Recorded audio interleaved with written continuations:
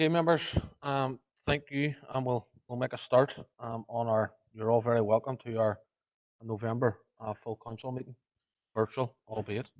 I'm going to ask the chief executive to read the rule and the notice and summons of meeting. Thank you.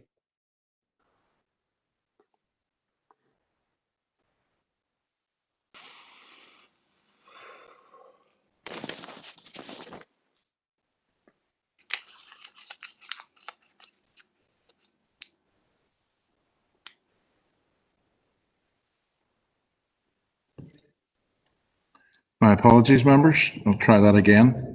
Good afternoon, members. Good afternoon, Mayor. To all members of Derry City and Strabane District Council, you're hereby summoned to attend the monthly meeting of the Council to be held today, Thursday, 26th of November at 4 o'clock remotely. Starting with the roll call, Alderman Bresland. Here, John. Alderman Devaney. Here. Alderman Guy. Here, John. Alderman Hussey. Aye. Alderman Carrigan. Here. Alderman McClintock. Here, John. Alderman McCready. Here, John. Alderman Ramsey. Here. Alderman Wark.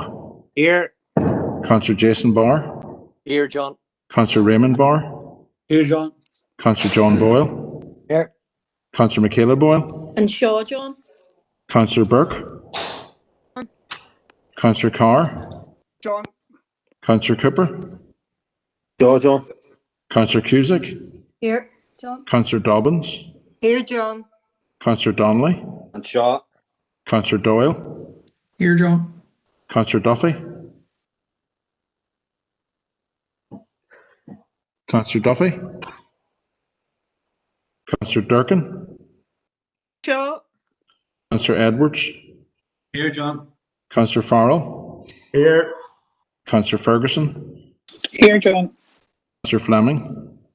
Shaw, John. Councillor Gallagher. And Shaw, John. Harkin. Here. Councillor Jackson. And Shaw. Kelly. And Shaw, John. Councillor Logue. And Shaw, John. Councillor McCann. Councillor McCann. Councillor McGuire. Councillor McGuire. Councillor McHugh. And Shaw, John. Councillor McKeever. Here, John. Councillor McKinney. Here, John. Councillor Mellon. Shaw. Councillor Mooney. Councillor Riley. Here, John. Councillor Tierney. Here. Thank you, members. Thank you, John. Members, item number 3 is a statement for remote meetings. I would like to remind everyone who is in remote attendance that this meeting will be broadcast live via the Council's YouTube channel and will be available for viewing by the public and the media. The broadcast will also be available for repeated viewing at a later date. This broadcast may also be terminated or suspended in accordance with Council's protocol. Members and approved speakers are reminded to only have their mics and cameras on while speaking at the meeting and to use the chat facility to highlight a request to speak. By participating in this meeting, you are consenting to being filmed and to the use and storage of those images for broadcasting or training purposes and for the purposes of keeping historical records and making those records available to the public. A copy of the Council privacy notice may be found on the Council website at derrystrabane.com. Thank you, members. Members, item number 4 is the declaration of members' interests. Those can be raised now, members, or as we go through this evening's agenda by popping it under the chat box, if members are comfortable with that. Okay. Item number 5 is chairperson's business. The first item, members, that I have, first of all, I would like to welcome our newest recruit, Councillor Emmett Doyle, to this evening's meeting. As a fellow representative of Ballyarnett, I look forward to working with Councillor Doyle over the rest of this mandate, and I sincerely wish you well in the work ahead. Members, at last month's full council meeting, I had suggested that in terms of proposals that were coming from the floor, if members could have those written out and ready to be put into the chat box while speaking, that would, I believe, make things a lot quicker for us and just make it a lot easier also for officers who are trying to record that exact proposal to the word. So if members don't mind, I would ask that from here on in, that those proposals are written and ready to be put into the chat box as you're called to speak. Thank you. Members, also at one of our last COVID-19 briefings that we had, it was agreed that we would virtual committees would commence until the November cycle. Members, I think, and speaking with the Chief Executive over this last couple of days, I think it would be wise that we push those back and remain in virtual sitting until possibly for December and January anyway, and relook at it in the January period, obviously in consultation with members. I think that's the wise approach that we should be taking, given the seriousness of the pandemic and the position that we're in at the moment. And as I say, I've spoken with the Chief Executive and consulted with him, and I think, whilst not speaking for the Chief Executive, I think he's in agreement with that position. So, members, if you're content, I would like to propose that that's the route that we go. And I notice that, not that this has been planned, but I notice that this has been seconded by the Deputy Mayor. So, members, I'll put that to you, and if I see Councillor Riley on behalf of the SDLP is also content with that. Members, if you're not content, can you let me know? Emmett Doyle is content with that as well. If you're not content, can you let me know? Otherwise, we'll take it as read.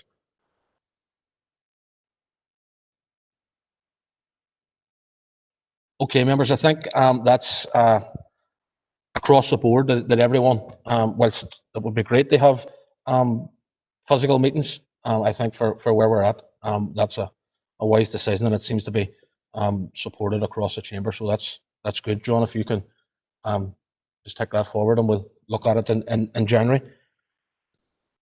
Members, 3 councillors have contacted me, well, a number of you have, about raising issues in chairperson's business. Some have been directed towards the minutes of the committee meetings that took place over the month of November, and some there's no opportunity for them to raise that. So the first that had contacted me was Councillor Rory McHugh. Councillor McHugh. Cormac Vera, thank you, Mayor, for agreeing to raise this issue under Chair's business. As the saying goes, all good things come to an end, and so it was when the news filtered through a couple of weeks ago. Mickey Hart was stepping down from his role as the Tyrone County Senior Men's Manager after 18 years in charge. As we all know, this district council area covers a large part of north and west of the County Tyrone, and that incorporates the GA clubs of Ahi Irons at Davigs, Orney, St Colm Kills, Strabane Sigersons, Owen O'Neill's, Clan the Gale, Gilnelly, St Joseph's, Dregish and Stewart's, which now have recently amalgamated to form the new Nivone Club. And it also covers my own club of Castledare St Eugene's. All proud Tyrone GA clubs, Mayor, within the jurisdiction of this district council. And I know that speaking to people from that part of Tyrone, that they are very appreciative of Mickey's commitment and his dedication to Tyrone over the years. So I feel, Mayor, it'd be only right and proper that I raise it here this evening at full council. And as I said, I thank you, Mayor, for allowing me to raise it. Mickey Hart, as I said, he spent 18 years managing the Tyrone senior team, but in fact he was actually involved in the management of different Tyrone teams spanning some 30 years. He was a former county player himself, and he has managed teams at vocational, minor, under 21, as well as before taking up the reins as a senior manager. And quite remarkably, Mayor, he delivered all Ireland titles with all those teams. Prior to his appointment as a senior team manager in 2003, Tyrone Seniors had never won that holy grail of an All-Ireland senior title. But thankfully, to Mickey Hart and his backroom teams, he righted that wrong, and he delivered 3 Sam Maguire Cups to Tyrone. in the years 03, 05 and 08, and they were runners up as late as 2018. Words could never describe the joy and elation those successes gave to the people of Tyrone, and I know for a fact that many's a man and woman in Tyrone went to their grave content, and the knowledge that they'd love to see Tyrone win the coveted Sam Maguire Cup. I just want to detail, Mayor, if you'd permit me, just the successes that Mickey had under his belt and his time as manager of those various teams. So, Mayor, those councillors from Derry and Donegal persuasion, they might want to cover their ears now. But he won actually 2 Ulster Vocational Schools titles, 2 All-Ireland Vocational Schools, 3 Ulster Minor Championships, 1 Ulster Minor League, 1 All-Ireland Minor Championship, 3 Ulster Under-21 Championships. He won 2 All-Ireland Under-21 Championships, and a FE Cup, 12 McKenna Cups, a Division 1 league title, a Division 2 league title, 6 Ulster Senior titles, and most importantly of all, he won the 3 All-Ireland Senior titles in 03, 05 and 08, as I mentioned earlier. I've probably missed something there, Mayor, but I think everybody would agree that that's an impressive haul of trophies over his time in management. As we all know as well, it wasn't all straightforward for Mickey. He faced many challenges in his time with Tyrone, with teams both on and off the pitch. He suffered the loss of one of his minor players in 1997, young Paul McGear, who died as a result of an injury received during a minor championship match. He lost a senior team captain, the great Cormac McAnallen, who died so suddenly in 2004. And of course, he lost his own daughter, Michaela, who was so tragically murdered on her honeymoon back in 2011. But despite that, Mayor, despite all that adversity, Mickey Harte faced it all with, I think everybody would agree, he faced it with great dignity and respect. And he's used that and continues to use those personal experiences of his to help others as well who found themselves facing similar tragedy and grief in their lives. So, Mayor, I could go on, but I won't. But all in all, Mayor, I think Mickey Harte has not just been a fantastic manager, but he's also been a great ambassador for Gaelic games in general, not just in County Tyrone, but indeed throughout Ireland. So, Mayor, on that basis, I would personally like to put my own thanks on record to Mickey Harte and his staff for their time and management positions with Tyrone. And I'd also like to make a formal proposal, Mayor. That proposal would be that this council firstly writes to Mickey Harte expressing our thanks and gratitude to him for his commitment and dedication to Gaelic games in Tyrone over the last 30 years and all the success that he delivered.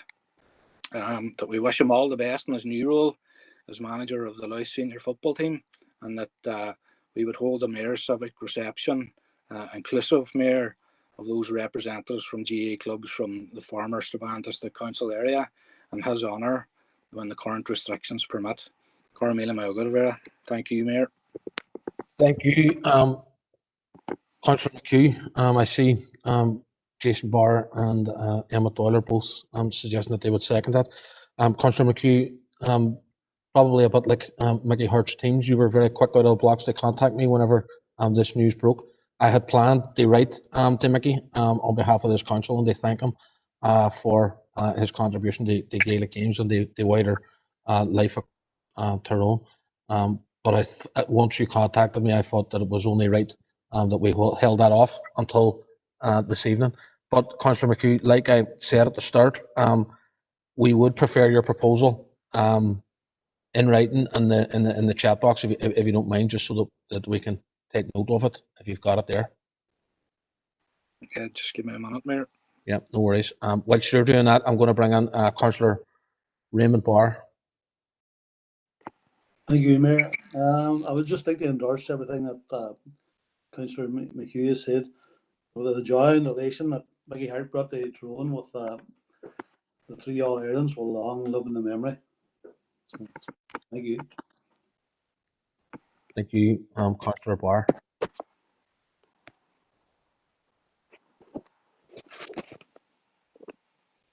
Alderman McCready. Yes, thank you, Mayor, for allowing me to speak on this topic. It's a remarkable achievement by anyone, Mickey Hart, and there's no taking away from it, competitive sports. But I'd like to highlight a few points. At no point are we going to stand up against anything on this, because we're very tolerant. We accept other people's views and opinions to do sports, which is indicative towards their culture in any way. I just hope that as this does go through and we highlight the positivities from sports, and there's a long list of accolades and a long history, which is absolutely commendable, but by any competitive coach, sport, etc. And there was a quote in there the member brought up that a quote from Mickey Hart, that he righted a few wrongs, end quote. I really hope tonight, when we look at tolerance and going forward and in other areas in reciprocal fairness to other people who may have differing views, that they wouldn't stand in the way of other people's culture. But I'll lead by example tonight with my party. We've got absolutely no objections, just commendable and good will to Mickey Hart. I may not play Gaelic or support some of the other aspects to it, but I will never stop anyone from doing things that they love or want to celebrate, because it is a matter of fact of those accolades. They're historical facts now. They can't be rewritten. They can't be washed out in any way. They're going to be marked in a dignified way. And I hope members can take that on board this evening as we talk about some of the other aspects. Thanks, Mayor. Thank you, Alderman McCready. Alderman Hussey.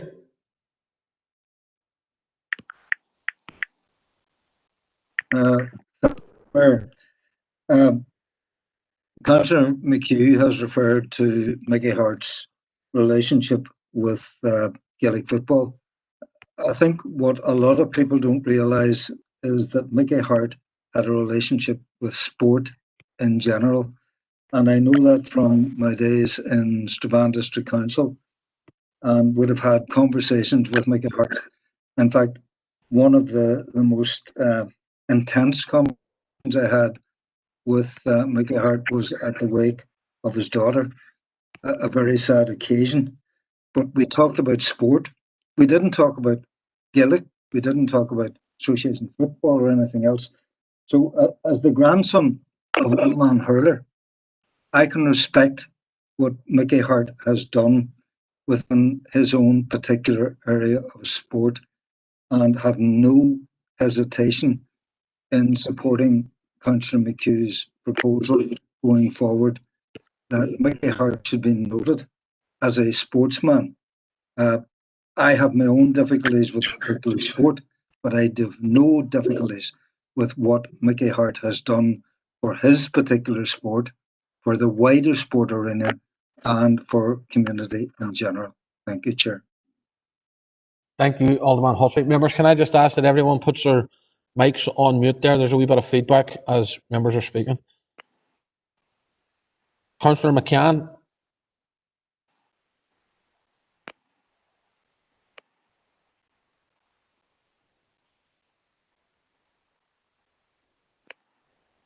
Councillor McCann.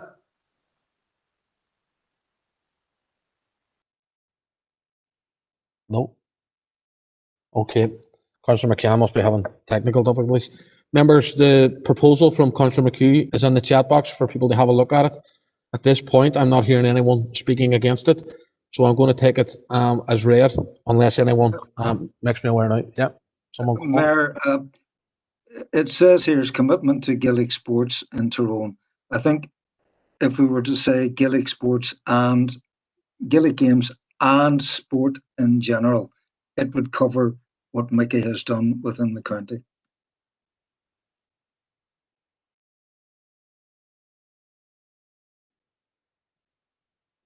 Councillor McHugh, are you willing to do that slight change? Councillor McHugh? Mayor, Mackie Hart he's a GA man steeped in the GA, so I'm content enough that my proposal sits as it is. Okay. Members, the proposals in front of you, unless anyone wants to make any differences, I'm going to take it as read. All right. Okay. Thank you. Thank you, Councillor McHugh. Thank you, Mayor. Councillor Jason Barr, on a separate issue. Thank you, Mayor, for allowing me in. On this, on the 16th of November, just passed there, the Strabane and the wider surrounding areas like Dunnamana was put into a state of shock and sadness at the sad and untimely passing of Breach and Owen Ward due to COVID-19. This put a spread of sadness around the town, especially shock. So it's just basically, Mayor, to send my condolences and the council's condolences on to their sons and daughters, Martin, Kieran, Brona, Marie, Tracy and Fiona, and their grandchildren at this time, Mayor. So that's basically what I wanted to say on that. Thank you. Okay, Councillor Barr, thank you. I don't think that there was a proposal there. It was just to note the condolences. And obviously, that was a very, very sad occasion right across the city and district. And I would join with you on behalf of the wider council to express my condolences to the family as well. Moving on, members, Alderman Hussey, separate issue. And for members, Alderman Hussey's proposal is in the chat box there now, if you want to have a look at it. Thank you, Chair. The proposal, as you say, is in the chat box.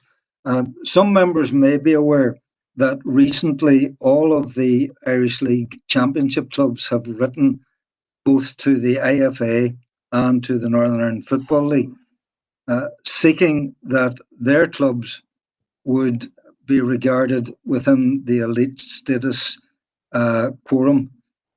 He's only looking for a letter. It's quicker just doing it here. Sorry, Brian. Which presently applies only to Premiership clubs. And the majority of the 12 Premiership clubs are based in the east of the province.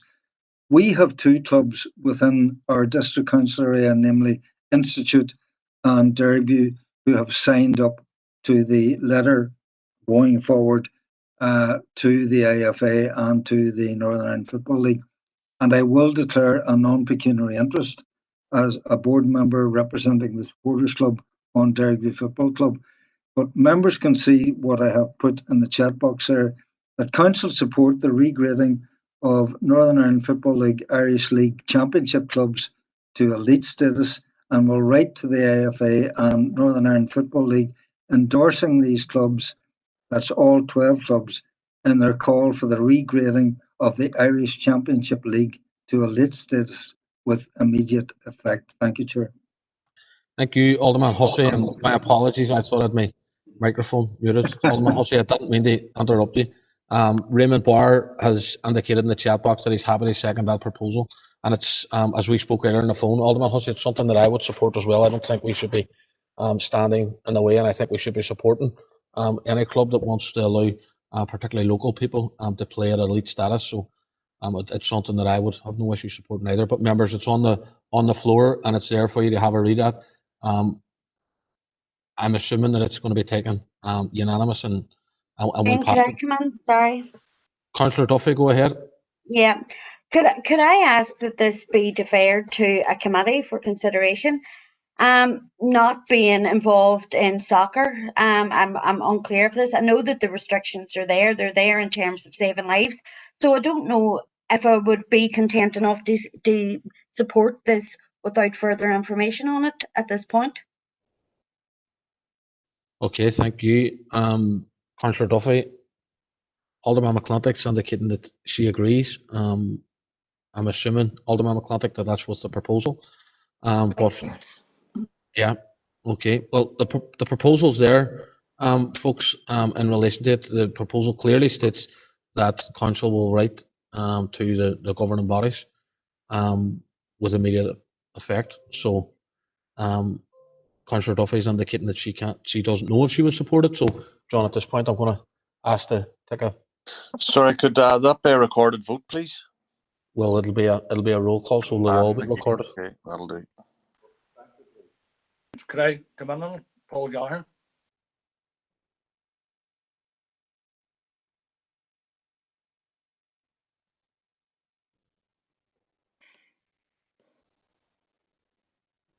Yep, sorry, Councillor Gallagher. Go ahead, go ahead. Thank you, Mayor Linson. Mayor, it's just a case of around restrictions. Is if this elite status was given, then any playing of the football would be within the restrictions. Yep. So the restrictions doesn't come into any impact on this proposal.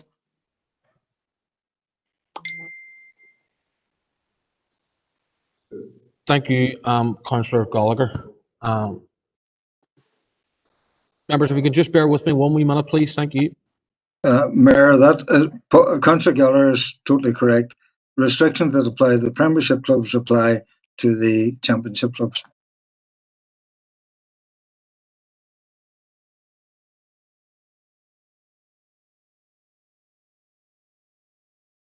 Yep. Councillor Duffy, you looking to come back in again? Yeah, I understand that, but if we change the restrictions to allow these clubs to play, then that's another 12 clubs, I think, that Alderman Hussey stated, that are going to play. So that's additional people mixing and playing football and playing sport, and I understand that, but I think we'll have to abstain on this at this point, because I would need more information, and I wouldn't be content with writing to the executive who have examined all the implications of the restrictions that they have implemented at this point. Okay, thank you, Councillor Duffy. Councillor Duffy, from what I understand, you're proposing an amendment to that proposal that we defer it to a committee. So can I get a seconder for your proposal? Sorry, Chair, this proposal isn't writing to the executive. It's writing to the league to change. Yes, I notice. Yeah. If the league changed the status to elite status, then those clubs will be acting within the restrictions. Yes, but Councillor Duffy, as far as I'm concerned, Chair in this meeting has proposed an amendment to the proposal, which is that we defer it to a committee for further information, and I'm looking for a seconder for that proposal. I can see what the proposal is from Alderman Hussey. So I'll second the proposal, Mayor. Councillor Jackson has seconded that proposal. Councillor Duffy, can you put your proposal into the chat box for me, please? Whilst John, I'll ask John to go through the roll for a vote. Thank you. John?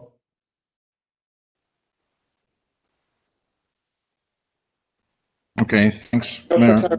Mayor, is this on the amendment?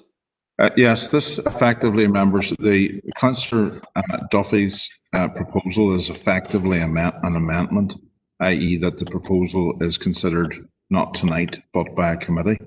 That's now been seconded, so we're voting on whether or not members wish for that to happen in the first instance. So, Alderman Desmond? Against. Alderman Devaney? Against. Alderman Guy? Against. Alderman Hussey? Against. Alderman Carrigan? Alderman Carrigan? My goodness. Against, John. Against. Alderman McClintock? Against. Alderman McCready? Against. Alderman Ramsey? Alderman Watt? Against.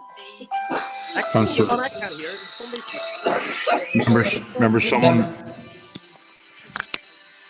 Members could, on behalf of the Mayor, could just remind you to turn your mic off if you're not speaking. Thank you. Sorry, Councillor Jason Barr. Sorry, Chief Executive, did you get mine as Alderman Work here against? I got it. Thanks, Graham. Yep. Councillor Jason Barr. For. Councillor Raymond Barr. Against. Councillor John Boyle. For. Councillor Michaela Boyle. For. Councillor Burke. For. Councillor Carr. John. Sorry, Sean, I didn't catch that. Against. Thank you. Councillor Cooper. For, John. Councillor Cusick. For, John. Councillor Dobbins. For, John. Councillor Donnelly. Against. Councillor Doyle, Against. Councillor Duffy, For. Councillor Durkin, Councillor Durkin, For, sorry, John. For. Councillor Edwards, For, John. Councillor Farrell, For. Councillor Ferguson, Against. Councillor Fleming, For, John. Councillor Gallagher, Against. Councillor Harkin, Councillor Harkin, Against. thank you. Councillor Jackson, For, John. Councillor Kelly, For. Councillor Logue, For. Councillor McCann, Councillor McCann, Councillor Maguire, Councillor McHugh, For, John. Councillor McKeever, For, John. Councillor McKinney, Against, John. Councillor Mellon, For, John. Councillor Mooney, For. Councillor Riley, For, John. and Councillor Tierney. Or, Thank you, members. members, just bear with us, please.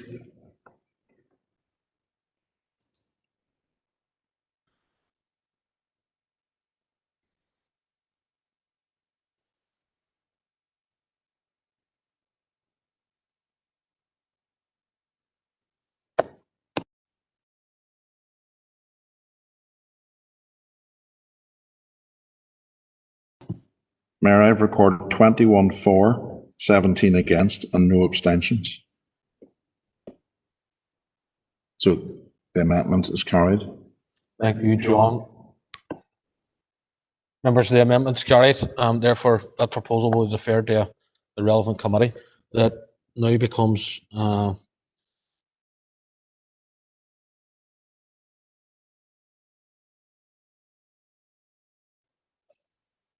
okay. Members, moving on, just bear with me. I get my iPad open.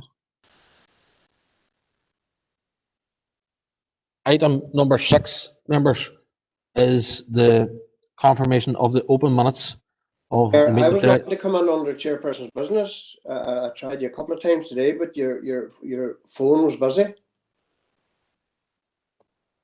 Right, okay, you didn't, you clearly didn't get me. But go ahead, I'll go ahead. I I do didn't see apologise. any- I rang twice and you said it came through that your number was unavailable, but it got through then. But I was sort of waiting on you maybe to come back to me. But look, it's a communication thing. And look, Mayor, if you'll allow me to go ahead. Go ahead. What I wanted to raise today, Mayor, and look, we all know the difficult situation that many of our businesses are in and the difficulty that they're going through at the minute. But I have to highlight the issue in Strabane, the issue regarding O'Neill's at the moment, and the call by dissident Republicans, namely the New IRA and Saru, to boycott the clothing that they sell, and there have been protests that have taken place at the factory at Strabane. And this is all in relation to because they've designed and manufactured a rig for Remembrance Day rig for Hartlepool FC. And you know, this is a company, Mr. Mayor, that is a major employer in the Strabane area, an area of very much high deprivation. And this company supplies play and leisure wear all over the world and to many, many different companies and keeps many people employed in the Strabane area and further afield. And I have to say, Mr. Mayor, we need to remember O'Neill stepped up to the mark here when the first wave of the pandemic came upon us and manufactured PPE equipment and done a really, really good job. And I think, Mr. Mayor, I don't know what I'm calling on today, and I'm just going to say it here. I would call on those distant Republicans groups to withdraw their calls for boycotting and protests at O'Neill's. And look, and all I'm asking, Mr. Mayor, is that all other members support me in this call. Okay, Alderman Devaney, thank you. Once again, like everyone else, can I get your proposal under the chat box, and I require a seconder for that proposal.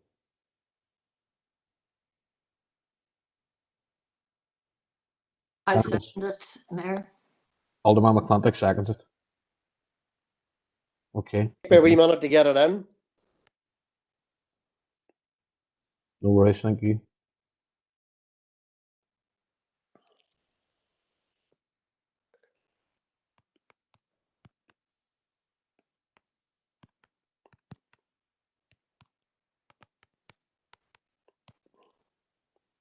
Members, whilst Alderman Devaney is typing up his proposal, is anyone else wishing to speak to this proposal? Gary Donnelly, go ahead, Councillor Donnelly. Chair. Chair, effectively what Alderman Devaney is asking people here to do is, what the group that he talks about, in the group in question he talks about is they call for a boycott and they had a peaceful protest, Chair. I think that if we were to support this, we're down a dangerous road where people aren't entitled to call for a boycott. We have a corporate position on a boycott, and in regards of the BDS position. So I think it's political opportunism here that people are entitled to call for a boycott, whether you agree with it or not, and people are entitled to the peaceful protest. So I won't be supporting his proposal. Thank you, Councillor Donnelly. Councillor Doyle. Thank you, Mayor. I largely have the same position as Councillor Donnelly. No harm has been done, and no laws have been broken by protests being carried out peacefully. I would highlight, however, that there's been some language that has been bandied about with regards to this boycott in the Belfast Telegraph, and if you give me a second, I'll quote it from someone in, I believe, Siru. Quote, "We intend to do as much damage to their business as possible." End quote. Now, I think that type of language is unhelpful, especially when people are relying on O'Neill's for their livelihoods. But I can't support the motion that Alderman Devaney has put forward because I do think that people are exercising their democratic right to protest. And as long as that remains peaceful and lawful, then there should be no issue. Thank you, Councillor Doyle. Councillor Logue, the proposal is now in the chat box. And it's quite simple, that we call on dissident republics to withdraw the boycott and purchase of clothing from O'Neill's. That's what it is, from Alderman Devaney. Councillor Sean Harkin. Thanks, Mayor. Yeah, I mean, this is typical political opportunism on the part of the DUP, standing up now for the workers at O'Neill's. I don't remember the DUP speaking out when O'Neill's laid off all the workers at the start of the pandemic. Just made them all redundant. I didn't hear a single word of concern from your party when that happened. Nor had I heard a single word of support for workers there who are trying to organise a union. So this is just rotten opportunism, and for that reason, we won't be backing this motion, because this is to do nothing but the flame division by the DUP. Typical opportunism by the DUP. Thank you, Councillor Harkin. Alderman McClintock. Thank you for letting me in, Mayor. Far from being opportunism, this is actually about protecting jobs in Strabane. We can ill afford to lose jobs in Strabane, which is a deprivation hotspot in this province. And this boycott is dangerous in the sense that there more jobs could be lost in that area. So I fully support Councillor Alderman Devaney's motion. Thank you. Thank you. Alderman McClintock. Sorry, is that Councillor Gallagher there? Yes. Go ahead. Thank you, Mayor. I just wonder, where the members coming from, and I wonder would it be as vocal if this was a company that was making a cake for the gay and lesbian community, or if it was a company that was asked to produce shirts that was saying giving the freedom of choice to women. I don't think it would be of the same ilk. So I think this is just a cheap opportunity to have a go and no real sentiment behind it. So I not be supporting it on that grounds, and people do have the right to protest and to peaceful protest. Thank you, Councillor Gallagher. Councillor Christopher Jackson. Mayor, again, like others, we won't be supporting the proposal. We believe that it's political opportunism from the DUP. Whilst we support O'Neill's, and we've supported O'Neill's in the past, but again, like others have pointed out, there was no outcry from the DUP whenever O'Neill's banners were being ripped down.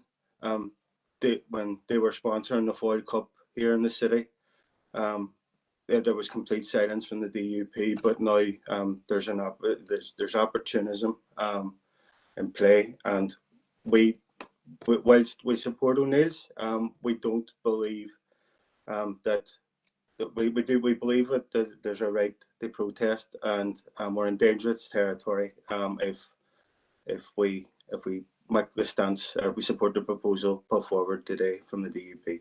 Thanks, Mayor. Thank you, Councillor Jackson. Councillor Riley. Yeah, Mayor, thanks for letting me in. I think that this issue does really raise valid points about how society operates in times whereby people feel a need to protest, but also people need to make a living.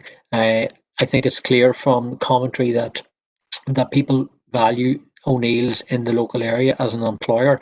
I certainly do, our party does, in terms of opportunities that they will make to bid for contracts to try and win investment and support the workers in the area.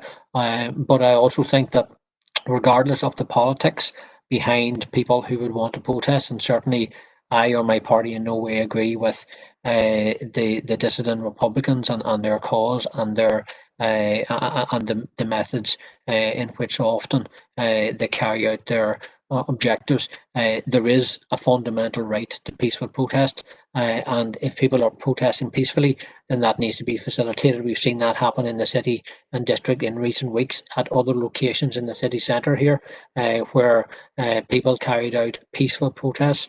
I think that that's where we need to be at, that we can respectfully and strongly disagree with people, but they have a right to protest. And if we go down the line of not allowing people to protest, then that creates wider issues for society. So I think that the text that's there is not something that we can support. But I think that there are valid reasons why this has been raised. Thank you.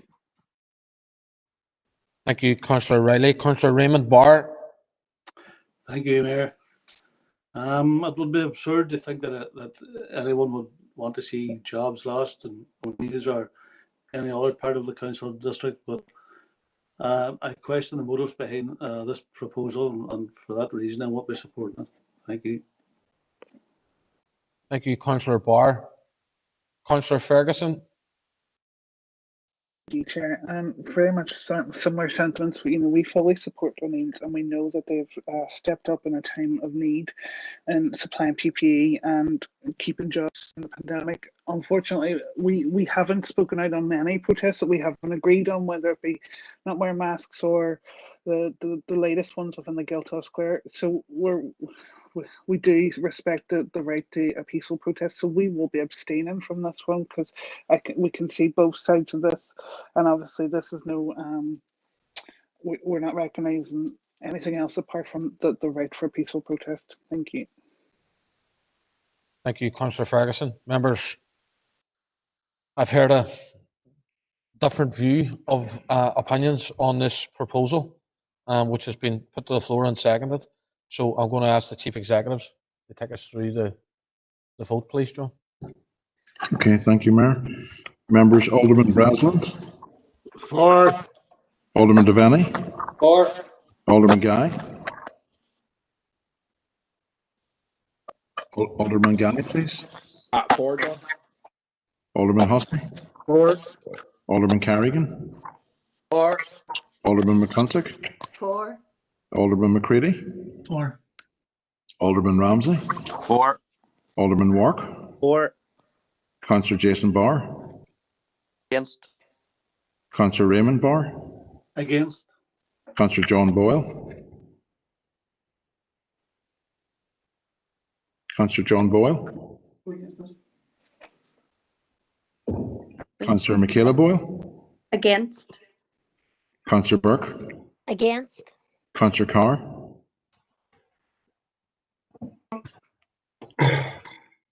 Councillor Carr didn't quite catch that. Against. Councillor Cooper. Against. Councillor Cusick. Abstain. Councillor Dobbs. Against. Councillor Donnelly. Against. Councillor Doyle. Against. Councillor Duffy. Against. Councillor Durkin. Against. Councillor Edwards. Against. Councillor Farrell. Against. Councillor Ferguson. Councillor Fleming. Councillor Gallagher. Councillor Gallagher. Against. Councillor Harkin. Against. Councillor Jackson. Against. Councillor Kelly. Against. Councillor Logue. Against. Councillor McCann. Against. Councillor McHugh. Against, John. Councillor McKeever. Against. Councillor McKinney.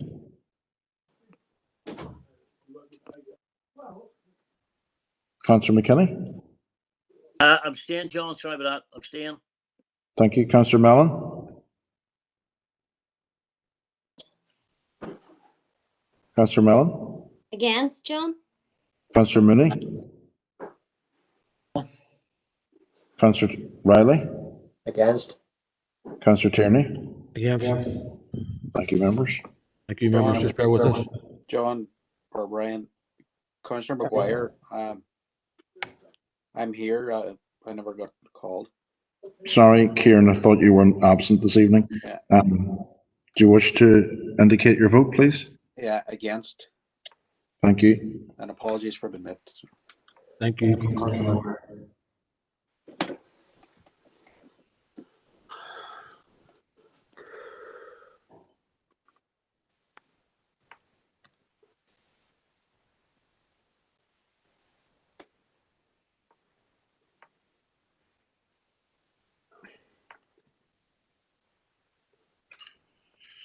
Mayor, I have recorded 9 for, 27 against, and 3 abstentions. So the motion falls.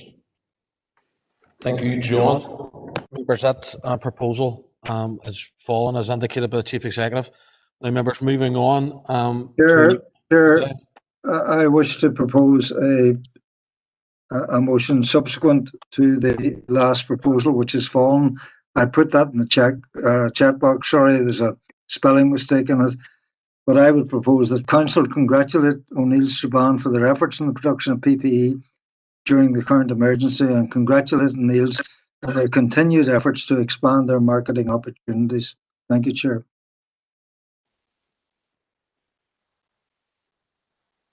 Just bear with me 1 second, members, please.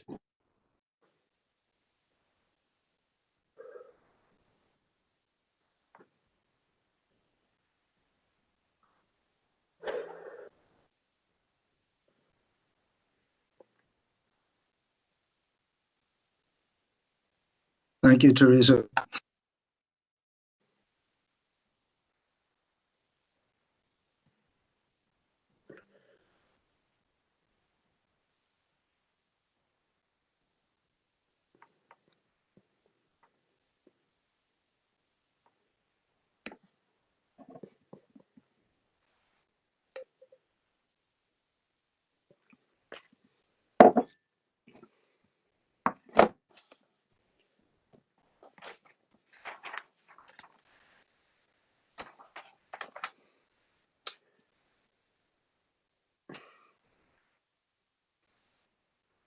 Okay, thank you, Alderman Hussey, for that proposal. Have you got a seconder for it? I'll second it. Morris, Alderman Devaney. Thank you, Alderman Devaney. Just a point of clarification. Yes, Councillor Gallagher, go ahead. Look, and O'Neill's does a lot of employment in Strabane, but I would just be conscious of this proposal as singling out a private company that is in a competitive market. We may have other private organisations and companies in Strabane that, or within the district, that also produce PPE gear and also produce other materials and also employ other people.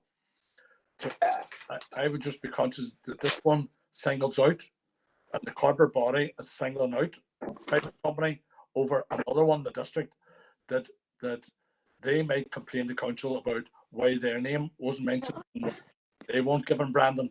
So just as clarification, legally, I'm not sure the council can be picking out a company for doing its job and doing whatever it does in marketing and doing whatever it does. So I would just be from the legal opinion of where we would be going with. Thank you, Councillor Gallagher, for that. Councillor Gallagher, you may notice that when Alderman Hussey proposed it, there was a slight pause in the meeting, and I was doing exactly that. And I'm assured by the city solicitor that there are no legal implications on this. And that's it. If you want me, I can ask the city solicitor to come on and tell you, but I'm telling you that I've already checked it, and there's nothing there. Sure. Sorry? With your explanation, yeah. Thank you, Councillor Gallagher. Members, Councillor Harkin, go ahead.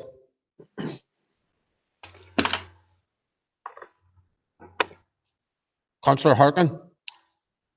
Thanks, Mayor. Yeah, I would like to offer an amendment to this. Councillor Harkin, you can't at this point because we've already got. Oh, no, sorry, you can. It's a new proposal. Sorry, my mistake. Go ahead. Yeah, in line with our council corporate policy, we should include in this that council encourages O'Neill's to allow unobstructed access to their workforce to join the trade union. And I can put that into the chat box. I'll second that. Yeah.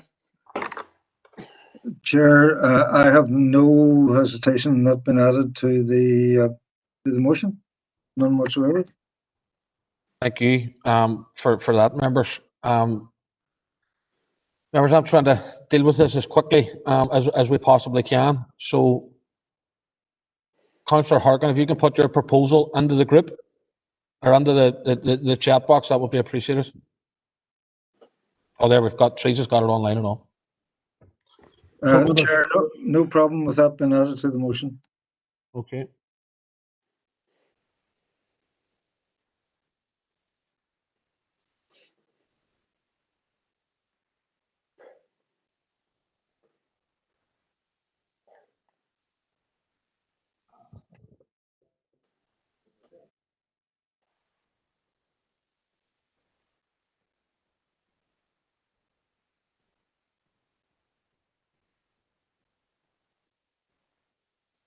Members, Councillor Duffy, go ahead. Just for expediency, I'm not going to comment too long on it. Of course, we support O'Neill's in the work that they have been involved in terms of providing PPE, which was vital at the early stages of the pandemic when there was a shortage.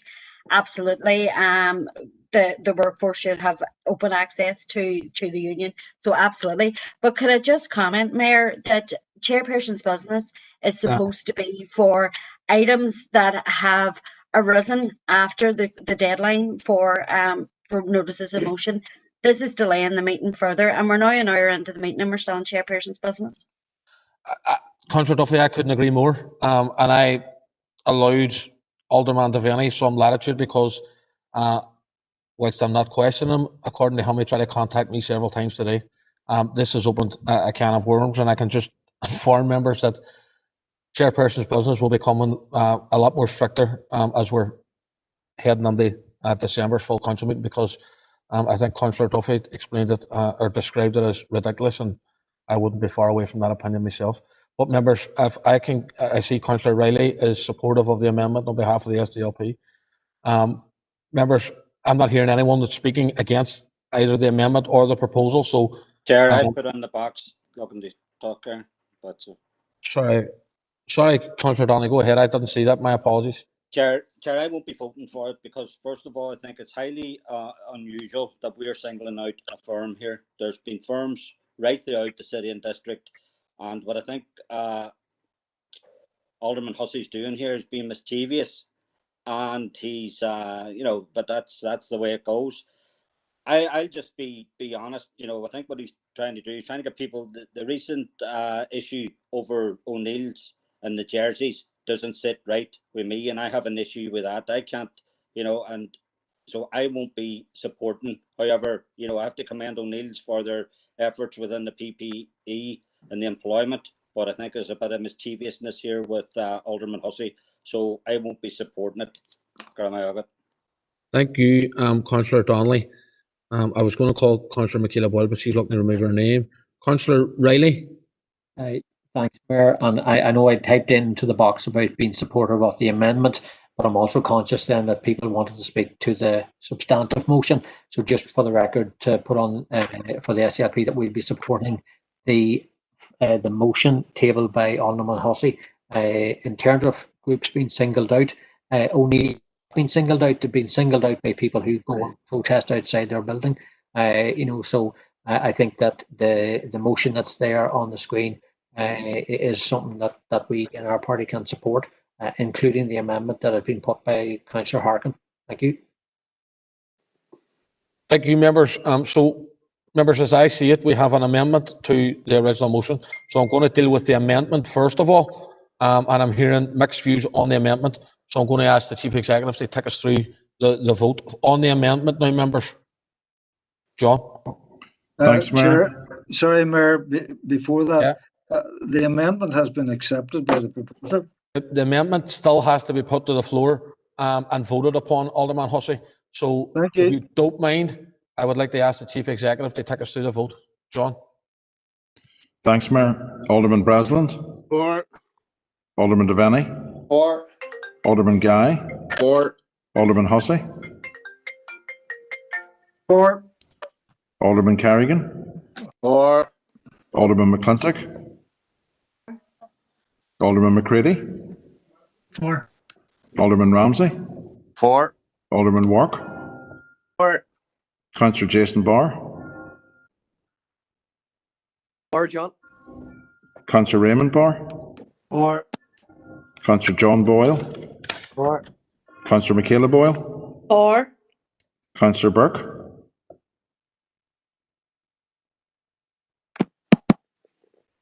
Councillor Burke? Sorry. Councillor sorry, is that you, Tina? Let me on mute there. For. Thank you. Councillor Carr? For. Councillor Cooper?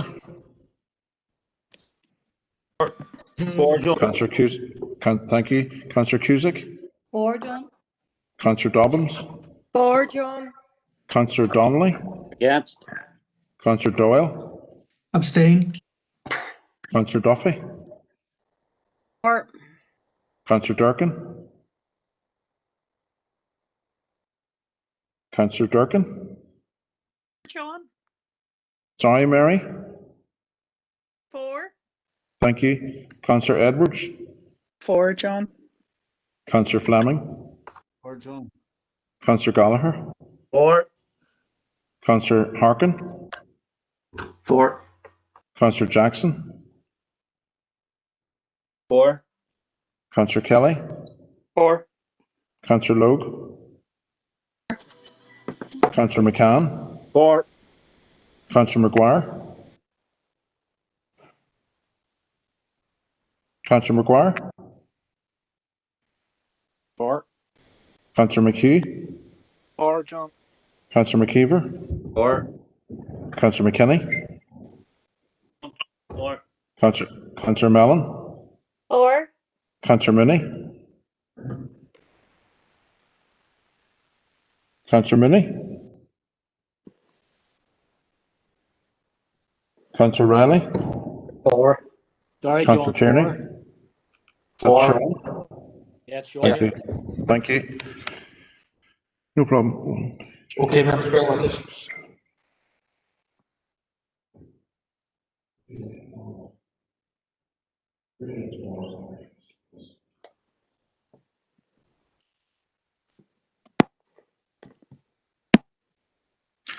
Mayor, I've recorded 38 for, 1 against and 1 abstention. So the amendment passes. Thank you, John. Oh, sorry. Thank you, John.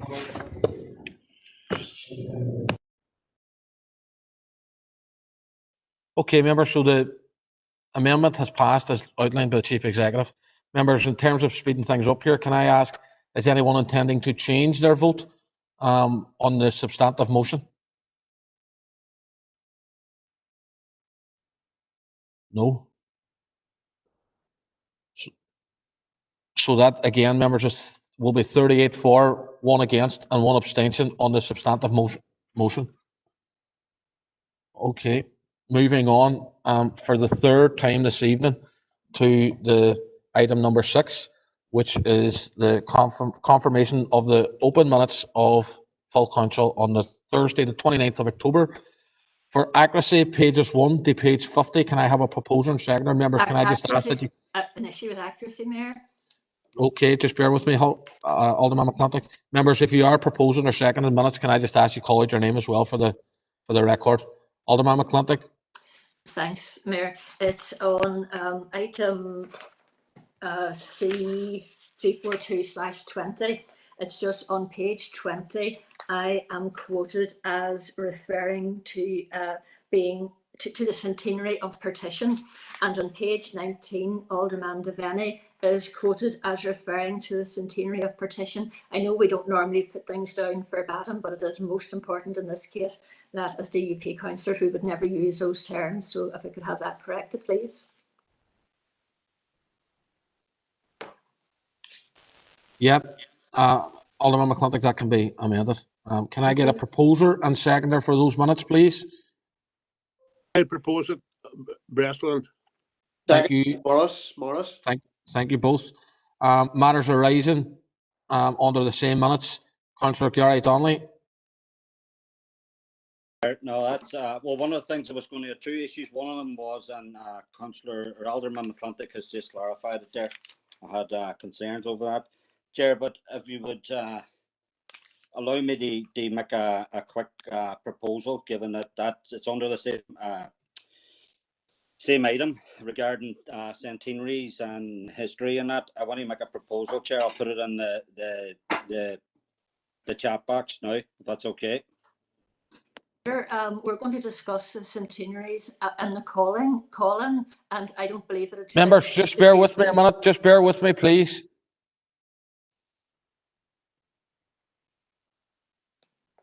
Chair, just to give you a background of that, that's a proposal that has been... Can you just bear with me that they read it first and understand what we're doing, please, if you don't mind?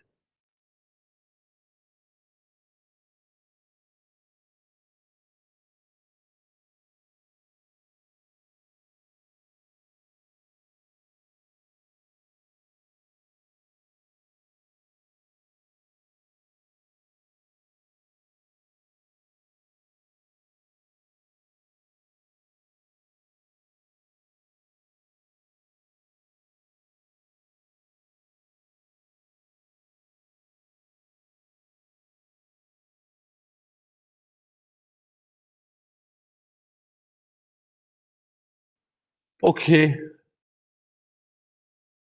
Councillor Donnelly, thank you. Now, members, just bear with me because there's a lot of members firing and that they want to come in on the chat box. So I'm going to try and get the grips with that in a second. But in terms of that proposal, Councillor Donnelly, I'm sure you'll appreciate that that's quite a lengthy proposal and quite a big ask to be thrown at us now. So what I'm going to suggest is that, that's not in line with our standing orders. And I'm going to suggest that comes back in, if you so wish, to our next full council meeting, where you'll have the opportunity to propose or to provide that in line with our standing orders, and that way members will have the opportunity also, other members, to study that proposal and give it due consideration. So at this point, Councillor Donnelly, unfortunately, I'm not going to accept that proposal. when you say, I hear what they're saying, but you're saying it's a big ask. It's not really. What we're asking is to write a letter, Chair. And We're not talking about it. We're not talking about it. when Sorry, you got but the we're not. previous, you were very generous with Councillor, Alderman. yes, and Alderman. yes, and it's Trustee, 10 past 5 now, and we're not getting no business done. So in terms of speeding this thing up and in line with our standing orders, I'm not accepting it, and I'm not accepting no more discussion on it either. Thank you, and I look forward to that motion possibly coming to December's full council. Thank you. Now, members, bear with me because I'm trying to get a hold on the chat box as well. Whilst we're going through this, and I think the next person that indicated was Councillor Sean Harkin. Thanks, Mayor. Yeah, this is item C3325/20, Royal Mail. And I think we made a number of important decisions at that last meeting, and I would appreciate an update on carrying out the motion that we passed. And in line with that, I wanted to raise another issue, which I think we need to add to that. I've been contacted by many workers at E&I Engineering, where Unite right now are organising there. Many workers are joining the union at E&I Engineering, but there are serious issues there with workers feeling harassed, intimidated, because they show an interest in joining a trade union, where people have taken a leaflet from a Unite representative at the entrance to the facility. And I think that we need the right to E&I Engineering in line with our corporate position in support of workers' rights, asking them to respect workers' rights and not interfere in any way with the rights of the workers there to join a trade union if they so choose. And I just want to contextualise this. Councillor Harkin, can I just stop you there? Yeah. Can I just stop you there? Thank you. Like the previous proposal from Councillor Donnelly, there's no reason why this proposal can't go on to December's full council meeting. And I'm by no means am I looking to make December's full council meeting anyway lengthy. But again, you know, there's plenty of opportunity for members to raise motions, and I don't see any reason why this can't go on to that meeting in line with our standing orders, taking a consistent approach in line with Councillor Donnelly. And just for members' own information, I have a motion myself that I could have raised under chairperson's business that can go on, in my view, can go on to December's full council meeting, and that's where it's going. So I'm not treating anyone else how I wouldn't be expected to be treated myself. So like Councillor Donnelly, Councillor Harkin, I'm not hearing any more on that. And again, I look forward to that motion coming to December's full council meeting as well. Thank you. Councillor Rory Farrell.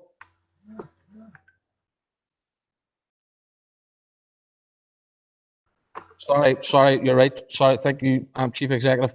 Councillor Farrell, before you do come in relation to Councillor Harkin, there was an update asked for as well in relation to the proposal at last month's full council in relation to meetings with the trade unions and stuff.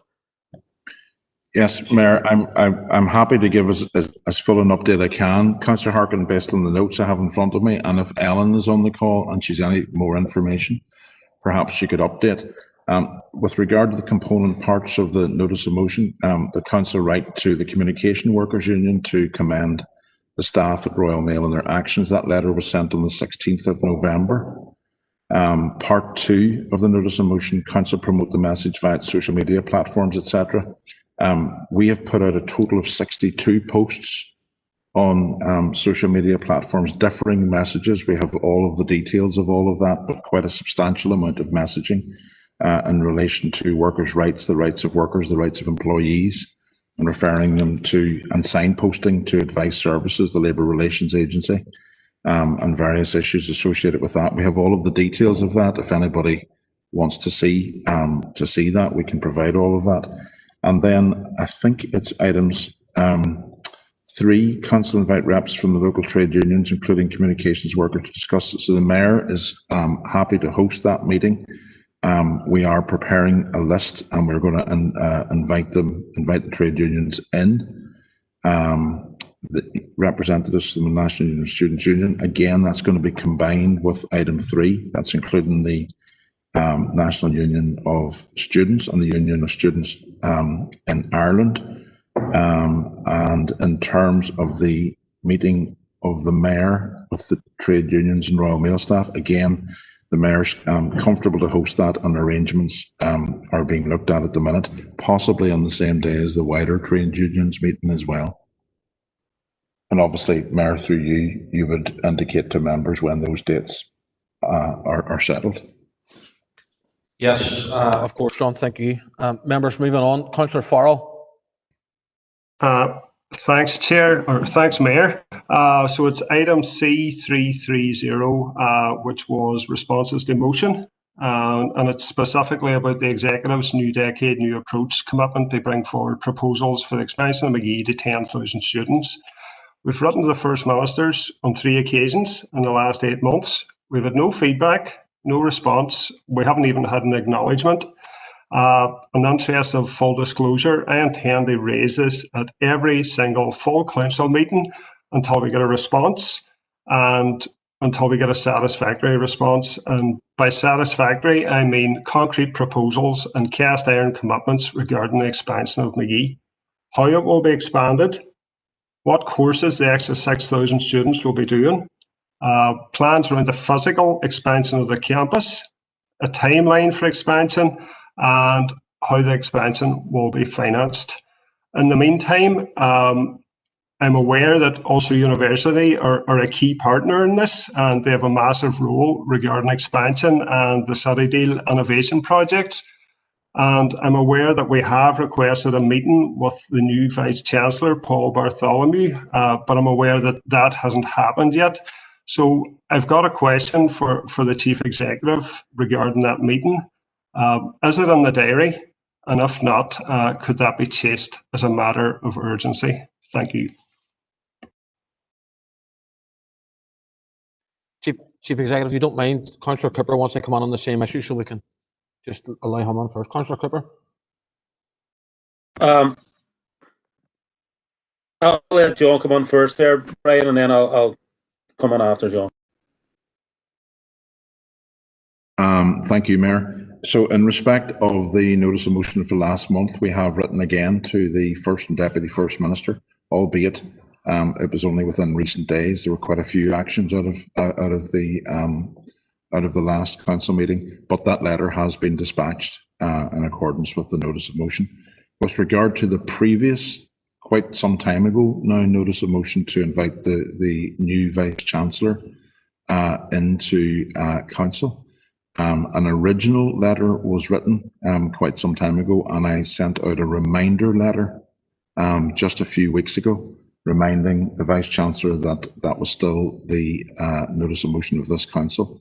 I followed that up with a telephone call to the Vice-Chancellor, and he has advised that he is content to do that and will make arrangements to come into GSP probably very early in the new year. It doesn't look like it's going to be January, but it may very well be February.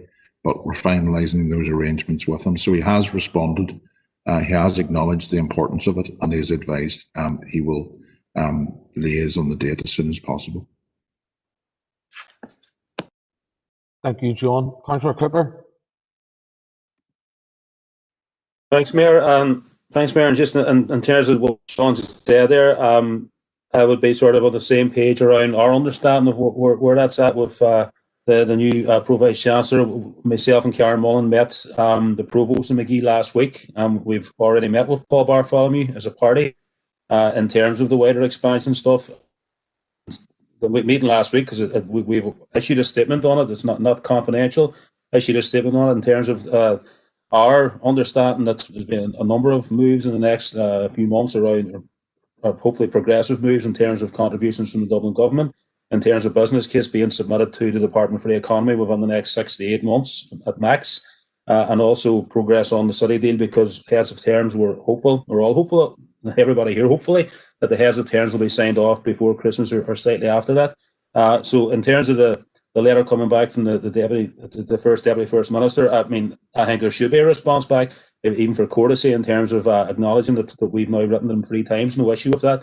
I do make the points and reiterate the points, and we've said this in Assembly through Karen Mullen, that it's for the Department for the Economy in the first instance to I'll be working with Ulster around a business case being submitted. They've made a number of statements in terms of questions we submitted that no business case has been submitted to them up until this point. Our understanding after the meeting last week is that work is going to be progressing on that very, very quickly in the coming months, and taking on the account, the business case will take on the account the fact the medical school is now progressing. The allied health courses will hopefully be moving as well. All of that will be factored in the revised business case, which increases the arguments for further expansion as far as we're concerned, because the momentum is already building. So that's our understanding. There's nothing stopping any party here calling they go and meet while we're waiting for responses from the First or Deputy First Minister's office.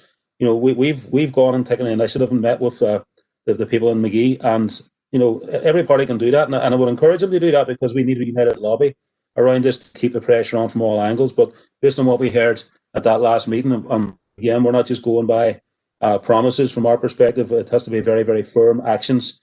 But we've been assured that will be happening in the next few months, and we'll be keeping a very close eye on that. Thank you. Thank you, Councillor Cooper. Councillor Riley.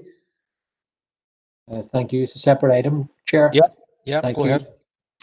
Can I come in on C343/20? It's the Christmas lights. It was raised last month just in relation to Society Street and that part of the city centre. Can I thank council officers for their engagement with me on that issue? And also, if they're watching, can I thank DFI Road Service also for agreeing to illuminate that stretch of the city centre as it leads over to the city walls. In relation to the Christmas lights, I think it would be worth noting, Mayor, again, as a demonstration of our own council's officers' ability and capacity to deal with things in a different way, to remark on the successful switch on of the Christmas lights that happened across the city and district in recent days, including your own performance in the council video with Santa Claus, where I think that was a very imaginative, very engaging piece of work that did involve a new way of working, but also I think is the number of people that have viewed it and shared it has shown our city and council area right across the world. So I think it's an example of how you can do things very differently, but still do them very well and have a different type of impact. So I think it's worth noting that when we're discussing the Christmas lights. Thank you, Mayor. Thank you, Councillor Riley. I'm sure not too many people will be queuing up for Oscar nominations, and I certainly won't be anyway. But you're right. I think the light switch on in the video for Strabane on Saturday night, on Derry on Sunday, in this very difficult time, showed how council could adapt and could still add that bit of Christmas magic and bring it right on the households. I've received numerous comments and people who were saying how great it was over this last couple of days. So that will be noted, and my thanks and appreciation to the officer team as well for doing that. Alderman Wark on the same issue. Thank you, Mayor. I just want to words and I put the proposal on there. Obviously, on the Society Street, I want to thank the council staff involved with the Christmas lights, not only here in the city of Londonderry, but also the rest of the district. Don't know if we can name the certain council officer involved in behind most of it here. I think we all know who it is, but he's absolutely doing an outstanding job here. And I know he's taking a lot of calls from a lot of the councillors online here, but the city's looking really, really well along with the rest of the district. But I'd just like to pass on my extremely, more or less, the best wishes and all the best to them staff for the job they're doing there. Thank you. Thank you, Alderman Wark. Councillor Harkin, separate issue, I think. Thanks, Chair. Yeah, this is on C336/20, the poverty motion. And at the last full council meeting, I proposed that we set up a hardship fund, and that was supported by everyone. And there's been a couple of meetings by the Welfare Reform Working Group now to try and figure out how to do that. And I do admit, I think it's been a bit of a challenge. And I'm a bit concerned right now that this is going to be kicked down this can's going to be kicked down the road. And the trade unions that put forward the actual proposal are concerned that that there was a headline about a hardship fund and that it might end up going nowhere, and that would be frustrating. So I just want to remind what the original proposal was, which is for the council to organise a hardship fund where we would appeal to businesses, those who've done well during the pandemic, and people and the executive and anyone who had disposable income, and that's how we would fund this hardship fund across the district. And it would be focused on Christmas, because this is a time of year when a lot of people struggle because of all the demands.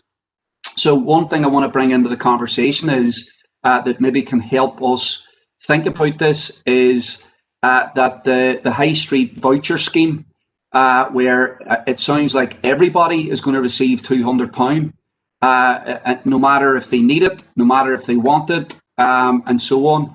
So I've already talked to a lot of people who've said that if the council had a hardship fund, they would be happy to donate their voucher to that fund.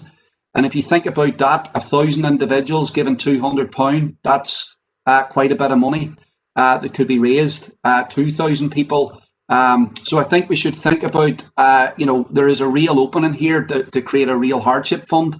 And I think we would see people responding to that. I know myself, I would be ready to pledge whatever voucher I would be receiving in the hardship fund. I've talked to other councillors and they feel the same way. So I think that this does create an opening now, and I think we need to seize in this rather than disappointing people with talk about a hardship fund and then not delivering. So the other thing people should know is that the Belfast City Council used its reserves to create a hardship fund, £300,000. They lifted out of that. So this can be done. There's ways of doing this. So what I want to suggest is, I think it's been challenging for the members who are on the welfare working group. I think to sort this out and to do it quickly, I think we need a special council meeting, and I would propose that next week, where we actually, try to work through this and make sure we actually come out with a plan rather than kicking it down the road into next year and leaving people disappointed. And we don't need to rehearse the arguments about why we need a hardship fund. I don't think that the Stormont executive's plan here with this just throwing out money everywhere is going to address or alleviate poverty. And I think everybody knows the situation in our district compared to many areas across the north. So that's a proposal for us to look at the high street voucher scheme as an opportunity, and to also note the way in which the Belfast City Council created a hardship fund, and if necessary, that we have a special council meeting to figure this out as soon as possible. Councillor Harkin, thank you. There's a few that want to speak on this issue, but can I ask that you put your proposal in the chat box, please? Councillor McCann, are you on the same issue? Yes, and my point has just been made. You're ticking off the list. Okay, thank you. Councillor Doyle. Emmett Doyle. Thank you, Chair. I suppose I'm a bit surprised at Councillor Harkin's proposal, given that at the meeting which he was at and which I was at and a few other members were at, it was agreed a twofold proposal. One, that the hardship fund programme will be split into two phases. One specifically focusing on Christmas, which Councillor Farrell had raised, and the second, that we would have an overall programme for the rest of the year, which Councillor Gallagher had raised. Officers indicated at that meeting that it would be very complex, and we asked them to come back with proposals as to how we do that. So I'm surprised at the proposal being raised by Councillor Harkin, especially, I understand the sentiment with regards to asking people to put forward their £200, but we're not setting up a hardship fund for no reason. I don't want this council to be seeking to put people under pressure to donate £200 that they could be using for their own Christmas dinner or their neighbours. So I would respectfully ask that people wait until the officers come back with the issues that we asked them to deal with only a number of days ago before we go jumping into other proposals. Thank you. Thank you, Councillor Doyle. Alderman Devaney. Thank you, Mayor, for allowing me in. And I totally agree with the previous speaker. I attended that meeting, and look, we did look at the hardship fund, and I did question, are we trying to do anything before Christmas? But there was an agreement on working with two groups leading up to Christmas. And, you know, officers went away and they said they would bring back a report to the GSP committee. And look, it was a very long, it was a very complex meeting. There are legalities in there and around, and there's staffing issues for council when we take this on board, and who rolls out the money. There's a lot of complex issues in there, Mayor, and I would appreciate that any decision on this would be left until the GSP committee, where the officers will be given time to report back what we really discussed. Thank you, Mayor. Mayor, just for Thank you. Sorry, Councillor Gallagher. No, there's a list here. Sorry, I'll add you to the list. Thank you. It's on the agenda for Tuesday. Yeah. Yep. No, I know that. I'm going to bring the Chief Executive on after the members. Councillor Farrell. Thanks, Mayor. I'd like to just echo the remarks of Councillor Doyle and Alderman Devaney. We've had two very lengthy meetings regarding this hardship fund. And the agreement and the output was that a paper would go to governance, and governance is happening on Tuesday. So Councillor Harkin's proposal is fair, but I don't think we need a special council meeting about it. I think his proposal probably needs to be put to governance and let that committee decide how to proceed. Thank you. Thank you, Councillor Farrell. Councillor Burke. Thank you, Mayor, for letting me on. Similar to the speakers there before me there, there was obviously a discussion at length around the hardship fund and the difficulties and the governance issues and all that needed to be taken into account. And I think the whole group was in agreement that obviously the hardship fund something needs to be looked at, but we need immediate action now. And to be fair as well, I'm also quite surprised that Councillor Harkin's proposal, because it was agreed that the officers would bring it forward, and that's what we'd be waiting on before making any decision. I feel it's a wee bit opportunist here to be bringing it forward here whenever a decision had already been taken at the group, which was agreed by everyone at the time. It is that the hardship fund's not something that just can be put on the long finger. I totally agree, but there is obviously help and assistance is needed now. That's why we looked at the two elements which Councillor Doyle had said there, and we were happy to support at the time. So we would like the wit in that paper also coming to the governance meeting on Tuesday. Thanks. Thank you, Councillor Burke. Members, at this point, I'm going to bring in the Chief Executive. Sorry, Mayor, it's maybe a defunct comment at this stage, but it was just to advise that there was a paper that has been drafted and has been issued for governance next week.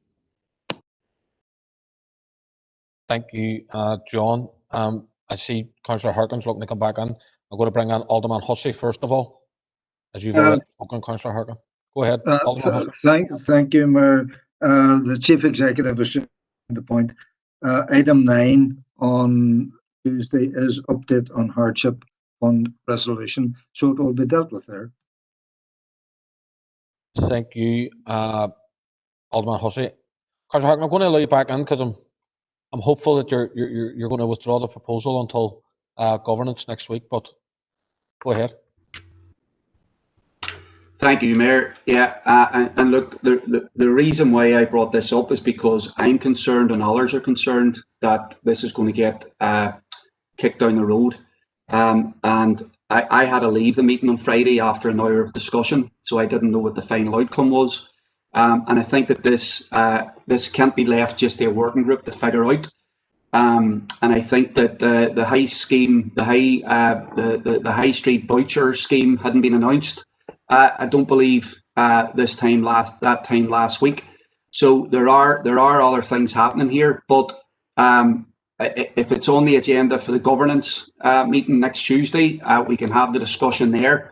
I don't sit in that committee, so there'll be a difficulty for me raising a proposal. Maybe somebody else will be able to do that. But I just want to make sure that yeah, there are difficulties and there are legal obstacles, but the Belfast City Council created a hardship fund, and so there should be no reason why we vote at a full council meeting to create a full hardship fund and then don't deliver on it.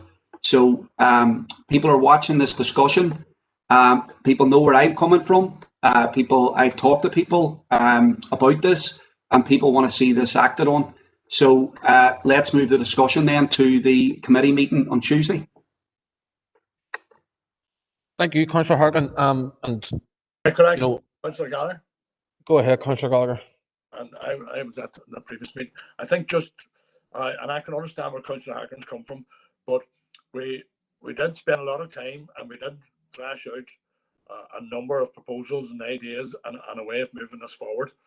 So we have to, as a point of protocol, allow the staff of council to go away, and they have gone away and they have written up a paper, and the paper has been presented on Tuesday's governance meeting. So we have an opportunity to thrash it out, and then from that meeting take immediate effect. I'm happy to discuss with Councillor Harkin before that meeting if there's anything around the requirement of proposals for that. So that's where we should be at. Thank you. Thank you, Councillor Gallagher. Members, it's actually quicker. They leave it until they come to governance instead of a special council meeting. In terms of how quickly people want to meet, so I think it's best that we continue on in that track, and we'll leave it at that for now, members. There's no one else looking to come on the matters arising from full council last month, so we'll move on to item 8A, is the monthly governance and strategic planning committee, pages 51 to 76 for accuracy. Proposer and a seconder, please. I'll second it, Breslin. Thanks for that, Alan, but we need a proposer first I'll of all. propose it. Thanks for that, Alderman Guy. Matters arising, the same pages, members 51 to 76, and I see Alderman Guy. Thank you, Chair, for letting me in. Look, basically, I want to take this opportunity to thank John, Alfie, Ellen, and Nuala for all the assistance that they gave me in my role as Chair of GSP. And I want to thank the Vice Chair and all the members for their help too. I'm going to take this opportunity to talk about the changes to our party membership on council, if you don't mind. Our change, obviously, Alderman Hussey will be replacing myself as chairperson of governance and strategic planning, and also on the Environment and Regeneration Committee. I will be replacing the outgoing Alderman McKeon as chairperson of Health and Communities Committee. I have a whole list here of changes, but I have emailed it to Sharon to put in the minutes. So is there really any need for me, John, to go through them all?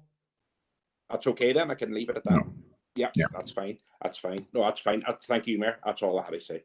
Thanks. Thank you, Alderman Guy. Alderman McCready. Mayor, could I come in as well? Thanks, Mayor, for allowing me in. Just noting the comments from Councillor Alderman Darren Guy. Being in GNS, I'd like to just take this opportunity to say thanks very much. Not an easy task by no means. You did well. I wish you well when you cross deck across to the health and communities. On my point, with the reference to GSP 16120, it was the update on free ports. The point of the last paragraph, the chief executive gave direction to Stephen Glaspie, the council officer involved. He did get in touch with me, and we've had a really good, meaningful discussion and some deeper background, which will hopefully put us in good stead for GNS next week. So thanks for following through on that. I do appreciate it. Thanks. Thank you, Alderman McCready. And through you, Mayor, just to advise members that there is a paper coming forward into next week's GSP on Freeports, and also Foilport will be in attendance. Thank you for that. Chair, just a quick just hold on, okay. Alderman Hussey. No problem. Okay. Members, it's getting a bit unwindy here, so if people don't mind, I'm only going to notice if you're looking to speak via the chat box. I'm going to call Councillor Gallagher at this point, but I would appreciate it, Councillor Gallagher, if you could in future use the chat box. Appreciate it, Mayor. Mayor, it's a matter arising at GSP 16320, page 69, page 70, around the job support scheme. Mayor, and it's come to my attention that a lot of nurses are coming out of our hospitals and they're finding tickets on their car and they're finding clamps on their cars. And this is really putting jobs in jeopardy. Like, not so long ago, Mayor, we were standing at our front doors in our gardens and we were clapping nurses. We were giving them claps. And now it appears that we're giving them tickets and we're giving them clamps on the cars. These are nurses that are working long shifts. They get very little breaks. They are when it comes to the end of a shift and a shift change, there might be a shortage on staff and they have to stay on free of charge without getting paid. And they're coming out of our hospitals and they're finding tickets in their car. These are nurses that are staying on and trying to save lives. And the system has given them tickets and clamps in their car. It's an appalling state. And Mayor, I'd like to propose immediately that we write to the Health Minister and we get the Health Minister to demand that this stops on hospital grounds, that nurses are not getting clamped and that they get free parking. Mayor, I'll put it in the chat box. Don't bother, Councillor Gallagher. Excuse me. I'm going to treat this in the same line. See what I'm saying, Mayor? No, sorry, you're not even listening. You're not listening. Mayor, just what I'm saying. No. Because this is an emergency. Excuse me, Councillor Gallagher. As we're sitting, nurses are coming out of that hospital and they're in their car and they're getting. Yes, I know they are. Tomorrow. Councillor Gallagher, I'm going to treat this in the same line that I've discussed with Councillor Donnelly and Councillor Harkin earlier, and I fully appreciate that this is a very important motion and a very important proposal. Excuse me, Councillor Gallagher, I let you speak now, please. There is no reason why this proposal could not have been in a motion to this council meeting. No reason whatsoever, and therefore I'm not going to accept it now, and I look forward to discussing it at the next full council meeting as we go ahead. I'm not. Jobs by the time it comes to sorry. Well, then you should. Well, then if you feel that strongly about it, Councillor Gallagher, you should have had it on as a motion to this meeting instead of trying to come on off. My attention this week, and I didn't want. Well, that's not my fault. That's not my fault. It'll still be at your attention next week. And in that vein, Councillor Gallagher, we're moving on. Alderman Hussey. Thank you, Chair. I'll leave it to Tuesday. No problem. Thank you. Thank you, Alderman Hussey. Councillor Maguire.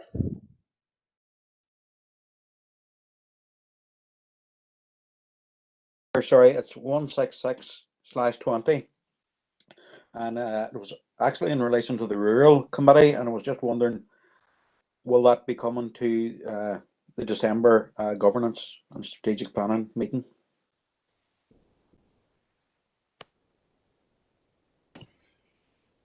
Mayor, through you, I can't quite recall whether it's made it into December or not. But if it hasn't, it's certainly coming through to January. Una, sorry, Mayor, I see Una on the line there. Perhaps she might want to update. Yes, through the chair, Mayor, I can confirm that it's on the agenda.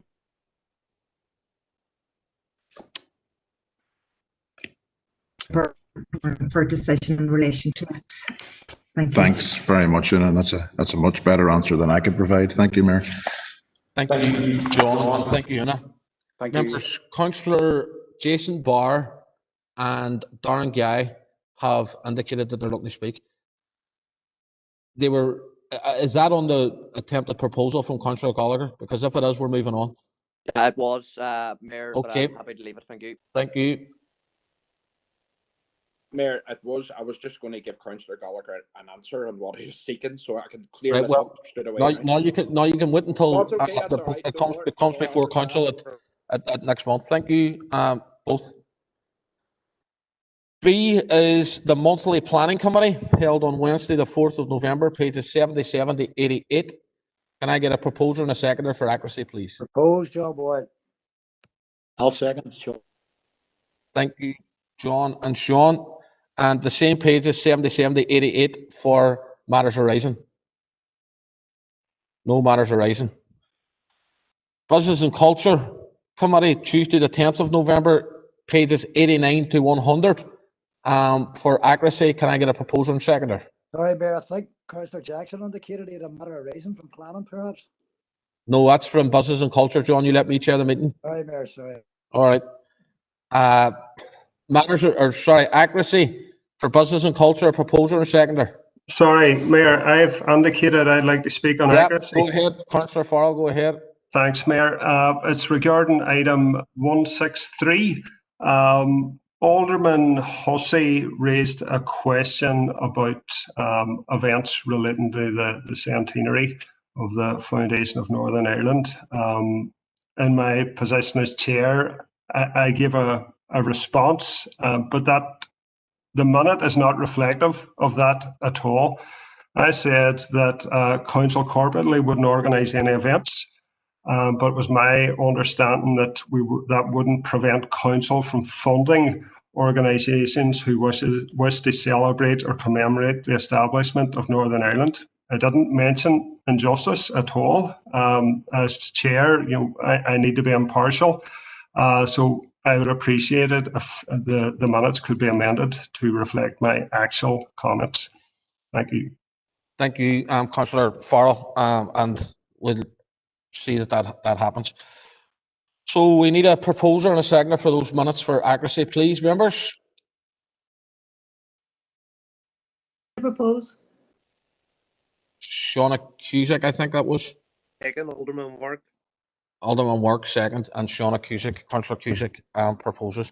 Members, matters arising, same pages. I've got Councillor Jackson, Alderman Ramsey, and Councillor Harkin, in that order. So Councillor Jackson. Thanks, Mayor. Mayor, I'm going to make a proposal. I'm going to put it on the chat now, if you bear with me. But it's under BC 158/20 and page 94. The newly elected President of America, and council, that committee proposed that we would write to welcome the President of America to the council area.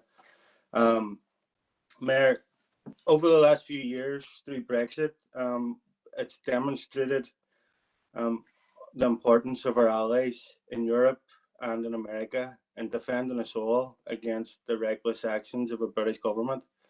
And the President-elect, before, during and after the US election, has clearly stated that that the Good Friday Agreement will not be a casualty of Brexit. And along with Nancy Pelosi, the US administration have made it very clear that their US trade deal with Britain is out of the question if they're prepared to wrap up an international agreement. But Mayor, it's the President-elect's previous comments that comes into conflict with our own council's position, and the President Joe Biden President-elect Joe Biden has previously declared his support for the Israeli state, despite the human rights violations, despite continuous breaches of international law, and that's something that can't go unstated. So there was a proposal at that last meeting, and we have submitted an amendment to that proposal that in that correspondence we include our objection to his previous comments in relation to unconditional support for the Israeli state, and we also call on him to use his new position to try and bring peace to the Middle East. And Mayor, I know the previous council in Derry City, the Legacy Derry City Council, had a policy in terms of, or had a position where they were an anti-apartheid zone. I want to make a proposal in relation to that we extend that to include the new district. So Mayor, the proposals on the screen, and I'm happy to propose that. Thank you. Thank you, Councillor Jackson. Members, just bear with me 1 second.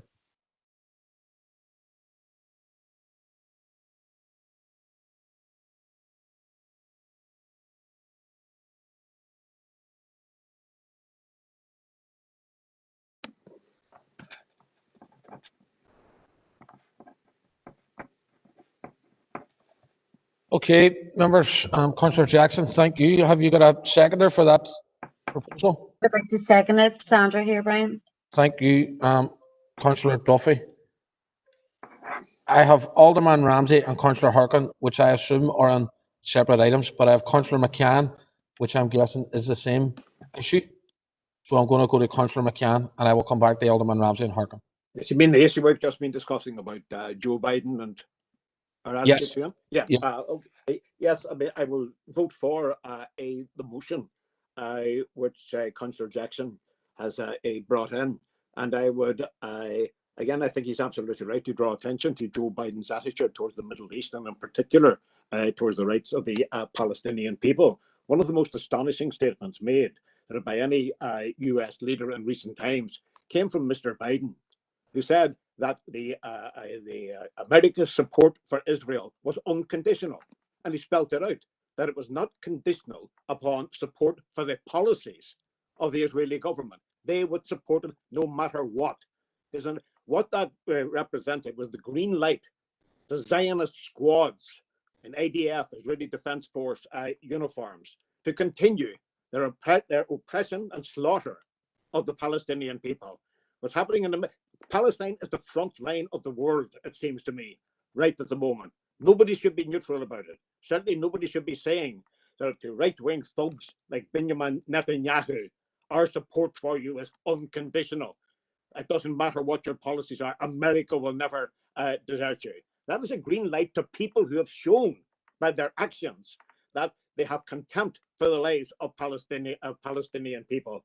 And I think that not only should we say that in any letter that we're sending to Joe Biden, we should be proclaiming that here in town. That I object to the sentimentality that we so often have in relation to the United States and to United States leaders. I read in the Southern press, there's different townlands and villages, and people of particular boreens are in competition as to who can establish the closest relationship to Joe Biden. My second cousin once saw his granny. Therefore, we should have a plaque in our village and all the rest of it. That we belittle ourselves when we take that attitude.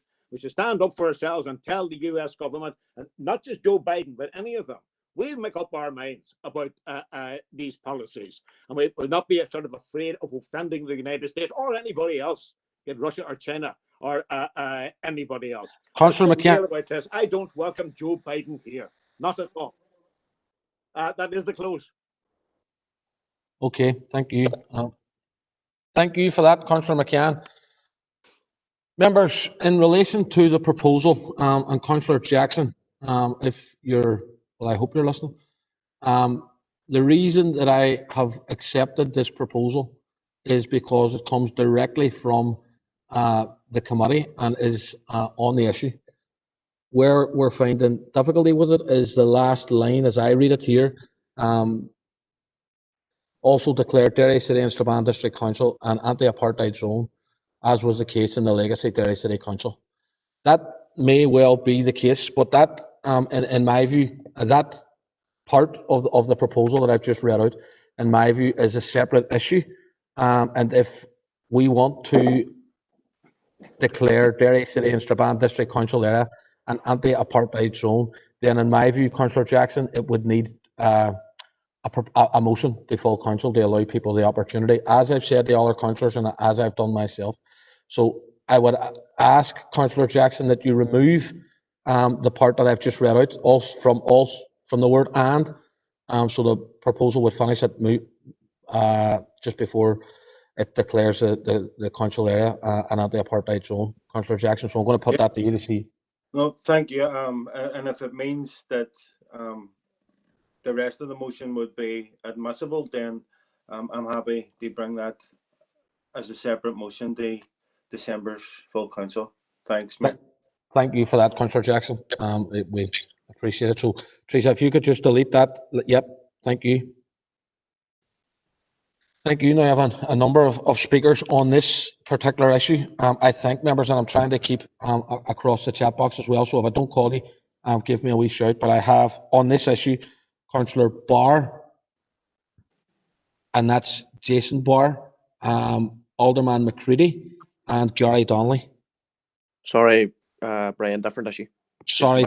You're Okay, Jason, thank you. Alderman McCready, is yours on the same issue? Yep, it is. Yep. Go ahead, Alderman McCready. Thanks, Mayor, for allowing me in to speak on this motion. I'd be against the motion, but I'd like to dissect the motion first. The congratulations to President-elect, no issues whatsoever. At the rate of which this council and members are going, we're going to have to look at some sort of a foreign policy and communications directorate within this council, because it's not a utopia here. And I've said it before, I will say it again. Concentrate on your ratepayers and get on with it. So that's the first part, and that's my perspective on it. If we are inviting President-elect Biden to our council area, and some of the wording to visit him to Ireland, I would really like to extend the visit to Northern Ireland as well. And I don't mean to say that facetiously or to make people irate, but there's about 175 international countries who recognise Northern Ireland as a country, as part of the United Kingdom, the United States being one of them. So if the US president does come here, he will come to Northern Ireland. If he goes to the Republic, fine, no issues. All for championing our cross-border relationships with Donegal. But trying to omit Northern Ireland from a motion of inviting an international leader, I do take an issue with it. And I think it's just reinforces a sentiment from members within this council, which I'll come on to later in other items. Lastly, Mr. Mayor, is the anti-apartheid. You're anti-apartheid, but yet last month in a council meeting, you downplayed and... Excuse me, Alderman McCready, with respect, that's no longer part of the motion. So if you want to speak about that, you can speak about it when and if Councillor Jackson brings that as a proposal to this council. So thank you. Alderman Hussey on the motion, on the proposal from Councillor Jackson. Thank you, Mayor. I'm just seeking clarification. The minutes have been adopted, I presume. Therefore, the motion that's invitation is there. The new motion suggests that if the president-elect has his views on Israel and they are not changed, is that suggesting that if he doesn't declare that he's changed his opinion on the Israeli state, that he would not be welcome?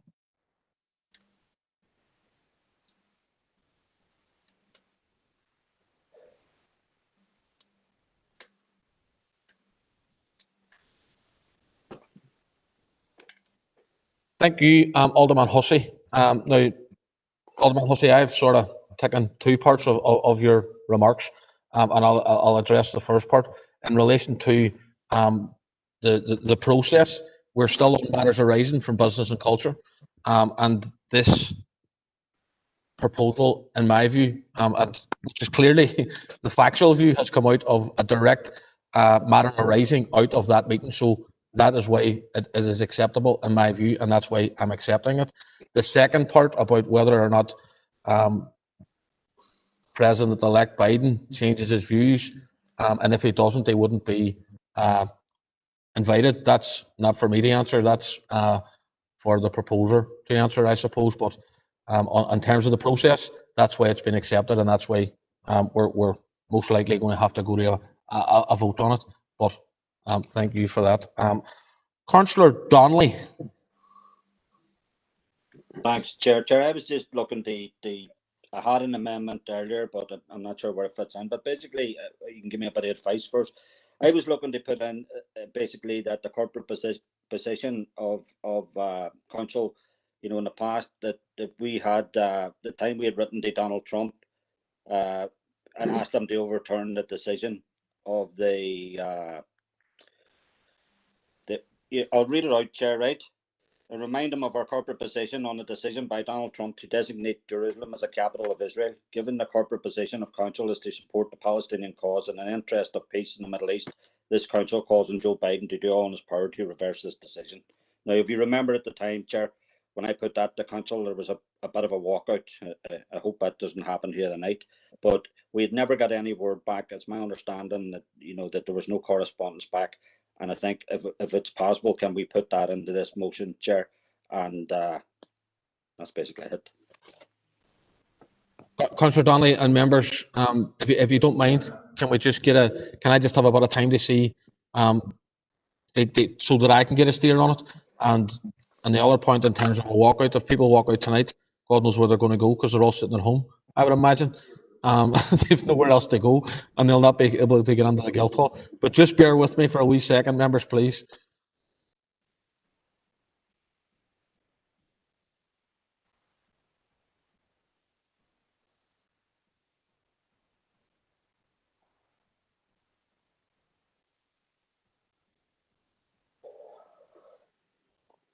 Right, members, thank you for that bit of time there. I got my head around this. Now, Councillor Donnelly, as I understand it, what Councillor Jackson has proposed, which was on the screen, is coming up on the screen there now, is an amendment from the proposal which came out of Business and Culture, right? So what we've got to do is we've got to deal with what's on the screen first of all, and get that, the position, the substantive motion, if you like, and then if you have an amendment, which I've just seen in the chat box, we'll then deal with that one in due course. Is that fair enough? Yeah. Yeah. Okay. Right. So, Councillor Harkin on Councillor Jackson's proposal. Yeah, well, I certainly welcome parts of Councillor Jackson's proposal. I mean, I think we should celebrate the fact that the tyrant Trump has been kicked out of office. Obviously, that might hurt some members of the DUP who were celebrating and calling for votes for him. At the same time, the enemy of our enemy isn't necessarily our friend. And when I look at Biden, as other people have said, he is someone who is very committed to the Israeli apartheid project. And there is an issue with us inviting him here because he is an ardent opponent of the BDS campaign. And I think we should be standing up for Palestinians and not sending them the wrong message by treating Biden as some sort of ally to the Irish people. So, and it's not just on Palestine, although that's very important. There's also other issues with Biden's politics, which are his anti-climate science policies, and there's many other issues. So really, I think we have to be challenging the Biden-Harris administration and not making it appear that they are a progressive new administration. So I actually, as the mayor will know, have had an amendment myself. I'm not sure where it will fit in now, given the other amendments that are before us. But you know, obviously we want to celebrate Trump leaving, but that doesn't make Biden our ally, and I think we should be very careful about the message that we're sending by appearing to invite him here to Derry, which is, it might not be yet an apartheid-free zone, but it is our corporate policy to support BDS, and we should make sure that Biden knows that. Point of order, Alderman McCready. Yes, thanks, Mayor. It's specifically on the result of this motion being carried. We need to fully understand and clarify now what is the ramifications mentioned by Alderman Hussey. You know, is this conditions based if he changes his position or not? And the reason why I bring it up as a point of order is because last month we had a motion go through which the implications were not duly considered and has created the likes of a call-in. I want that not to happen again. So I want to understand what council is going to do in terms of their actions And if that's the case, if something changes in the recipient of our invitation, President-elect Biden, if he changes his views or doesn't, does that change our position? So we can't have a 50-50 position on this. We need to be absolutely clear. And at the moment, I'm not clear on what I'm voting on. Thanks.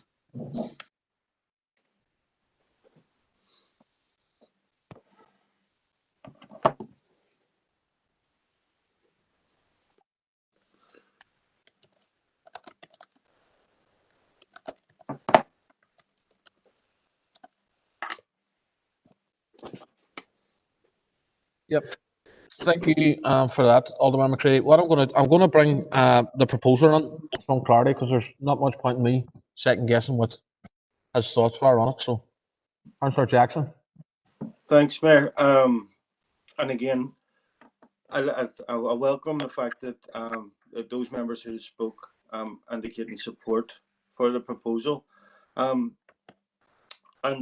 the proposal that went through Business and Culture last month was to invite President-elect Joe Biden to our council area should he ever visit the island of Ireland.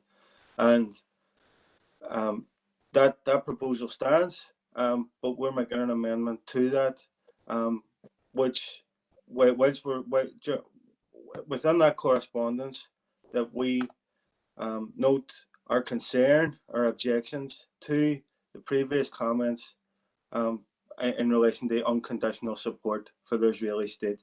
Our council has a very proud stance in relation to support of the Palestinian people and our opposition to the human rights breaches that caused on to them by the Israeli state. And in relation to that correspondence, I feel that it would be only right and just that we declare we declare our support for the people of Palestine, and that we declare that our council supports the BDS. So that in relation to the invitation isn't it doesn't determine the president-elect to change his position, but it lets the president-elect know on no uncertain terms the position of this council if he should wish to visit. So I believe that that in relation to the proposal, it's very clear that we're reaffirming our position in support of the Palestinian people and our support of the BDS campaign, and whenever we're offering that invitation to the president-elect. I hope that clarifies things, Mayor. Yep, it does for me anyway. Councillor Jackson, thank you for that. Members, we've got two amendments to this proposal waiting in the chat box. So at this point, I'm going to take it to a vote and ask the Chief Executive to take us through the vote, please. Okay, thank you, Mayor. Thank you, members. Alderman Breslin. Against. Alderman Devaney. Alderman Devaney. John. Alderman. Sorry. Did you get it, John? Morris against. Thank you, Morris. Alderman Guy. Against. Alderman Hussey. Against. Alderman Carrigan. Against. Alderman McClintock. Against. Alderman McCready. Against. Alderman Ramsey. Against. Alderman Wark. Against. Councillor Jason Barr. For. Councillor Raymond Barr. For. Councillor John Boyle. For. Councillor Michaela Boyle. For. Councillor Burke. Councillor Burke. John? Was that you, Tina? Yeah, sorry. This mute button's not thing 4. 4, thank you. Councillor Carr. 4. Councillor Carr, thank you. Councillor Cooper. 4, John. Councillor Cusack. 4, John. Councillor Dobbins. 4, John. Councillor Donnelly. 4. Councillor Doyle. 4. Councillor Duffy. 4. Councillor Durkin. Councillor Dirk, Sorry, John. is that for, Mary? Sorry. Yeah, thank you. Councillor Edwards? For, John. Councillor Farrell? For. Councillor Ferguson? Abstain. Councillor Fleming? For John. Councillor Gallagher? For John. Councillor Harkin? For. Councillor Jackson? For John. Councillor Kelly? For. Councillor Logue? John. Councillor McCann? For. Councillor McGuire? Councillor McGuire? For John, sorry. Councillor McHugh? For John. Councillor McKeever? For. Councillor McKinney? John. Abstain. Councillor Mellon? For John. Councillor Mooney? For. Councillor Riley? For. Councillor Tierney? For.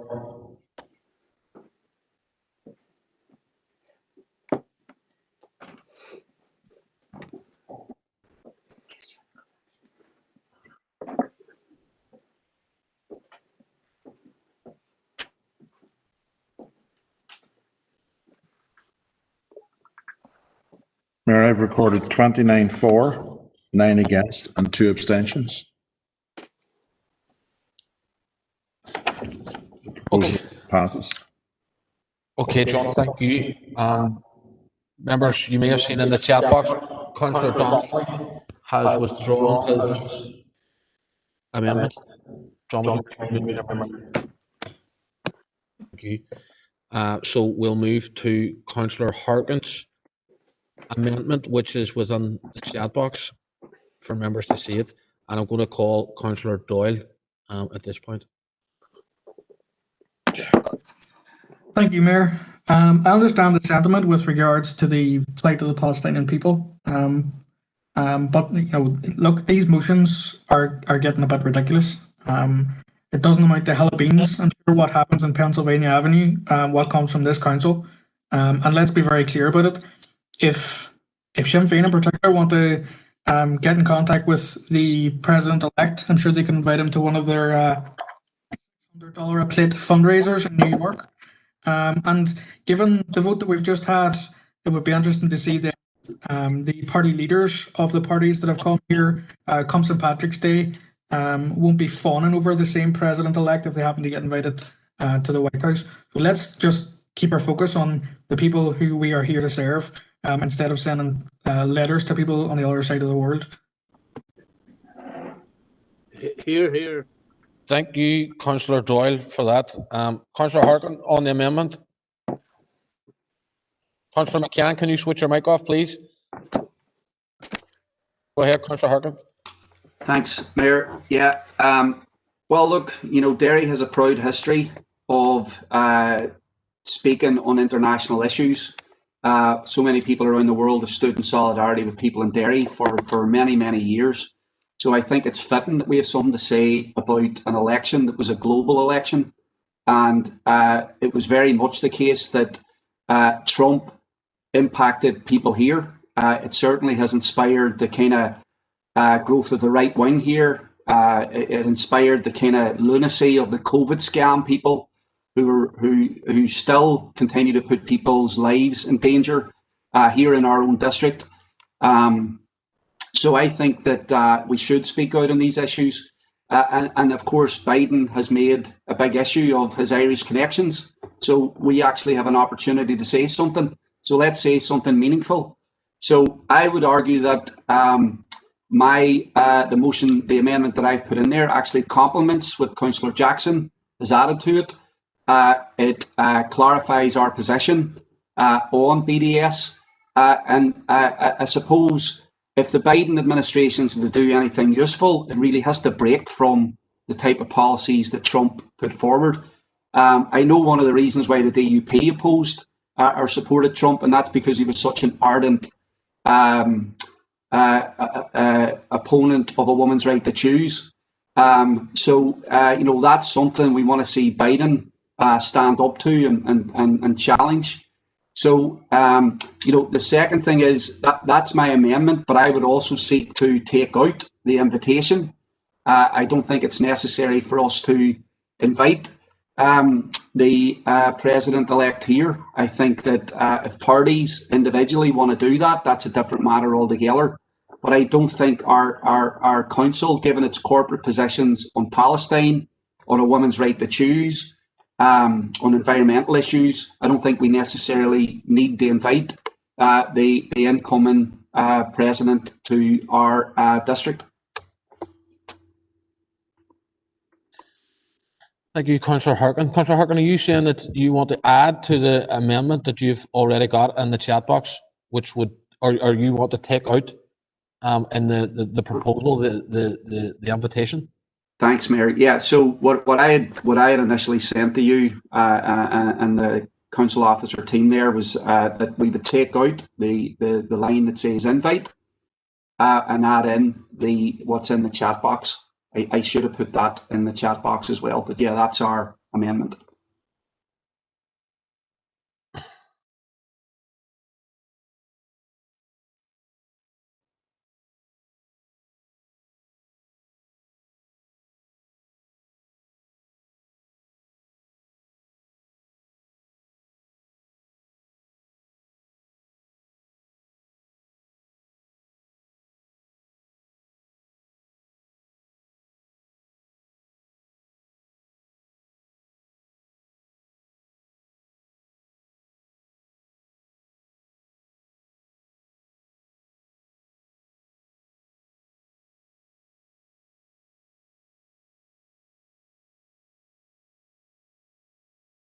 Councillor Harkin, just for some clarity, can I ask you, see what you've got in the chat box? Is that your amendment? Full stop? Well, for clarity, we also have proposed to take out the line that invites the president-elect, and that's what we would put in after at the other side of the amendment.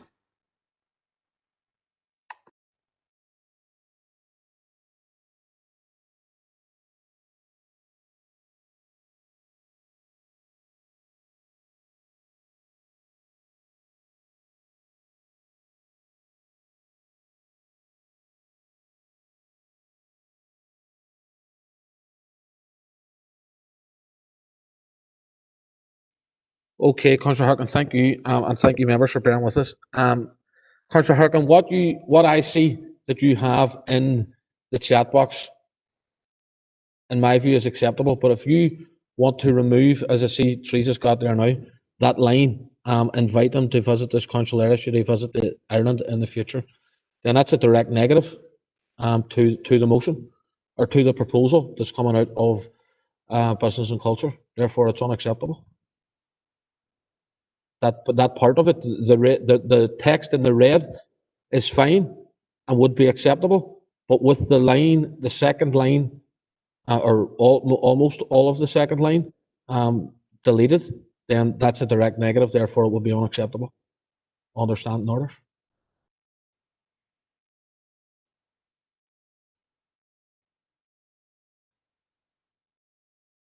Councillor Harkin.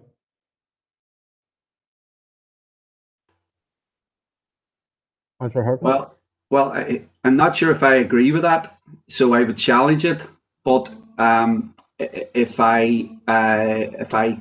that is not admissible, I would like to move the rest of the amendment. So when you say the rest of the amendment, you want to keep the first paragraph as is and include the red text? Yeah. That's right. Yep. Okay, that's fine. Members, the proposal is in front of you. And I need a seconder for it. Mayor, I'm happy to second the proposal as it stands. Seconded by Councillor Jackson. Members, I'm going to put this to the floor because I think we need to have a vote. So, Mayor, can I speak on it briefly? Yes, be very brief, please, Councillor Jackson. Because it's in relation to recently a point that Councillor Doyle had made. I just want to start by welcoming Councillor Doyle to council. and remind them that as a council, we do take a proud stance on international, national and international issues, but we also proudly stand up for the citizens of the city and district, and we're not going to make any apologies for that. And I agree with Councillor Harkin. His amendment does strengthen the proposal that was made earlier in the meeting. So as a party, we're happy to support it. Thank you.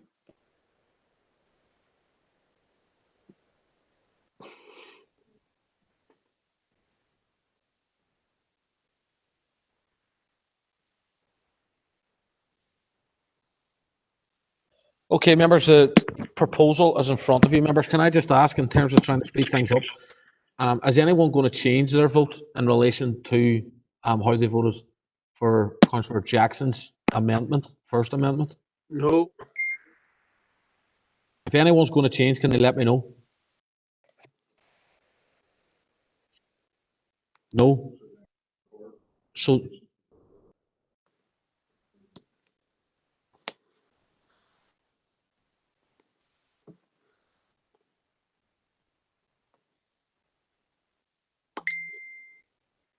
okay, members, there's Councillor Doyle, are you looking to come in?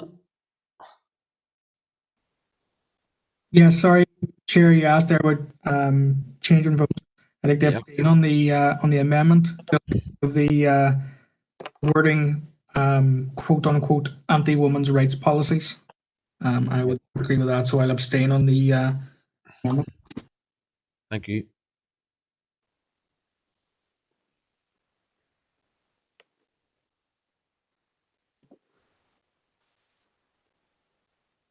Okay, members, thank you. And based on Councillor Doyle's, the only person changing his vote, members, I've recorded that as 28 for the amendment, 9 against, and 3 abstentions.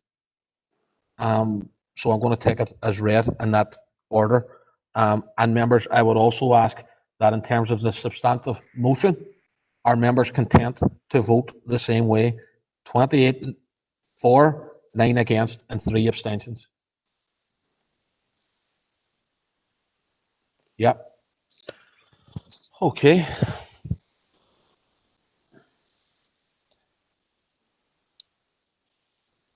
Councillor Jason Barr on matters arising from business and culture.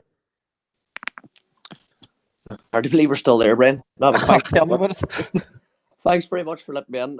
It's under BC 156/20, and it's to do with the restrictions.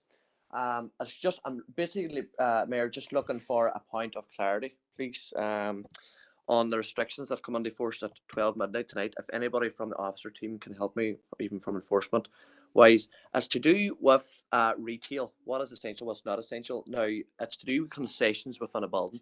There is a business in Strabane here that are operating as homeware. Well, that is the question, but they fall under homeware and they're remaining open. But down the stairs in this building, there is two retail stores that fall on the ground floor. Now, they have been told that they can stay open, but the retail, they only sell clothes. Now, this is having a lot of backlash that I'm getting through social media, through Messenger, from the likes of people that work in that own other retail shops and work in other retail shops. That why can these two retail shops stay open and the rest can't? So I don't know. There's nothing. I've looked through everything to do NI Direct. I've looked through all documents to see if I can find with concessions within businesses to do retail to stay open or not. And there's nothing. So I just don't know. Maybe if any officers can clarify that for me or not. But that's basically it, Mayor. Thank you. Thanks for that, Councillor Barr. And I'm sure you'll appreciate there's a lot of complexities in that. And if I can ask, if you wouldn't mind maybe forwarding an email or contacting the city solicitor, we'll do our best to get that answered as quickly as we can for you. Thanks, Mayor. All right. Still business and culture. Councillor Farrell. Councillor Farrell. Yeah, thanks, Mayor. It's regarding item 157, which was funding for arts, culture and the heritage sector. Aileen McCarter gave an update on the various funding schemes that were announced by the Communities Minister, which were part of the wider 33 million to help the sector deal with the impacts of COVID. 2 of those schemes close tomorrow, by the way. The day after the Business and Culture Committee, the Communities Minister announced funding for 4 flagship organisations totalling £620,000. The Lyric in Belfast, the MAC in Belfast, the Crescent Arts Centre in Belfast, and the Ulster Orchestra in Belfast. Nothing for Derry or Strabane, nothing, in fact, for anywhere outside of Belfast. In the announcement, there was no mention of the scheme that this money was coming from. It was just that 4 Belfast organisations have been offered additional funding support. We've said right from the outset of this funding exercise that organisations, venues and individuals from across this council area should get a fair share of that funding, and it should be allocated in a fair, equitable and transparent way. So I propose, and I'll put it in the chat box, I propose that we write to the Arts Council and the Communities Minister to understand the process around this funding announcement, how the organisations were identified, what was the criteria, and did they actually apply for it? And furthermore, I think it's very important that we as a council engage with cultural partners across our council area to understand the challenges faced by the sector, the wider impact in society, and to get their views and opinions on the funding that is being made available, with particular focus on ensuring transparency and equality for organisations in the Northwest. Thank you.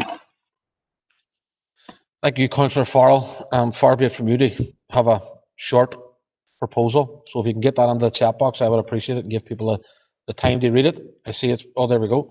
I see it's been seconded by Councillor Cusack. And again, that's directly out of the minutes from that meeting, so that's why it's acceptable. Members, it's there in front of you. Anyone looking to address it, or are we happy to go for a vote?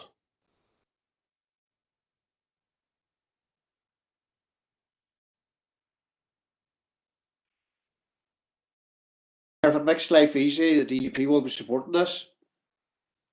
That makes life very easy, Morris. Thank you. We'll just give people a few minutes to read it there. Same here, Brian. We'll be supporting it.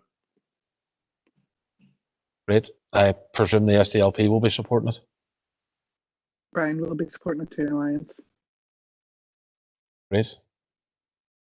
Sinn Féin support as well. Yeah. Brilliant. Thank you, Mickey. Members, I'm not getting anyone looking to speak to it, and I would imagine if someone wanted to vote against it, they would be looking to speak to it. So I'm going to take it as read, members, unless people make me aware now.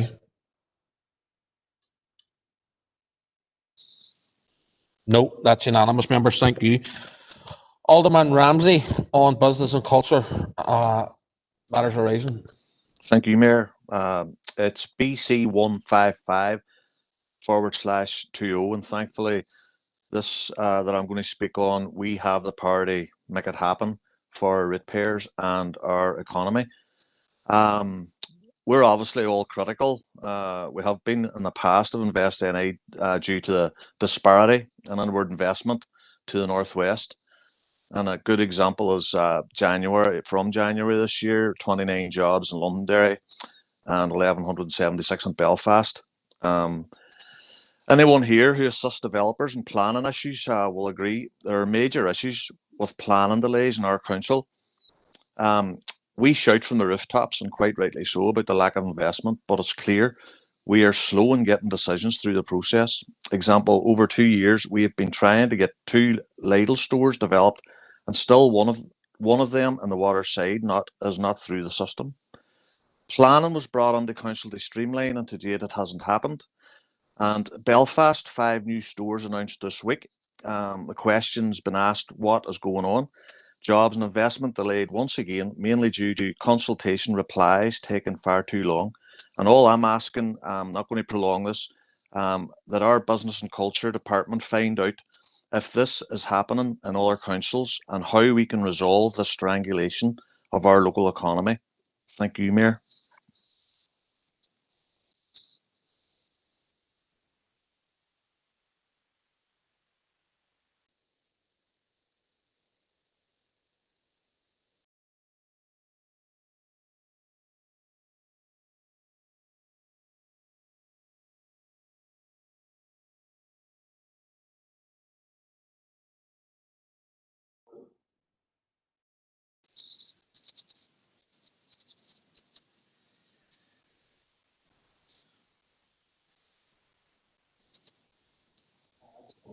Alderman Ramsey, can I ask you to put that proposal in the chat box, please? And give us a wee bit of time to both myself, officers, and all our members have a look at it, please. Okay.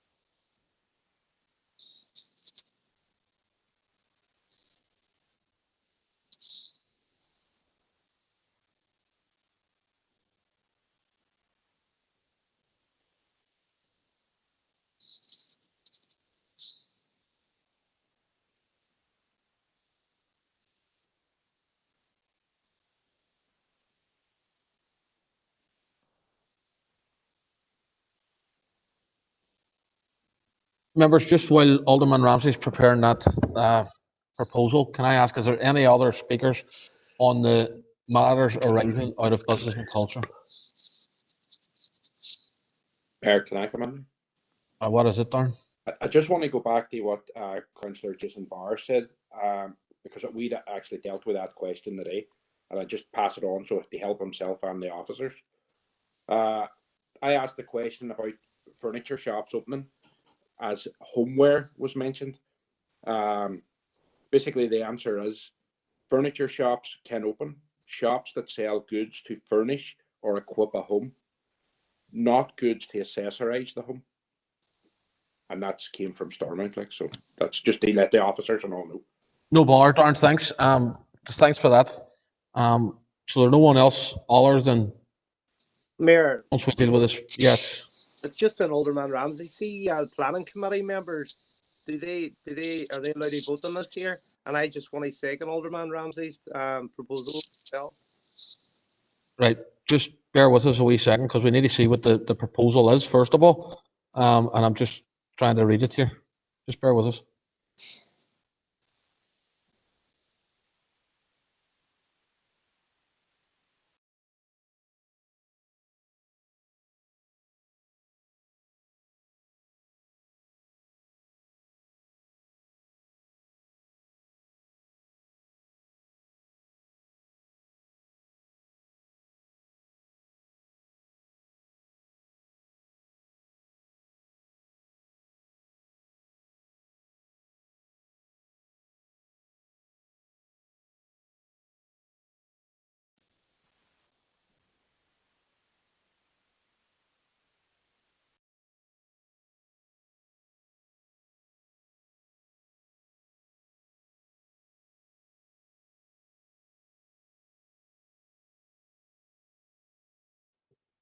Okay, members, thank you. Alderman Ramsey, thanks for putting that under the chat box for me. I find it difficult to see how we could ask the Business and Culture Department to have a look at planning issues and how the planning function in this council and in other councils operates.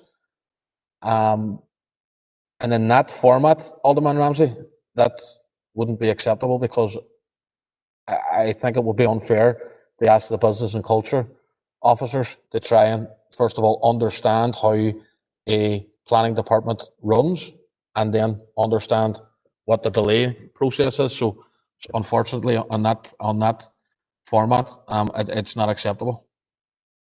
Sorry, Mayor. I think the reason why I brought it for business and culture is because I actually came out of the minutes, but not only that there, this is to do with the issues we're having at the minute with planning delays on business going forward.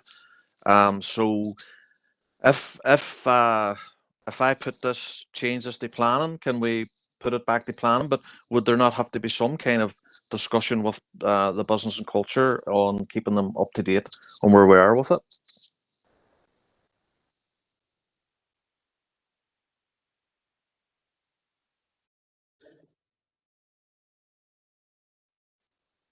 Thanks. See an amendment coming there. Thanks for that, Alderman Ramsey. Again, you know, it will be my view that that's a separate motion to council, because it's a planning issue. I appreciate why you brought it up, and I appreciate all of the issues around it, but I think that's a separate motion to council, that we find out as a council why these delays are happening and if they're happening within the planning department. And I think that's a separate motion to council. And on that basis, and consistently with all of the other ones that I've done this evening, I would ask that comes back either in, we're going to have some meeting in December, either that comes back in December, or you also have the opportunity as well to raise it at the planning committee, or one of your party colleagues has that opportunity to do that as well. But unfortunately, Alderman Ramsey, in this present moment, that's in my view not acceptable. That's okay. Thank you very much. I'll bring it to the next meeting, the next council meeting, as a motion going forward. Thank you. No worries. Look forward to it. I'm sorry for delaying the meeting. No, you're grand. You're grand. And I see Councillor Doyle has withdrawn his suggested amendment. Members, moving on to monthly Environment and Regeneration Committee held on Wednesday, the 11th of November, pages 101 to 130 for accuracy, please.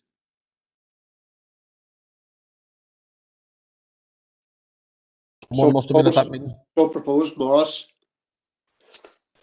Ryan McCready seconded. Thank you. Matters arising from that meeting. I have Councillor Stephen Edwards. Mayor, thanks for letting me in, and thankfully I have no motions or proposals on the issue. Mayor, like the Maboy landfill, as referenced in ER 22020, there's been another environmental disaster in the wider council area this month. And as members will be aware, on Friday the 13th of November, there was a landslide at Mean Bog, Balbuffet, which polluted the waterways downstream in the Mournbeg River and the Derry River, Mayor. And having visited the site myself at the weekend, the impact of the landslide is clear to be seen. The water was stained black, it's full of peaked fibres, and there's also been a number of fish found dead in the Mournbeg River and the Derry River, Mayor. Last week, the SLP joined both Minister Boots and Minister McConnell at the site on the Mean Bog, where we raised concerns about the environmental impact this event has had in the wider area, and called on for an all-island action to tackle it. And we've been reassured by both ministers that this will happen. Last week, I joined the local angling club along with the chair, Gary Irwin of Derry Angling Group, to examine the River Derry and saw the damage that it had caused, which has raised considerable concern for the angling club themselves and for the areas in the river where salmon used for spawning beds. There were also concerns, Mayor, regarding the number of fish farms in the vicinity and the impact that landslide has had, and some of these fish farms have also lost stock. Against this backdrop, Mayor, there needs to be an immediate environmental cleanup, and the SLP believe, and also action taken to replenish and support the local wildlife impacted. I do also, Mayor, want to thank our own council for their efforts on the Mean Bog issue. John Kelpie has led a number of meetings with senior officials to update all of their councillors on the issue, and I know there's one scheduled for next week, so I want to thank them for their engagement. But in moving forward, Mayor, I imagine this issue will be long ongoing. It'll last probably long into the future, but there is a risk that the issue there is a risk that issues like this will be could impact our council area in terms of developments that are already in place, but also in terms of Meanbog 2, which is planned up near the Meanbog site and near Battlefield Donegal. So I want to thank the council for the work, Mayor, and also I'd like to ask that the Environment and Regeneration Committee is kept up to date with all the investigations and the work that's ongoing in this regard. Thank you, Mayor. Thank you, Councillor Edwards. I'm sure Karen Phillips, if she's on the call, will have no issue in making sure that councillors are kept up to date with that through the E&R committee. Yeah, happy to do that, Chair. Thank you, Karen. Councillor McCann.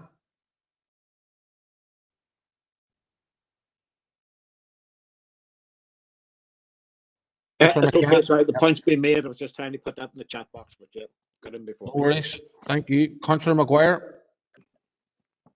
Thank you, Mayor, and thank the councillor for raising the issue. I was going to try and get it raised myself somewhere along the line, but sorry for missing the briefing, but I was also at the meeting where the two ministers were present, and I asked them to put a moratorium on Meanbog 2, but the Fianna Fáil Minister McConlogue was reluctant and very cagey on doing that. But regardless of that, there's a lot of anger up around the border area and the Ahiarn and the Donegal side, because they were told that this would happen. Even ourselves in our own planning, when we were consulted, said that this was a river of special conservation and this needed protected, and we were assured it would, but now we have seen what has happened. It didn't. Also, the fish farm, which has been alluded to, I know they have put them in contact with the council business department, and they're working closely with them to see what they can do. And as they say themselves, they're just working day to day. But the key issue that we are finding is we're not getting no information. A sign has went up that the road is closed. No information came to councillors or anyone else on both sides of the border. They just closed the road up there. Signs went up at night. They weren't there at 6 o'clock. They were there at 8:30, and they remain there. They've been put up every night. And other issues are people don't know, is it going to, what's happening now with the site? Is it likely to slide again? Or is the work stopped and building the one farm? Is the work ongoing and preparing a dam or fixing the sliding and ensuring it doesn't happen again? So the lack of information forthcoming to elected representatives in our area is pretty appalling, I have to say. And I would like maybe, John to raise it. I know he's been in interagency meetings, but them interagency meetings aren't filtering down to the people living around the area that's been affected. So if there could be some kind of a communication strategy as well set up, that we know what's going on and when things are going to happen. And also the other thing was, I would like to know is, was there an emergency response plan for that site? I mean, I know the slippage happened on the Thursday. We know it happened early in the Thursday. And why was the emergency response plan not acted then? And I'm not talking about the Lochs Agency's emergency response plan. I'm talking about the contractors. Because if they did, the fish farm could have been saved. They could have closed the sluice gates and not let in the peat water. So I would like to find that out as well, Chair, but thank the councillor for raising it, and if we could find out them points, please. Thank you. Sorry. Yep, thank you, Councillor Maguire. Alderman Kerrigan on the same issue.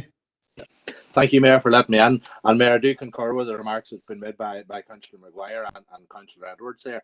As myself, I was there with Tom Buchanan MLA as well, when Councillor Maguire was there, when we met the two agriculture ministers for the Republic of Ireland and for Northern Ireland here, Minister Poots. And again, when you say, even the flow of the water that was that day when the ministers were there, and it was a desperately bad day, and I mean the water was pure black. But when you were spoke with Mr. Montgomery, the fish farm, and when they were raising it, they were maintaining that was a lot cleaner than what was coming in. And I mean the devastation and the amount of work that had to be put in by them in relation to them. I mean, as far as we can tell, I mean, I'm trying to locate, how many businesses have actually been affected by this. And I mean, yes, I have full respect for the environmental impact here on it and the devastation to the spawning grounds, the salmon, and to the anglers. I mean, that needs to be addressed. That's a long-term fix. But the Seven Springs trout hatchery are, as far as I see, are the business that on the Mourne Bay extracting water have been massively affected there.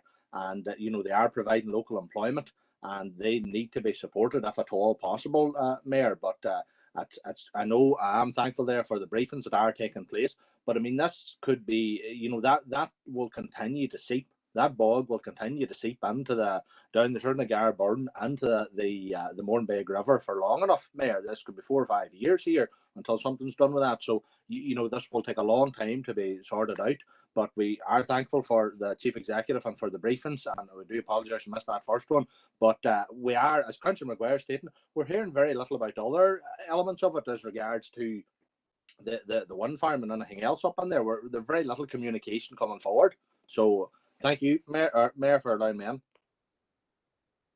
Thank you, Alderman Kerrigan. Members have 2 more speakers on this, but I would just point out that the proposal from Councillor Edwards is that officers will provide an update for elected members at the next ENR meeting. So if members could be brief on this issue, whilst I understand it's an important one, there'll be an opportunity to speak about it in a number of days' time. Alderman Hussey. Thank you, Mayor, and totally agree with Councillor Edwards on the need for an update. But could I remind members that in 2017 there was slightly different circumstances, but major landslide in the Glenalley Valley, which people are still trying to deal with. So, okay, let's get updates, but when will action be taken to remediate the damage that has been caused? Because the 2017 situation has not yet been fully dealt with. So, we're looking not alone for council, but for the various agencies to fulfill their obligations and get the solutions sorted for the situation that people find themselves in. Chair, I have another issue to come in on, but I'll leave it for until you finish with this one. Thank you, Chair. Thank you, Alderman Hussey. Councillor Raymond Barr. Thank you, Mayor. Just on the main bog issue and the environmental impact that this disaster has had, and I'm glad to hear the parties showing great concern about it. But lessons have to be learned from this, and I would hope that council will address the Derry situation with the same passion. Obviously, the potential for a much worse environmental disaster exists here. Thank you. Thank you, Councillor Barr. Members, there's no further indicated speakers on that issue. So, Alderman Hussey, you have another issue out of environment and regeneration? Very briefly, Chair, sorry, Mayor. On page 112 ER 2014, there were a couple of queries there. They're very simple queries. I was told that they would be raised with the relevant officers and somebody get back to me. That's a fortnight ago. very simple issues. Nobody's got back to me yet. So I'm saying to officers, can somebody please let me know what the circumstances are? Thank you.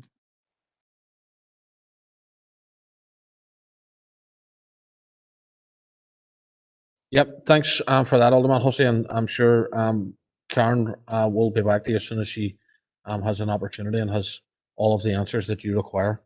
Thank you, Mayor. Thank you. Members, no further indicated speakers on that, so we're moving on to E, which is Health and Community Committee, held on Thursday, the 12th of November, pages 131 to 160. For accuracy, please. A proposer and a seconder. So proposed, Morris. It couldn't have been just Morris at that meeting, folks. Oh. Thank you, Sean. Matters arising for the same pages. Councillor Paul Gallagher. Mayor, it's item HC 19320. And it's regarding the presentation with GP services. And in that meeting, we'd heard from the great pressure that get put on GP services. And in turn, that is putting great pressure on A&E and emergency services in this area. And as part of that, emergencies and that enormous strain, Mayor, I would like to propose that what I brought up earlier, but I bring it on this because it's under this minutes, that we write to the Minister of the Minister for Health and call on him to demand free parking for NHS nurses on hospital grounds and properties. Mayor, and bear with me, and I know you're laughing, right? But Mayor, this give the nurses the time of day that they deserve. We have nurses that are working extremely hard. They're under severe pressure. Our GPs are telling us they're under severe pressure. They're stuck in the hospital under severe pressure, working under this pandemic, working under great strain, working for free, and they're working during their breaks, and they're coming out and they're finding their cars clamped, and they're finding tickets in the car. And Mayor, it shouldn't be happening. It's a disgrace. It shouldn't be happening. And we as a council need to immediately write to the Minister and get it addressed. Mayor, and I'll put the proposal back on the chat box and asked, Mayor, give the nurses time, please. Councillor Gallagher, thank you for that. And I fully agree with your proposal, first of all. And I wasn't laughing at the proposal. I was laughing at the fact that I knew at some point when I told you the first time that it was unacceptable, I knew that you would find somewhere to get it in. I knew when you called that that's what was coming. Mayor, I appreciate. I know you weren't laughing on the issue. I know that. I know you were just using at my opportunity. I know that. Yeah, no, 100%, Councillor Gallagher. I fully agree with you. And I suppose I'll declare an interest as my wife's a nurse, and I know exactly the pressures that they face on a daily basis. And I'm trying, probably not as at one nurse as she comes home from a very, very stressful day. So I know exactly what you're talking about, and I think you're right. I think nurses do deserve our support, and I believe that at this point of the meeting, your proposal is something which comes directly out of the minutes, and at this point, I'm happy, more than happy, to accept it. So, and I see that Councillor Donnelly has seconded that. And there's a list of people who want to speak. Surprise, surprise. Alderman Guy is the first speaker. Thank you, Chair, or thank you, Mayor, for letting me in there. Look, I'll just clarify this. In a personal telephone call with Robin Swan, when the weekend when this was introduced, free parking, there was a nurse that had contacted me who had been given a ticket. I was assured that any nurses or any staff, any NHS staff who were ticketed, this would be rescinded if they just applied to their manager, and it would be looked after. Now, I recently seen that there was cars being clamped. I think that was at the Children's Hospital or up around Royal Victoria. I'm not sure about that up there, but I would say it's probably the same process. Thanks, Mayor. Thank you, Alderman Guy. Members, I have a list of speakers here. I'm going to call them out in case I missed anyone. I've got Councillor Harkin, Alderman Hussey, Councillor Jason Barr, Councillor Emmett Doyle, and Councillor Sandra Duffy. If I've missed you, members, please let me know. Councillor Harkin. Thanks, Mayor. Yeah, and I'll be supporting Councillor Gallagher's proposal. I think that there is confusion about this, but nurses are getting clamped, and that's what the problem is. So it has to get sorted out one way or another. And I think if we act on Councillor Gallagher's motion, that will send the message to the right people, and they can get this sorted out. And I think we have to put this in the context of, all the clapping that's been done for nurses, well deserved, and all health workers. And the other part of the insult to nurses is that and health workers is that it was agreed by the executive that they would get the money that they lost through the strike back, and that hasn't happened. The executive agreed on this, and now they haven't been able to deliver on it. So we can't keep saying nurses and healthcare workers are essential and heroes, and then keep slapping them in the face. So I think that we have to be seen to be acting on this, and I think that this motion from Councillor Gallagher will help move that forward. So I encourage everybody to back the motion. Thank you, Councillor Harkin. Alderman Hussey is on a different issue, so I'm going to go to Councillor Jason Barr.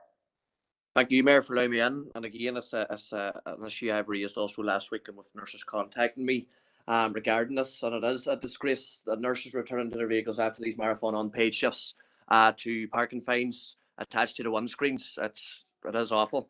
But I feel that maybe this proposal could go a wee bit further. As it says, I get totally where it's coming from, that we demand for free car parking for NHS workers in all hospital grounds.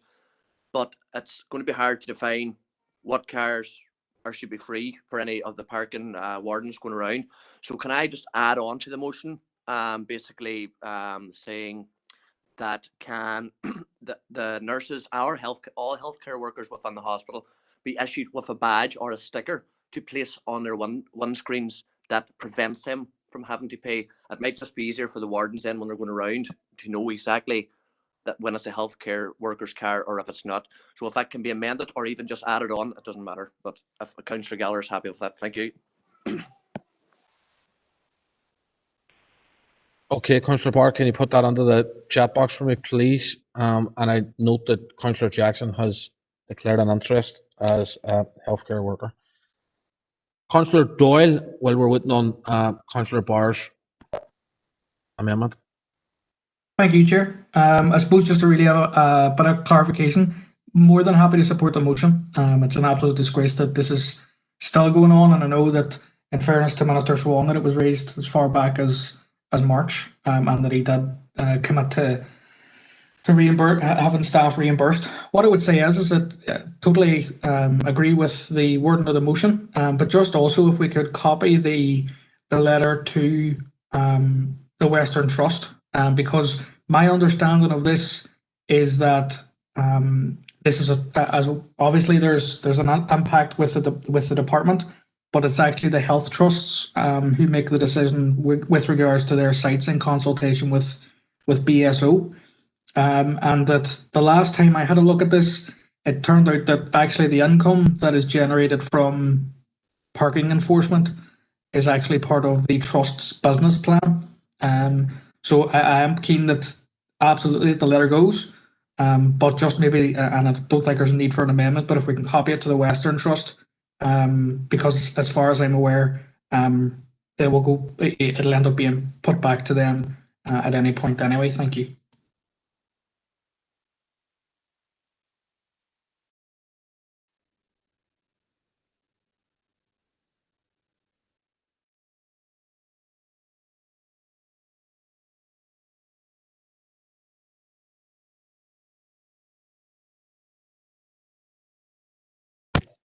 Councillor Duffy. Thank you, Mayor, for allowing me in, and I suppose I'll declare an interest. My husband's a healthcare worker based at Altnagelvin. But absolutely support the motion as it stands and support the amendment brought by Councillor Barr. I agree. We spoke on this back in March in the chamber. No, may have been virtual actually, regarding it, and we were absolutely very clear that no nurses or care workers at the hospital should be paying for parking, or should be then subjected to a parking fine or being clamped. Now, thankfully, I haven't heard of anyone locally being clamped, but certainly I have had people contact me who have been fined. So absolutely support the motion. Okay, thank you. Alderman Wark.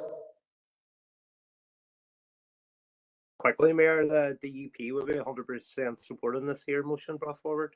Thank you. Thank you, Alderman Wark. Members, I haven't heard anyone speaking against this, either the amendment by Councillor Barr or the original motion. Councillor Donnelly. No, just to say that I wholeheartedly support it. Having family members and friends who are nurses and recently contacted by somebody who found himself coming off a very long shift and having a number of parking fines, it was absolutely demoralising. So just to say I wholeheartedly support the motion and the amendment. Thank you. Thank you, Councillor Donnelly. Members, I've heard no one speaking against it, either the amendment or the motion, so I'm going to take them as read unless anyone wants to make me aware. Brian, fully supportive, but I would back Councillor Doyle's ask that it total at Western Trust as well. Yeah, that's fine. Okay, members, I think the amendment, first of all, is unanimous, which then reverts us back to the substantive motion, which again, I would imagine will be unanimous.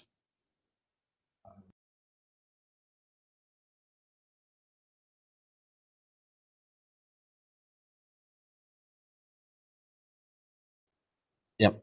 And if that other healthcare workers could be just changed to all healthcare workers, just to tidy it up a bit. And obviously will be copied to the Western Trust as suggested. Alderman Hussey on a different issue.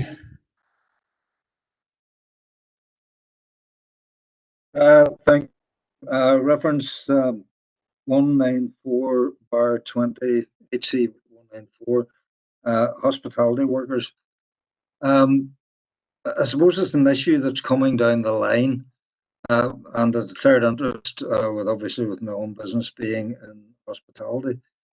When hospitality went into the full lockdown, we were subject to particular restrictions relative to the localised Derry City and Strabane District Council lockdown, whereby hospitality could operate outside.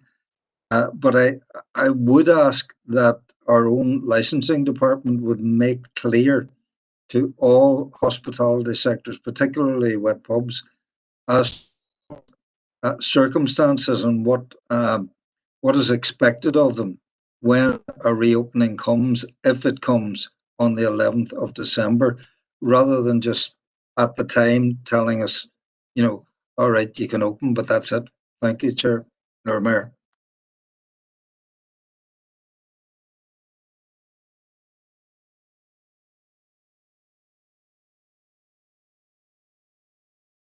Thank you, Alderman Hussey. Alderman Hussey, I'm sure you'll appreciate that, at this point, we don't know what will be expected of anyone across the hospitality sector if they're reopening after this current phase of lockdown. We don't know whether it'll be partial, will it be full, whether wet pubs will open or not. But we'll, like all of the restrictions, be keeping close eye on all of them. And as always, our social media channels will be pushing out that information as we get it in that line. But at this point, I don't think we could tell anyone because we don't know. I don't even think the executive know at this point what way it's going to go. So, but we'll keep an eye on it if that's okay. Thank you, Mayor, but you will appreciate the sector needs lead-in time. Thank you. 100%, Alderman Hussey. The sector does need lead-in time, but It's not the role of this council to second guess what that reopening will look like. But once the executive make it clear, we, along with every other industry, will do our best to make sure that we can get the advice out as clear and as succinctly to everyone as quickly as we can. And by doing that, we'll be using our social media channels, and I'm sure you've been watching them over this last couple of months. I think our messaging has been, in many instances, clearer than what's been coming out of the executive. And I think the social media team and the media team will keep that up as we head towards the end of this lockdown. But once we get that information, we'll put it out. Thank you. Thank you, Mayor.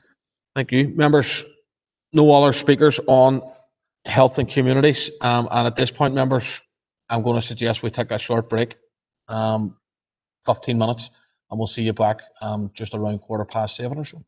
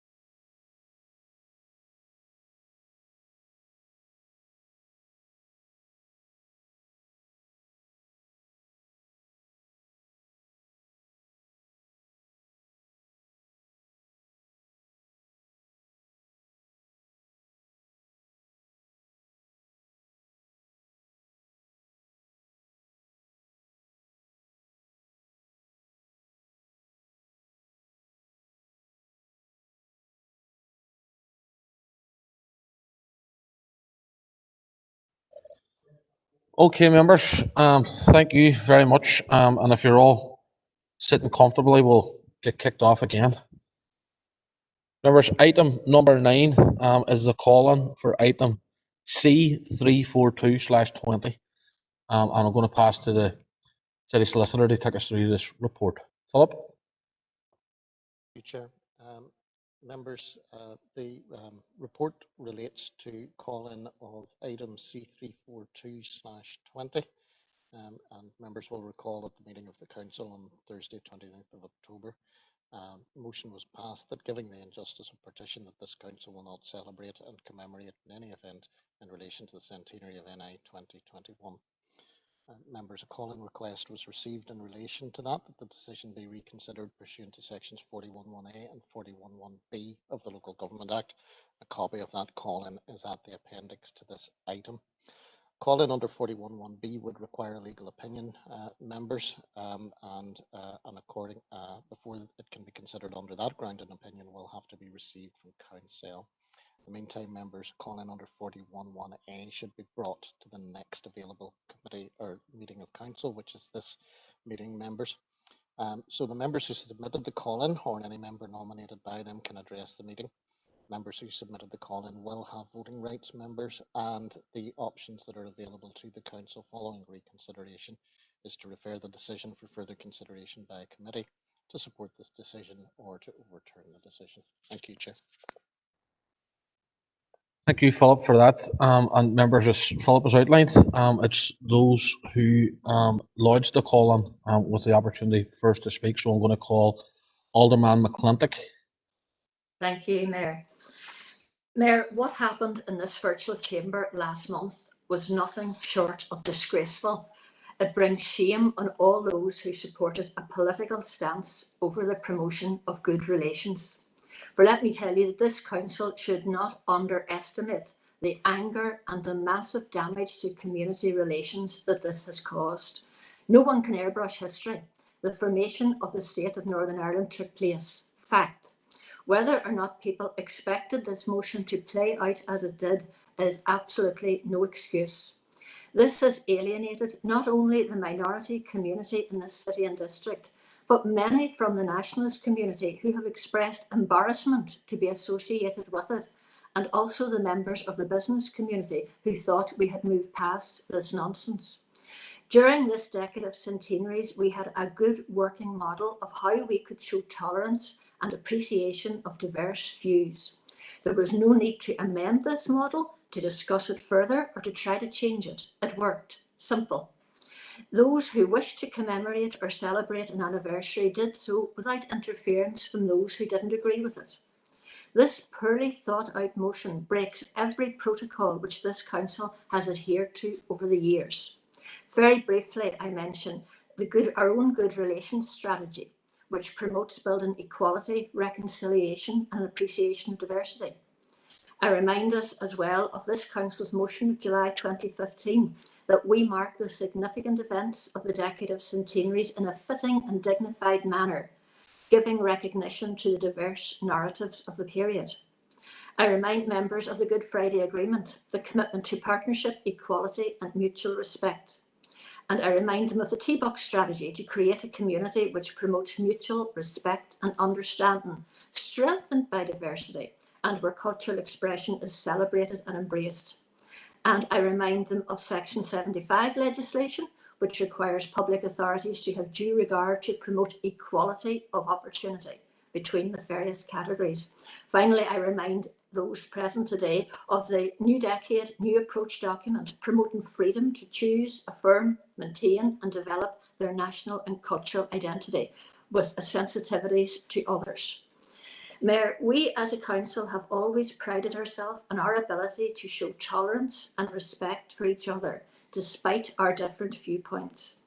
That is, until the majority in this chamber chose to agree with a totally unnecessary throwaway motion brought into this chamber, which could only be coherently worded with assistance from both the Mayor and the Chief Executive.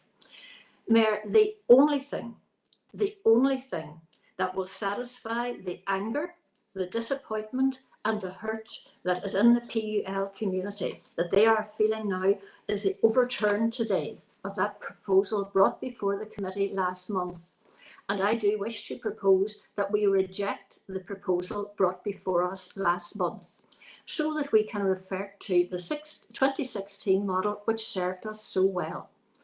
Our officers need certainty as to what role they are allowed to perform. The practical implications of this motion could prevent them from accessing or distributing funding which may be available externally. We know we're in a nationalist controlled council, but that doesn't mean that our culture, our identity, our views and our rights should be discriminated against. If this decision is not overturned today, unfortunately, we will immediately have to instigate the legal position open to us under the call-in, and we will be fully involving with the Equality Commission. Thank you, Mayor. That was a proposal to overturn the proposal of last month. Thank you, Alderman McClintock. I have a number of speakers on the list here, so I'm going to go in order. Councillor Riley. A seconder, first of all, Councillor Riley, sorry. Seconder, Ryan McCready. Yep. Thanks, Brian. Chair, can I ask just, are the people who signed the notice, the call-in, not allowed to speak first? Because I know Councillor Guy and Alderman Guy and Councillor Ferguson both want to speak as well. I presume they have indicated in the box. Yep, they've indicated in the box, and I've been reliably informed that they can come on in due course. Alderman McClintock, and I've got both of their names on the list. Yes. Can those who, can I just ask as a point of order, can those who signed, I understood those who signed the call-in had first chance of coming in? Chair, if it's helpful, I'm happy to defer until those who signed the call-in first. Yeah. Thank you.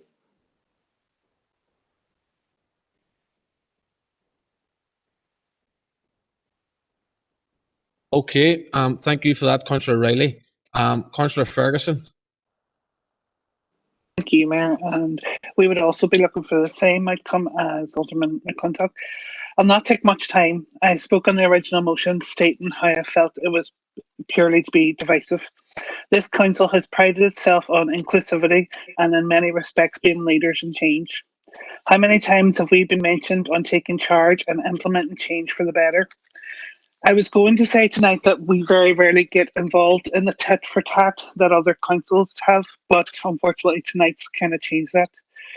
We are usually able to have a sensitive debate around many topics. This motion went against all of that. It's not equal and it's not inclusive. Many councillors have been through the good relations training, and one thing that stuck with me was that you may not agree on someone's beliefs or traditions, but we have to become an accepting and tolerant society. This upcoming centenary, like others recently, is a sensitive matter. Whether you agree with it or not and acknowledging it, we should treat it like the previous centenaries and respect the need to market and treat it exactly the same. Many parties in this chamber speak to a shared future, and one where everyone is welcome. This doesn't reflect that, and we must acknowledge our past together so that we're able to truly move forward. So again, if the chamber does not overturn this motion, I'm happy to support Alderman McClintock's call to take it to the Equality Commission. Thank you, Chair. Thank you for that, Councillor Ferguson. Councillor Riley. Thank you, Mayor, for bringing me in. And can I start by recognising that the SDLP understand that this issue has generated a lot of debate, and we welcome that the engagement that we have had with members of society about it over recent weeks. We understand that there's a desire to bring clarity to Council's corporate intentions and positions, so let me try and provide some of that clarity now. The SDLP appreciates and understands sensitivities relating to all the commemorations and celebrations as during what has been called the decade of centenaries, without prejudice to the valid aspirations of elected representatives and their constituents. Derry City and Strabane District Council, in adherence with its own statutory obligations under good relations policy, should be recognising that sections of this community across the council area will want to mark what they consider to be important milestones in our history. That's why we voted with Alderman McClintock's proposal last month to seek funding for such events from the Northern Ireland Executive.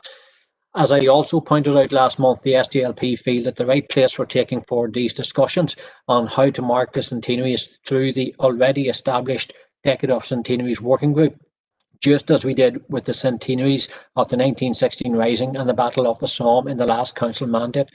Council officers and organisations, in our view, are able to move forward with events next year in the same way as with previous events in 2016. There is no change in our view to the already agreed council position. And this council should continue to engage with and encourage groups to act in inclusivity and with sensitivity to the different views pertaining to the decades of centenaries, historical events, and we would encourage and ask that those groups should approach any further discussions in the working group on that consistent basis. So therefore, I'm conscious that Alderman McClintock has a proposal down that we rescind the decision last month under the call out. I would have an alternative proposal that we go with option 5.1a, which is that this item be put to the Decade of Centenaries Working Group that's already established and is the best place to take forward the discussions and to bring the clarity that I hope has been provided from our part this afternoon. Thank you, Mayor.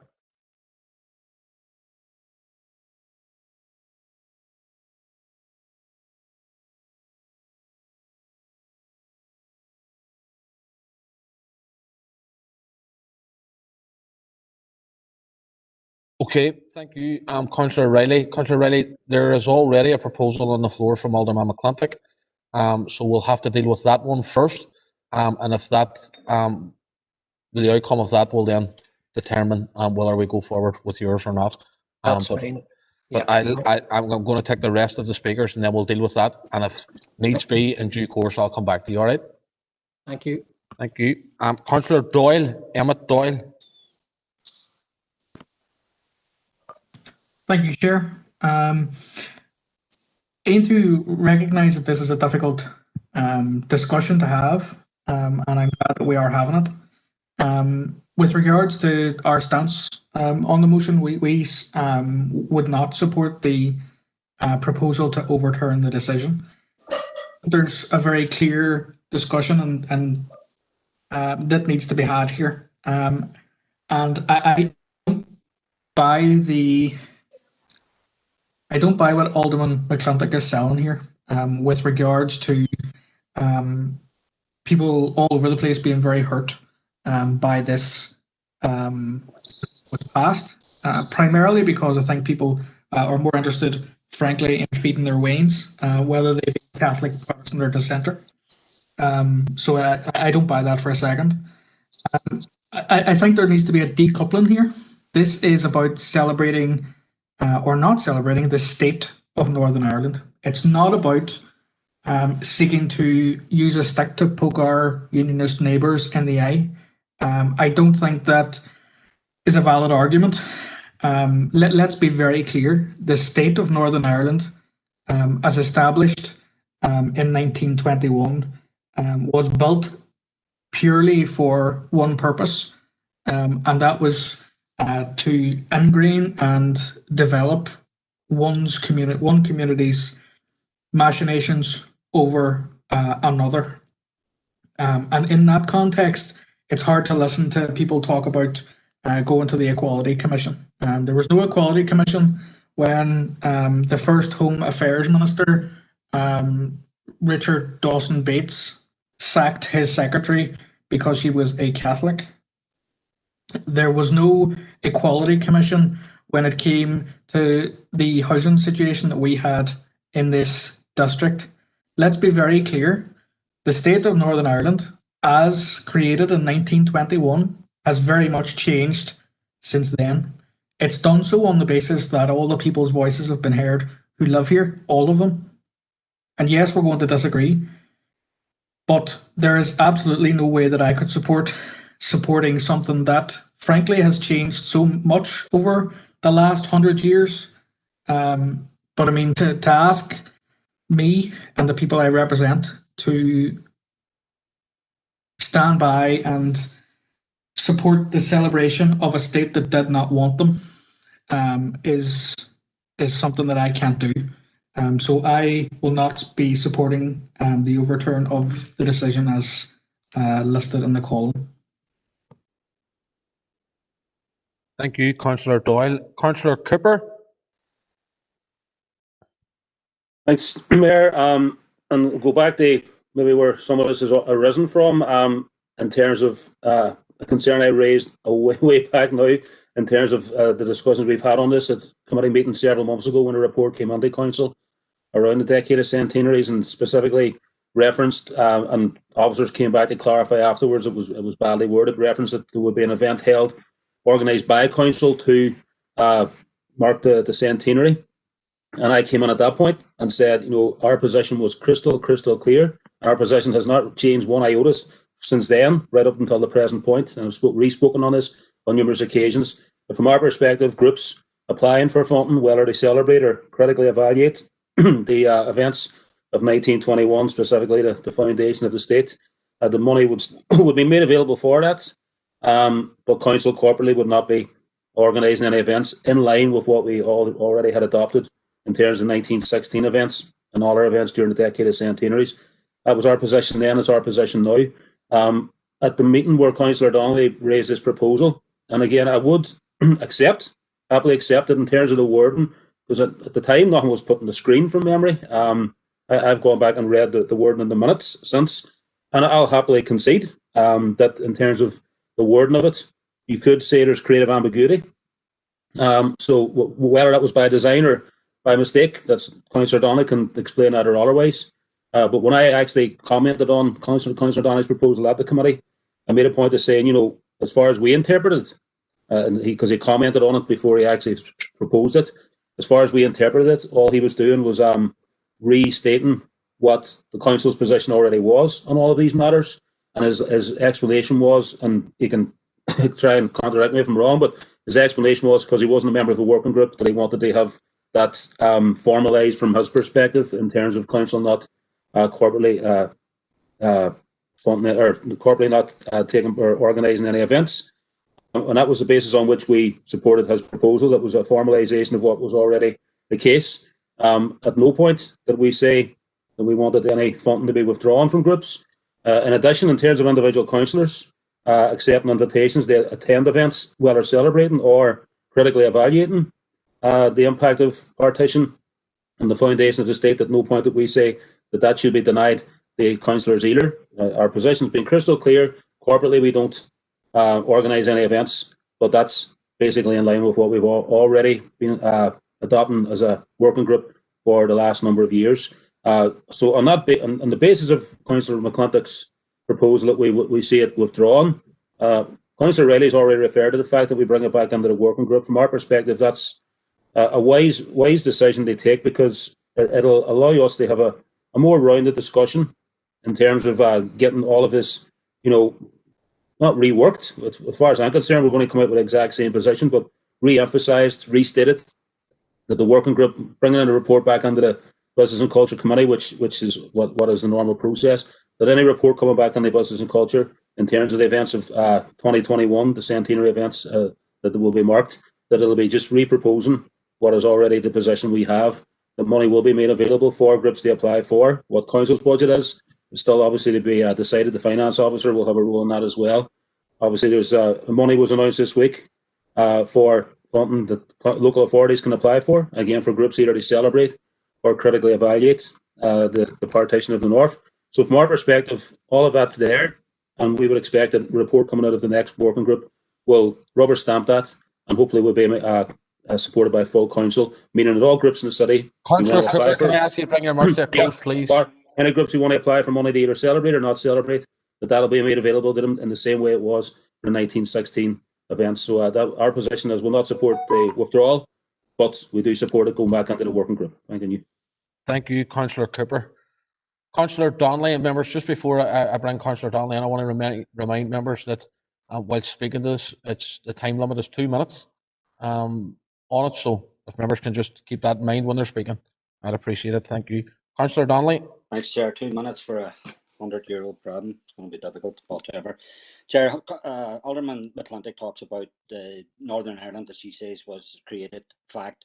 The fact is that the six-county state has been an absolute disaster. The six-county state has been a failure, and it has resisted consistently all attempts at conformity, any semblance of political normality. And it has witnessed a destructive cycle of political initiatives which were scuppered and resisted with suspicion by its people, and that led to bloodshed and division, and that has lasted ever since. There's been a litany of failed changes in political administrations throughout its history, and that only serves to underline the need for radical changes. Chair, Unionist loyalty to Britain. In 1974, documents released under 30-year rule revealed British Prime Minister Harold Walsham.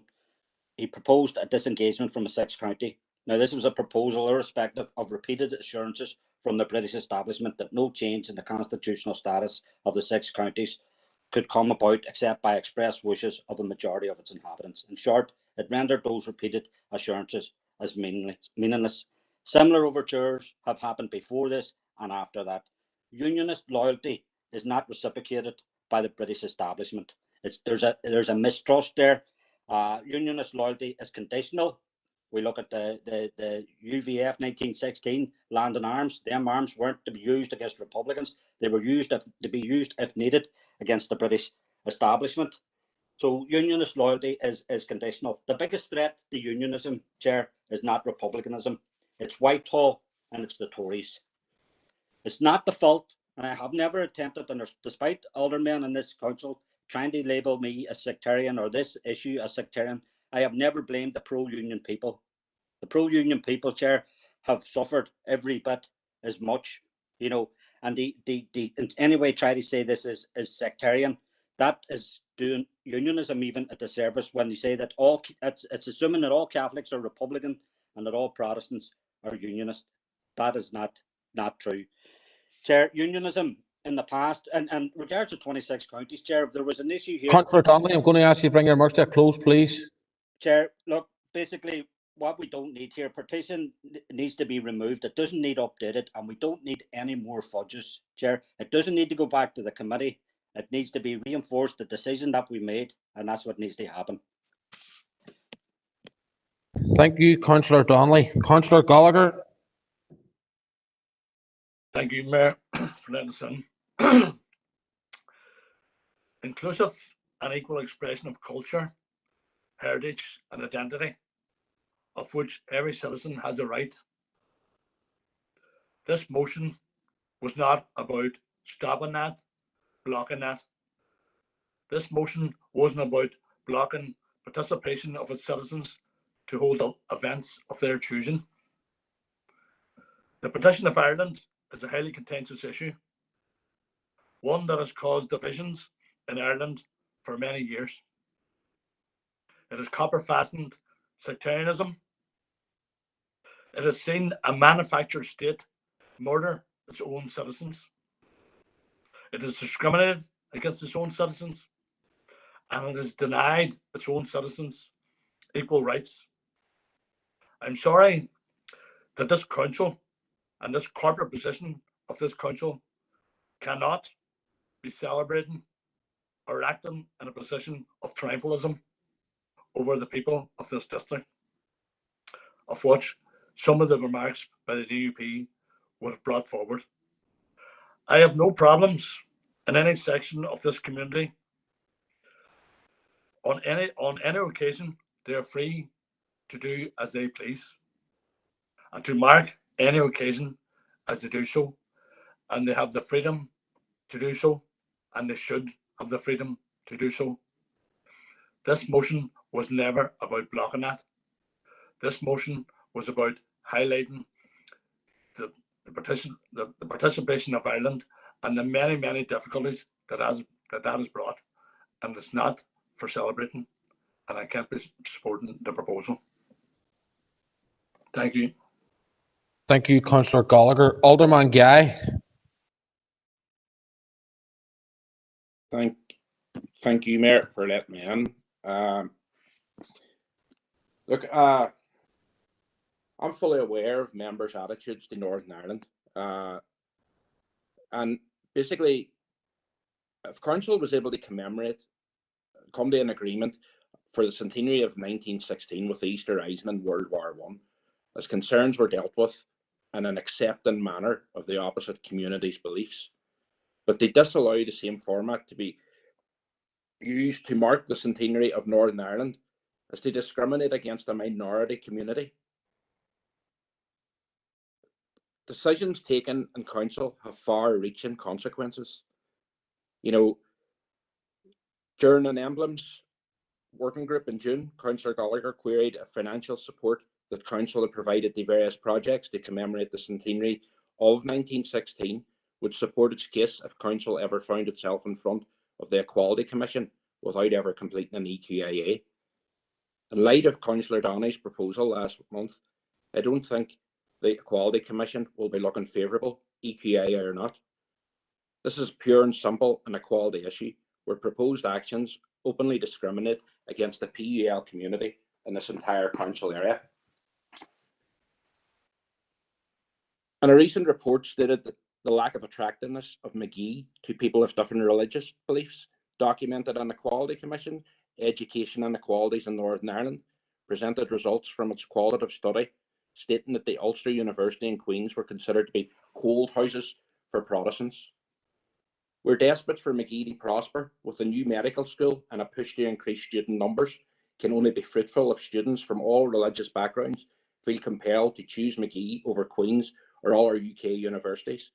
Proposals such as last month's will do nothing to entice the PUL students, but will certainly increase our student brain drain to other parts of the UK. Alderman Guy, I'm going to ask you to bring your remarks to a close, please. Okay.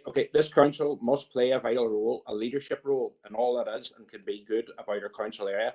But when proposals are made purely on a hate-filled basis towards a minority community, which totally contradicts all the cross-culture work carried out by our good relations team, then potential students, family moves, and even new business opportunity will pass our council area by. Our actions resonate beyond our council boundaries. Alderman Guy, please. Okay, that's it. That's fine. All right, thank you. Thank you. Councillor Sean Harkin.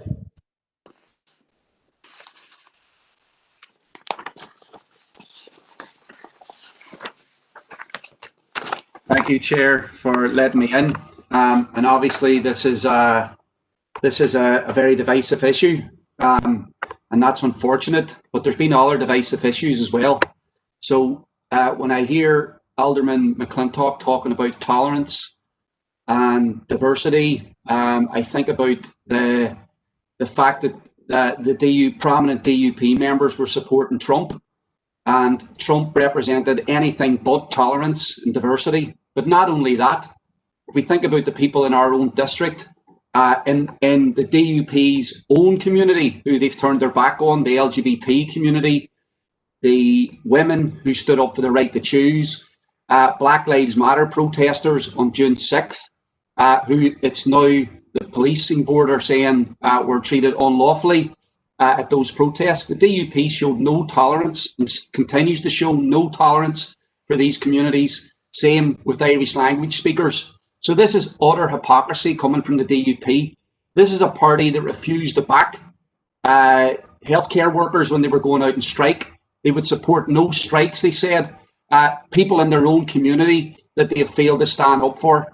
And the one issue that they think they can utilise is constantly the issue of the border. This has been happening for the last 100 years. And the reality is partition has been a disaster for the people in the north of this island and the people in the south, because it meant that elites would be able to use the issue of partition to constantly keep ordinary people in check. That's happened in the south, and it's definitely happened in the north. We know that the vast majority of people living here, Catholic, Protestant and other, haven't benefited from living here. While we've seen elites do very well over the last 100 years. Councillor Harkin, can I ask you to bring your remarks to a close, please? So we won't be supporting Alderman McClintock's and the DUP's motion. We don't think that we should be celebrating partition. We should be understanding why it happened, and why partition needs to end, so we can actually create a shared island. Thank you, Councillor Harkin. Alderman McCready. Thanks, Chair, or thanks, Mr. Mayor. Just firstly, on a point of order, it's not a DUP proposal. Far from it. It's a call-in with signed members across party. So just if we can amend that on record that it's not a DUP motion at all. Thanks for that. If I could jump into my comments and observations. Just firstly, I do believe it was a reprehensible decision that was made by Council. The 27 members that voted against it, I think you should hang your heads in shame. You as a nationalist majority in this council,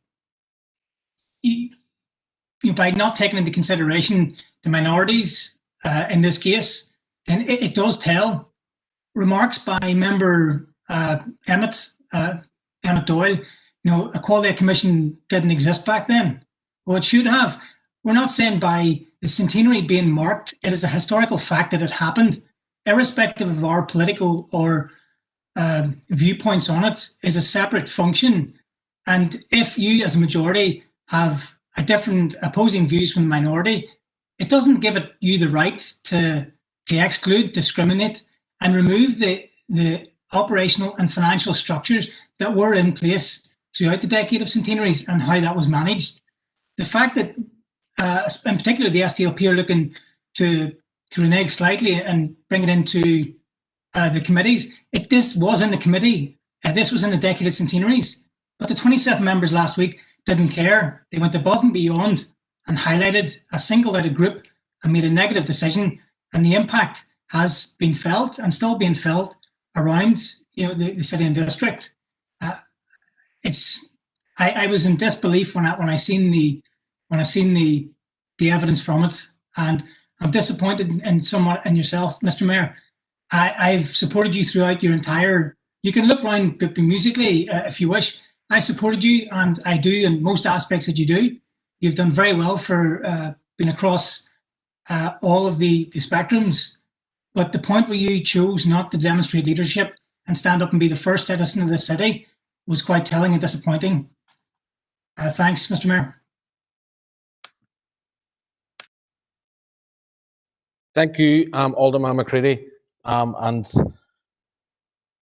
I would like to respond to your remarks. I was slightly bemused whenever you said that, because like everyone else, like yourself, I'm entitled to an opinion. And my position at that time, if you look back at the meeting, was that the best place to deal with this particular issue was within the working group. I have, and you've pointed out, since I've taken over as mayor, done everything that I can to reach out to the unionist community. I have not in any way, in my opinion, snubbed them or turned my back on them. I'm very much trying to be a mayor for everyone.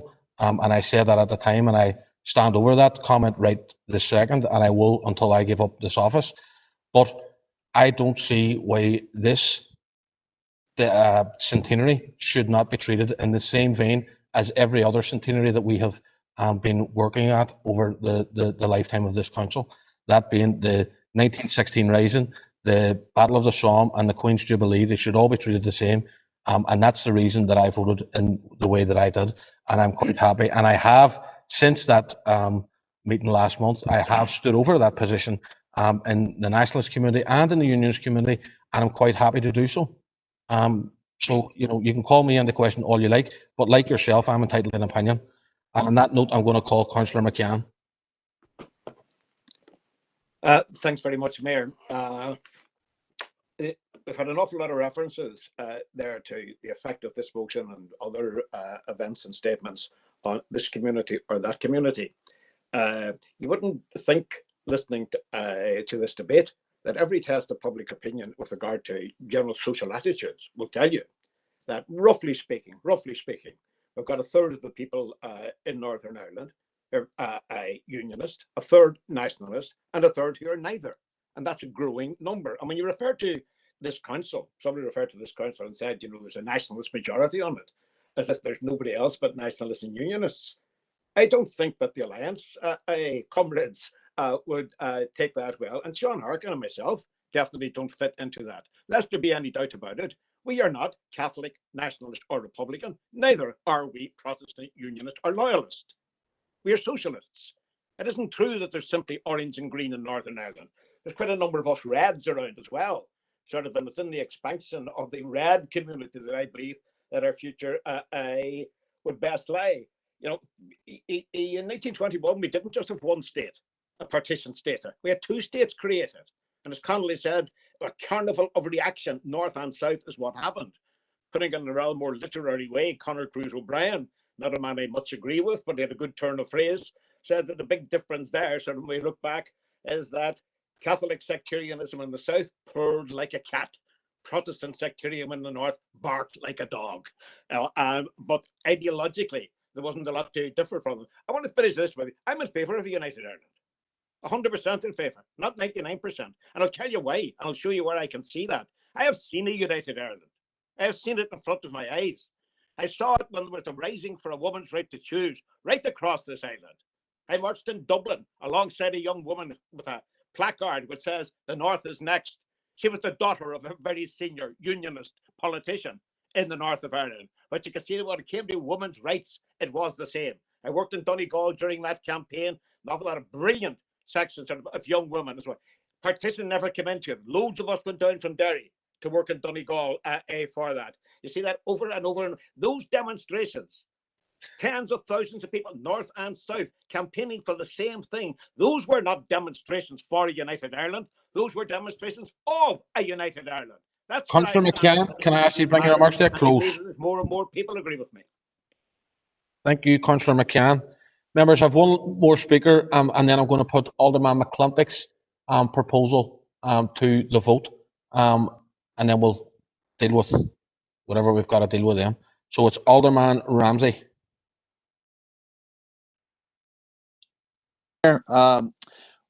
Well, the actual proposal that was made at the last council meeting, there is no other way to describe it other than it's basically depressing. It's shocking.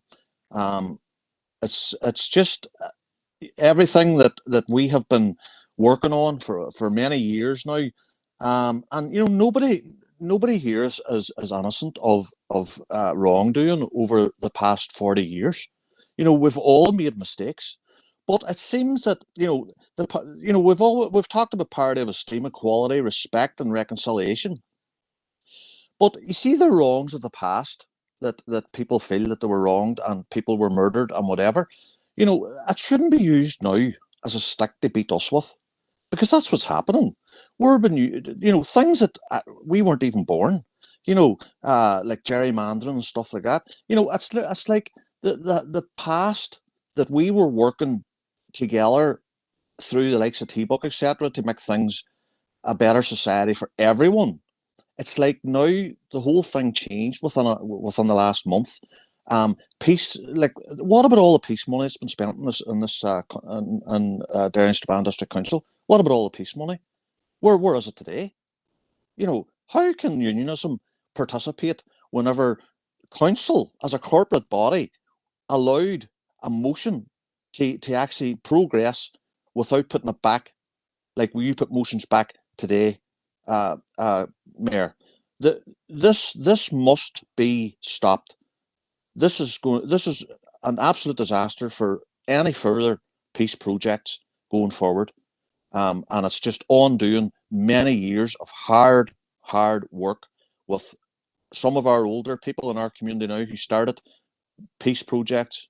I'm appealing to everyone here today that let's together build a united community, as T-Buck talk about.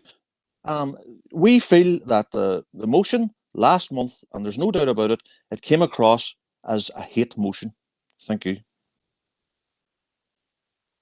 Thank you, Alderman Ramsey. I note that Alderman Wark, Alderman Devaney, and Councillor McKinney have all asked to come on, all after I have said that we were going to come to a vote. So your names will be down after we take the vote on Alderman McClintock's proposal. And I'm going to ask Alderman McClintock to sum up now, please. Thank you. Chair, if you check the messages, I was on before Alderman McClintock mentioned sum up, Chair. I've checked it. I've checked it twice, and I haven't noticed it. Now, Morris, Well, there will be. Well, Morris, excuse. It is there, Mayor. Yes, it's there, but not before I said that we were going to end it. No, he wasn't. It's actually, Mayor, it's on before Ryan McCready spoke, if you check.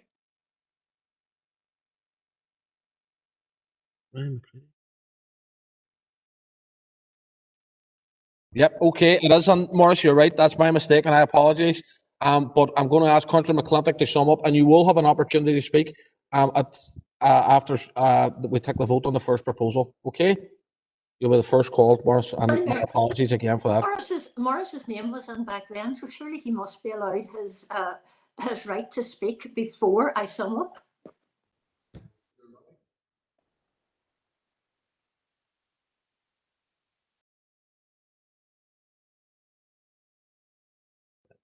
Okay, right, okay. Morris, go ahead, Alderman Devaney. Thank you, Mayor, and I know it's going on for a long night, but Mr. Mayor, I just want to say, over my experience in council over 16 years, we spent well over a decade building up very, very good relations and, you know, ending discrimination and stuff like that there. And I feel this decision here is going to undo a whole lot of that there. Now, I've listened to other speakers here, Republican speakers, talking about Protestant state and, you know, murder and people's rights and stuff like that there at the formation of the state in 1921.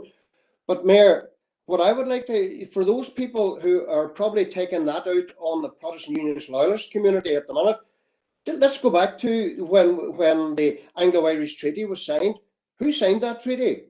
One of them was Michael Collins, and I've heard his name mentioned at the full council meeting, words that he had stated. But Michael Collins was a Republican, so maybe some of that anger and frustration should be taken out within Republicanism, not taken out in the Protestant Unionist Loyalist community. And, you know, we listen to words here of British establishment and stuff like that. There's no, end to it. And, you know, we say now that Republican leadership was wrong when the Anglo-Irish Treaty was set up?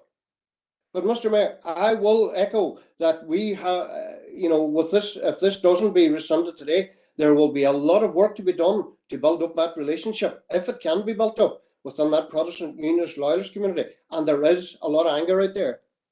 Thanks. Thank you, Alderman Devaney. Councillor Doyle with a point of order, please.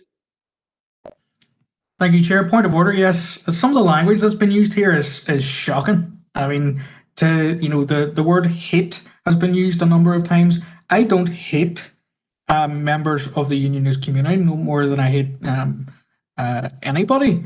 And, to put forward that in some way that individual members of this council or parties are seeking to point fingers and hurt the unionist community by representing their constituents is absolutely ridiculous. It's intemperate language, and I would urge that people really do get it in. Thank you, Councillor Doyle, but I don't think that's a point of order, to be fair. But thank you for that anyway. So, Alderman McClintock, we get back to the point. Thank you, Sum Mayor. up. I have listened with absolute horror to some of the views that have been put across here today. This council had a corporate position back in 2015 to mark significant events in the decade of centenaries. What has changed? That we are now looking to overturn that corporate position. Councillor Doyle seems to think that people are not interested in this. People all over Northern Ireland are watching. This is the only council that has come up with a motion like this. We didn't try to stop people celebrating, commemorating the Easter Rising. So we demand the right to have the same courtesy shown to us as well. Sinn Féin seem to be coming out with a point tonight that they are saying that we were looking for council to organise events. That was never never something that we requested, nor would we want. And it's almost unbelievable that the blatant discrimination coming out from Sinn Féin, because they couldn't even support a request to see what funding was out there for groups who wanted to mark this occasion. The SDLP as well, they don't want to have to overturn Councillor Donnelly's motion because they need a way to get out of this to try to save face. Whether or not they intended to cause the hurt that they did, they have alienated a large section of this community. And it will be remembered. It definitely will be remembered. This centenary should be treated no differently to other events in the decades of centenaries. We are witnessing tonight blatant discrimination imposed by those who don't agree with a political opinion. And Councillor Harkin as well, I don't even know whether that's worth speaking to, because anything he says that he is not Republican and he's not Unionist, but he shows a blatant hatred, yes, a hatred of anything that the DUP he seems to think he knows the DUP better than that we do ourselves in the party. He seems to have a dig at the DUP on every occasion, and he just used this occasion tonight to do that. The majority of the people want this anniversary to be treated just the same as any other event in the decade of centenaries. Tonight we have heard a lot of talk during the whole meeting about standing up for Palestine, standing up for workers, standing up. Alderman McClintock, can I ask you to bring your remarks to a close, please? An end. Thank you, Mayor. But I'm asking you to stand up to focus on community relations in our council area for the minority community. What I've heard so far tonight actually strengthens the case for taking this to the Equality Commission, and that's what we certainly will be doing. I am so disappointed in the comments that I've heard tonight. Thank you, Mayor. Thank you, Alderman McClintock. Members, we've had a long enough debate on this proposal from Alderman McClintock, which you're all quite aware of. We rescind the original motion. So I'm going to ask the Chief Executive to take us through the vote, please. John. Okay, thank you, Mayor. Alderman Breslin. For. Alderman Devaney. For. Alderman Guy. For. Alderman Hussey. For. Alderman Carrigan. For. Alderman McClintock. For. Alderman McCready. For. Alderman Ramsey. For. Alderman Wark. For. Councillor Jason Barr. Against. Councillor Raymond Barr. Against. Councillor John Boyle. Against. Councillor Michaela Boyle. Against. Councillor Burke. Against. Councillor Carr. Councillor Carr. Against, John. Councillor Cooper. Against, John. Councillor Cusack. Against. Councillor Dobbins. Against, John. Councillor Donnelly. Councillor Donnelly. Against. Councillor Doyle. Against. Councillor Duffy. Against. Councillor Durkin. Against. Councillor Edwards. Against, Sir John. Councillor Farrell. Against.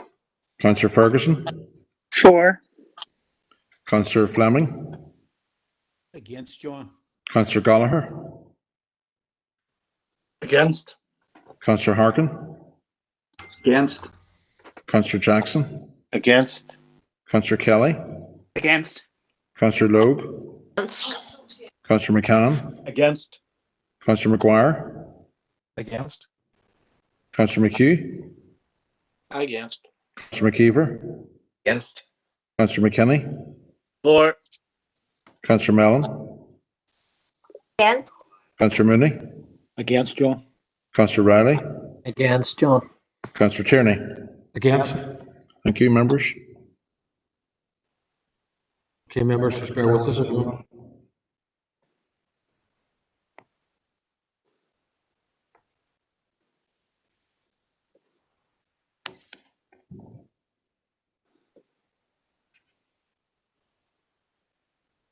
Mayor, I have recorded 11 for, 29 against, and no abstentions. Proposal falls. The part B of the call-in be instigated immediately, please.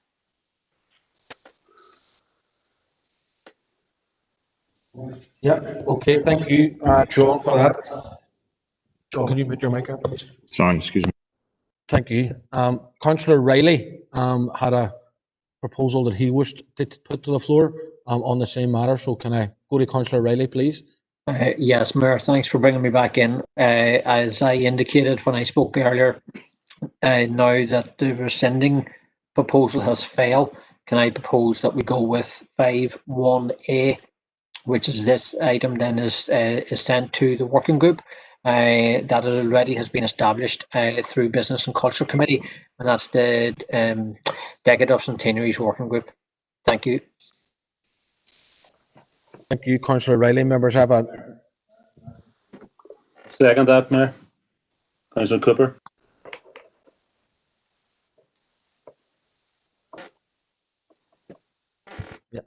Councillor Riley, can you put that proposal in the chat box for me, please? Yes. And it's been seconded, but I think that was Councillor Cooper that called there. Yep. Yep. Members, I'm trying to. Right. Okay. The first speaker that I have is Alderman Wark.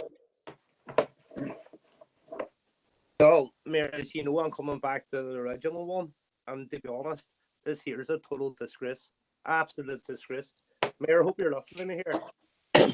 We are, but I'll tell you what, see, for the 29 members in that council that voted against, you'd all hang your heads in shame. It was totally a sectarian motion that came through to us last month. It's a cold house for unionists. You have Councillor McCann on crying about rights. Where was the rights of my family in 1972 when they were put out of the West Bank to Derry and had to move over? Where has been the rights of the unionist community when we were growing up? I and my family and anybody in this city, the majority of people, not the 29 councillors that voted, want to move to a shared city, but it hasn't happened here tonight. We in this council chamber, you have made the decision. You are building more bricks in the walls and the interfaces. It was a total disgrace what you have done. It's not a shared city. It was a disgrace what happened here tonight. Thank you, Alderman Wark, for that. Councillor McKinney. Thank you, Mr. Mayor, for letting me in. Well, I just want to make it quite simple here. There will not be a change in the status quo by going to a committee. That's it. Thank you, Mayor. Thank you, Councillor McKinney. Councillor Cooper. Well, they come on Councillor McKinney's comments. There won't be any change in the status quo by going to committee, because the status quo, I've said this, I don't know how many times I've said it now, and the status quo is that the working group, which then reports to the Business and Culture Committee, which then brings proposals to full council. The working group, as far as I'm concerned, when it next meets, will come out with a proposal that funding will be made available for groups to apply for. I'm fed up saying this, to be honest with you, that they can celebrate or not celebrate the partition of Ireland or the centenary of the state, whatever way you want to describe it. And that's our position at the start, is our position now. I deliberately spoke on this in the previous version of the column, very, very measured. I could have gone on wax lyrical historically about the injustices of partition. Others went ahead and did that. That's up to themselves, not an issue. I've tried to be very, very measured in this. I mean, I've written numerous books and exhibitions about partition and all the implications of it. I didn't go into that direction at all. From our perspective, we stated 100 times over, the position of this council is absolutely crystal clear. That if groups want to apply for money, they actually hold events that celebrate the centenary of the North, the centenary of the state.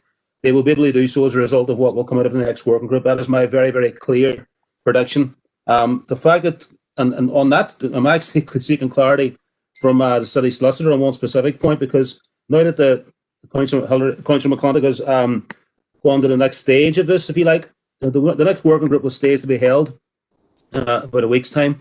And as I said, I expected the proposals coming out of that would have been that we would have agreed that funding would be made available in line with what we did for the 1916 events. So in terms of bringing this to the Inequality Commission, if by that stage we have, as a working group, come up with proposals that money will be made available and restated that, and that then is brought to committee, I just wanted to seek some clarity in terms of then what would be the status of the call-in around the Equality Commission if the Equality Commission are coming back and actually discovering that we've agreed to pursue a policy we've been pursuing for years. So that's just a wee question. But in terms of Councillor Riley's proposal, it's a second it, because I want this back into the working group. I want it to be restated through the working group, what I've restated a million times in the last few months, that we've no issue with groups celebrating or otherwise the centenary. That's a process. We've said it from day one, and people mixing it for whatever reason, and that's what they've been doing on both sides for various reasons, wanting a headline, creating a very misleading impression of what our position was and other parties, I would say, position was on this. All of that is done now. So everybody's had their say. But coming back to it, we have to go back under the working group. And as I said, we'll end up coming out with the status quo that will allow people to celebrate or otherwise. Thank you. Thank you, Councillor Cooper. And members, just to be clear, the proposal from Councillor Riley is on the screen in front of you. The Council refer the decision for further consideration by the Decades of Centenaries Working Group. Councillor Emmett Doyle. Thank you, Chair. I don't support the proposal from Councillor Riley. I think we've had our say. I really don't know where to start. I can't say it enough. I genuinely, and Alderman McClintock referred to this earlier, any unionist, Protestant or loyalist people that have been in contact with me since taking up this seat haven't mentioned this once to me. What they've been mentioning is that their house is cold, that they can't feed their wains, just the same way that it happens right across parts of this city. So I would suggest that members of the DUP who want to grandstand on this issue maybe actually get out into their communities, because I can assure you that what holds true is that a wise man once said, you can't eat a flag. Thank you for that, Councillor Doyle. Councillor Donnelly. Chair, thank you. I think Councillor McPhillips is on before me, was he, or am I mistaken? Hello? We haven't got a Councillor McPhillips. McKinney, sorry, to Bruno McKinney. No, he's already spoken. Chair, just to clarify some stuff My here. apologies there, Councillor Donnelly, my mic was on. Okay. Are you looking to speak? No, he's already spoken, Councillor Donnelly. Okay. Sorry, to Bruno. Chair, this is becoming a mess, and it's becoming a mess because certain parties are attempting to fudge the issue and others are engaging in Betty Davis style theatrics. Chair, just to clarify some stuff, all sides who either created or endorsed petition are to blame here. I have never at any stage blamed the pro-union people. I work with pro-union people right across this city and district. I've worked with them before this motion, and I've worked with them after it, and I will continue to do so. There's been language here used here tonight where this motion's been described as a hate motion. It's been described as a sectarian motion, and it is not.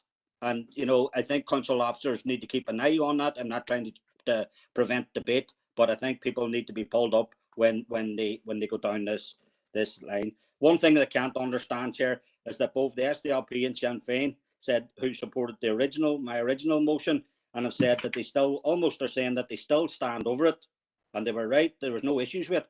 Then why are they putting it into a committee? Thank you, Chair. Thank you, Councillor Donnelly. Alderman McClintock. In the normal course of affairs, we should have been going to a working group to discuss this. There was no need for all this debate over the last couple of meetings that we've been having, but not until Councillor Donnelly brought that motion before us. So what should have happened in the normal course of events, that we treated this like every other Decade of Centenaries event. Councillor Doyle, and I know he's a new councillor, so maybe I do forgive him in that sense, but he said you can't eat a flag.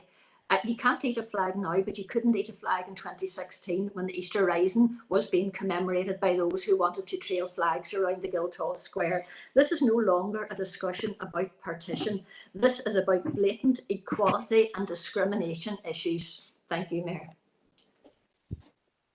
Thank you, Alderman McClintock. Alderman Darren Guy.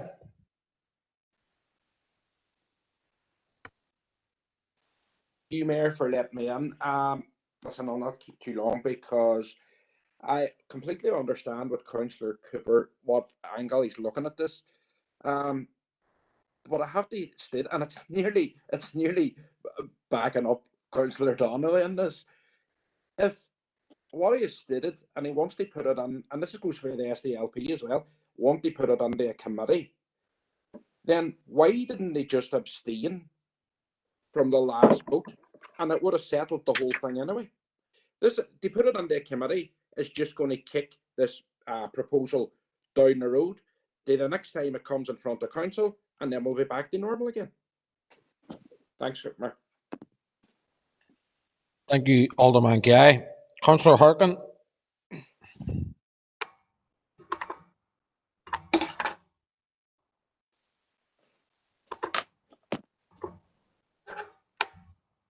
Councillor Harkin.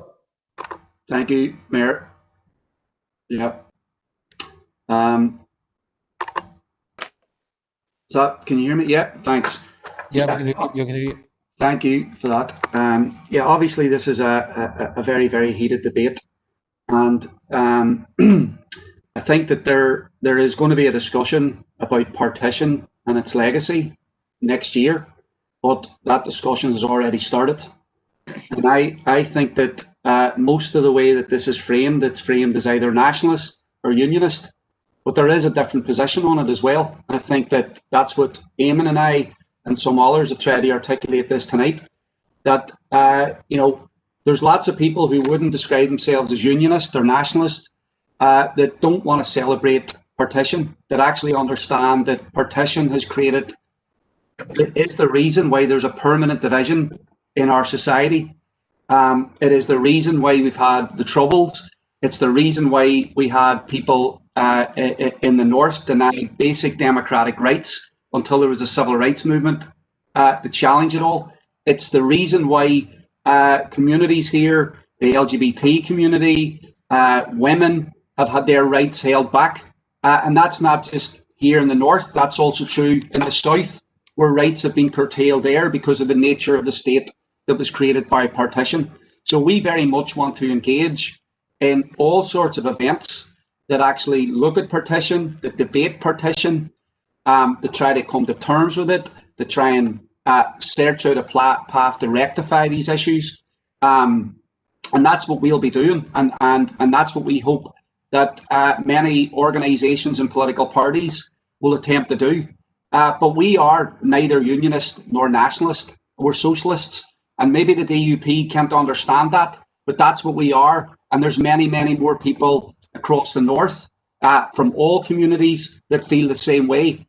And the DUP's politics of intolerance is what's become very, very clear here tonight, accusing everybody of hate when there's no other party. Can we stick to the proposal, please, Councillor Harkin? There's no other party here in the North that people aren't more frustrated with because of their policies and the way in which they kept people down for so many years. Thank you, Councillor Harkin. And I will point out that it's more than just the DUP that have signed this call on. Councillor Paul Gallagher. Thank you, Mayor, for letting us in, Mayor. If you would oblige me, I would like to make an amendment to this proposal. And it's just... You can't. Why not? Yeah. Mayor, you haven't heard it yet? Because, well, the reason being, these are the three options that the only three options that this can be dealt with under standing orders. I just hear me, if you hear me out 1 second, just this is to refer this to the Decade of Centennials Working Groups on the outworkings of this motion. So it's a slight change, right? But you see this motion, the way it's worded here, right? It won't provide clarity. And this motion needs clarity that it has been interpreted, it has been used, and it's been kicked around, particularly by the DUP, that's causing enormous fear within the PUL community. I think that if this motion is put to the Decade of Centennials on the outworkings of the motion, we will be able to provide clarity, we will be able to provide the way forward, and we will be able to provide assurances to those who want and talk about inclusiveness and equality, those who want to celebrate certain events in 2021. The working group will provide assurances on that. But you see, the way this motion is now is a decision for further consideration. It leaves a complete ambiguity. And after tonight's meeting, the PDL community, that the DUP has whipped up and created fears around a minority community getting suppressed. That will continue. Instead of saying, let's get clarity, let's get the outworkings, and let's give that assurance from this committee around the corporate position of this council. And the corporate position of this council hasn't changed. Councillor Gallagher, can you bring your remarks to a close, please? So I'll just put it under the box, man.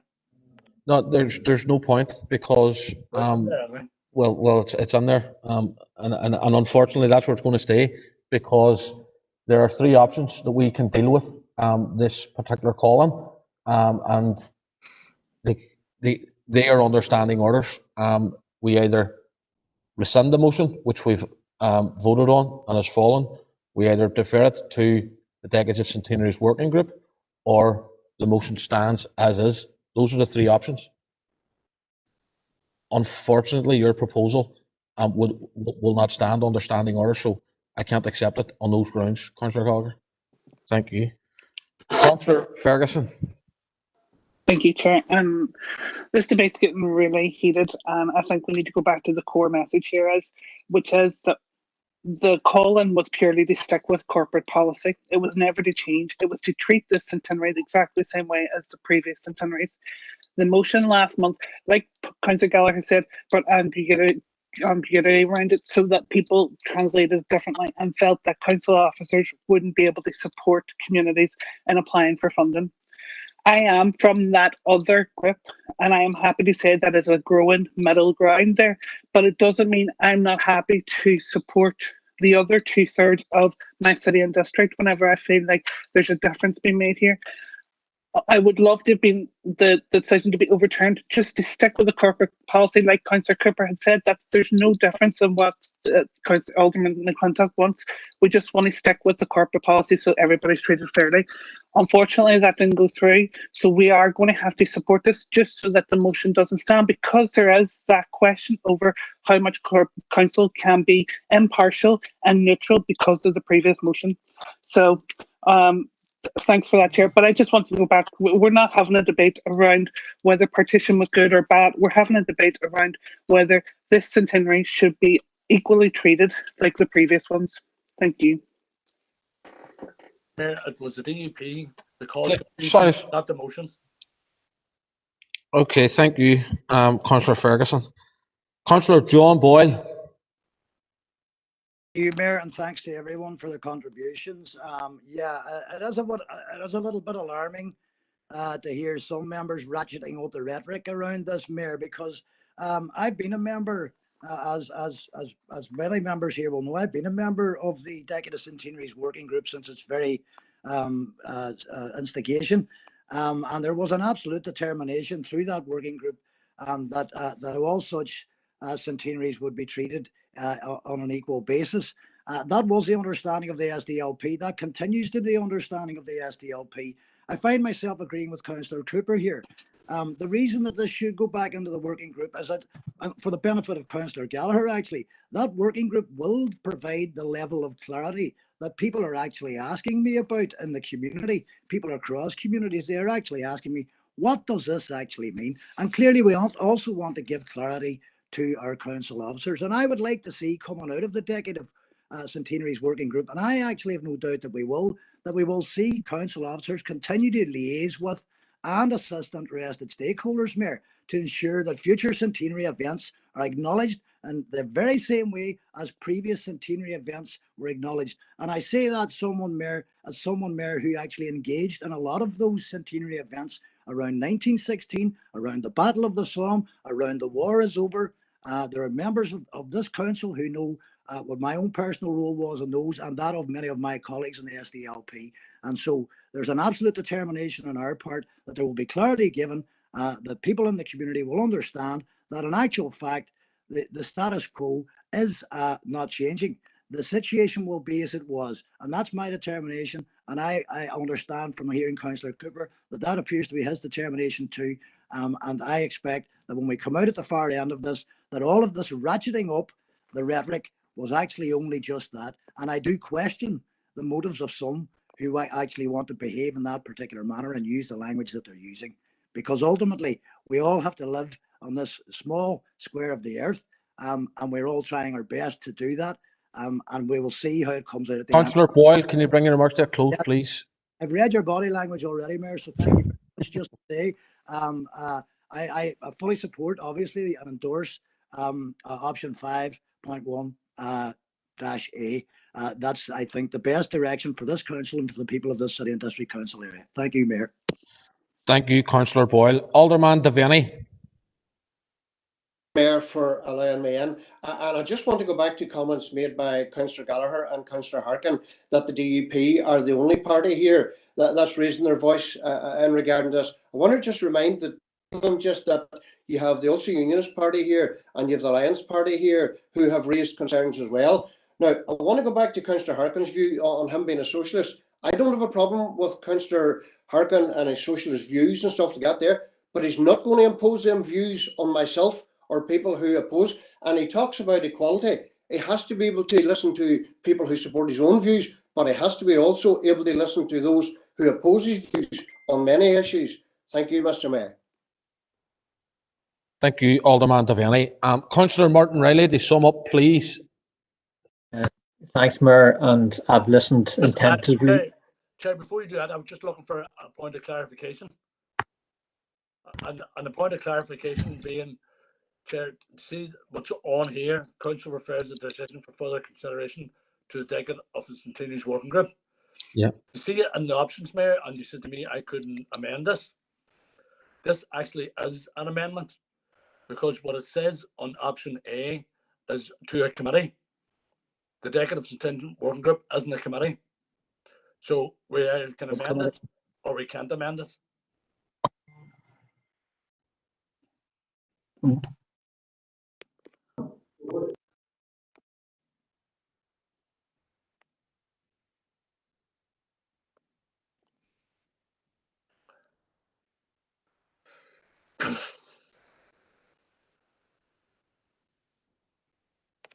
Okay, Councillor Gallagher, I'm going to ask the city solicitor to clear this up for you.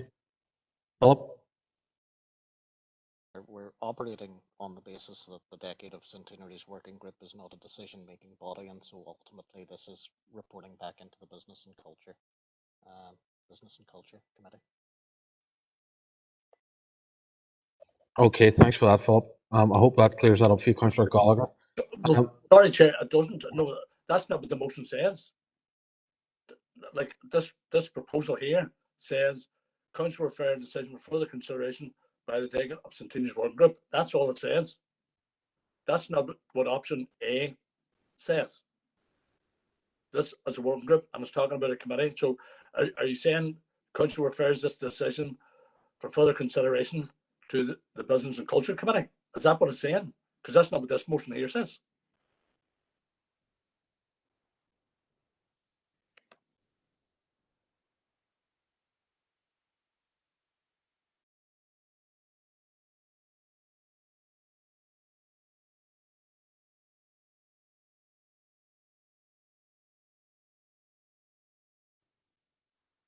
Philip?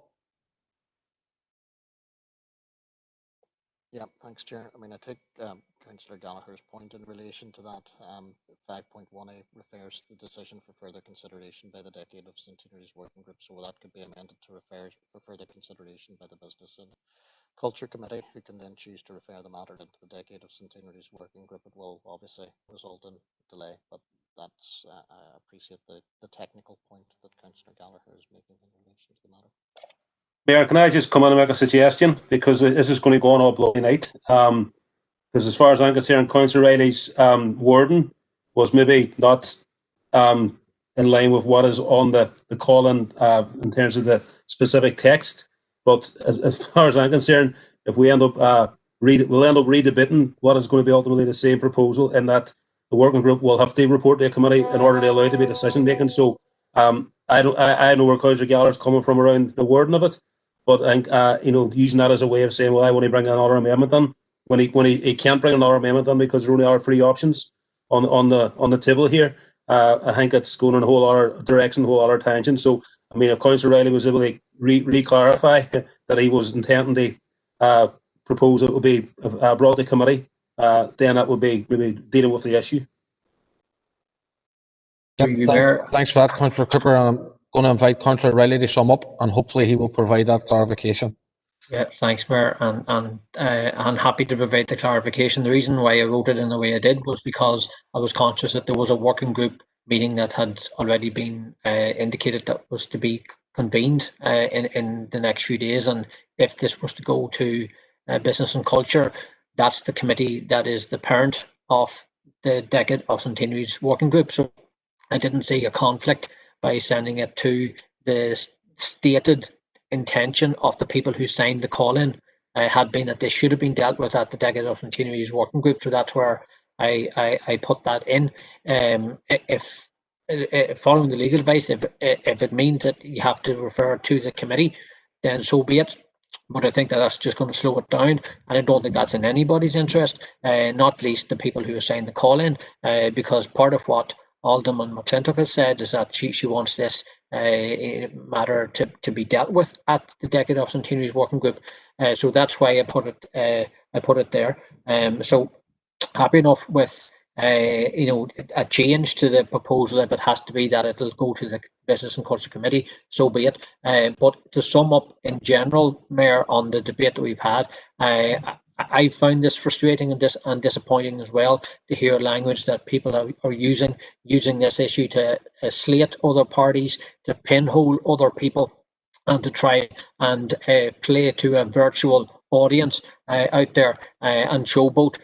We have the DUP talking about the Good Friday Agreement, an agreement that they actively canvassed against, while many of us in my party and others canvassed for it. In terms, Mayor, of the reasoning why we need to go with option 5A as opposed to 5B is to provide the clarity. If we were to say we're just going to go with 5B, support the proposal that we did last month and have no further debate, that would be a disservice to the people who have been in contact with councillors, who have been in touch with people over the airwaves talking about the reason for clarity, including, I might add, the Peace Forward Committee, of which I'm a co-chair. So there we have had members of the community asking for clarification. This 5A option allows that clarification to be brought, and that's why the SDLP made that proposal. And I think that it is the right thing to do to have this debate in a measured, sensible way, consistent with what has happened with the previous decades of centenary groups and dates and events that happened in previous years. So that's why we made the proposal that we did. I think it's the right proposal, and I think it's one that Councillor Riley, can you bring your remarks to a close, please? Thank you, and I would appeal to people to support. Thank you, Mayor. Thank you. No, sorry, Councillor Riley's already summed up, so there'll be nobody coming back, and thank you.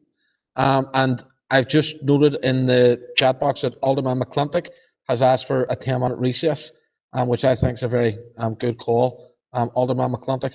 But I was also going to call a break after we had dealt with the call-ons, so I'm going to. Sorry, excuse me. Just a point of order, Chair.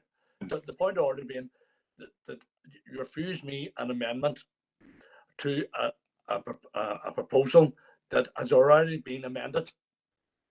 That's can I sit on both sides of that fence? The motion has already been amended that you have said to me that's amended as far as point A is concerned. It's already amended, but you've said to me I can't legally amend that motion that's already amended. So it can't, on the 10-minute recess, you can have a word on that, but it can't be done one or the other. It's either it can be amended or it can't. Councillor Gallagher, you're right. I did tell you that it can't be amended, and I've conceded your point. Councillor Riley had the wrong text, and we've reverted back to the original text, which will, it's not an amendment, it's the original text, which will divert this discussion to Business and Culture Committee. So I accept your point, it can't be amended. Councillor Riley didn't have the correct text on, which he has now provided clarity on it, and he's going back to the original 5.1A. That's not what you were asking us to vote on, Mayor. That's what I haven't asked you to vote on anything yet. I haven't asked you to vote on anything yet. I'm taking a break as requested by Alderman McClintock. and I haven't asked you to vote on anything. You'd ask Councillor O'Reilly to sum up. Yes, and I haven't. Yes, and he summed up on his proposal, provided clarification that he's going to 5.1A, and I haven't asked you to vote on anything. We're taking a short recess, and we'll come back and we will vote on Councillor O'Reilly's proposal. So I haven't asked you to vote on anything, and I accept your point. You're right; it can't be amended, and we've reverted back to the original text, which diverts this conversation to Business and Culture Committee. Thank you. All right. Thank you. A break where? Yes, Councillor McClintock has requested a 10-minute recess. I was going to take a break around now anyway, so members, it's been a long evening, I know, but I'm going to propose that we recess for 30 minutes because I want to take a break anyway, so we'll see you back here about 9:15 if members are content with that. Thank you, Mayor. Thank you.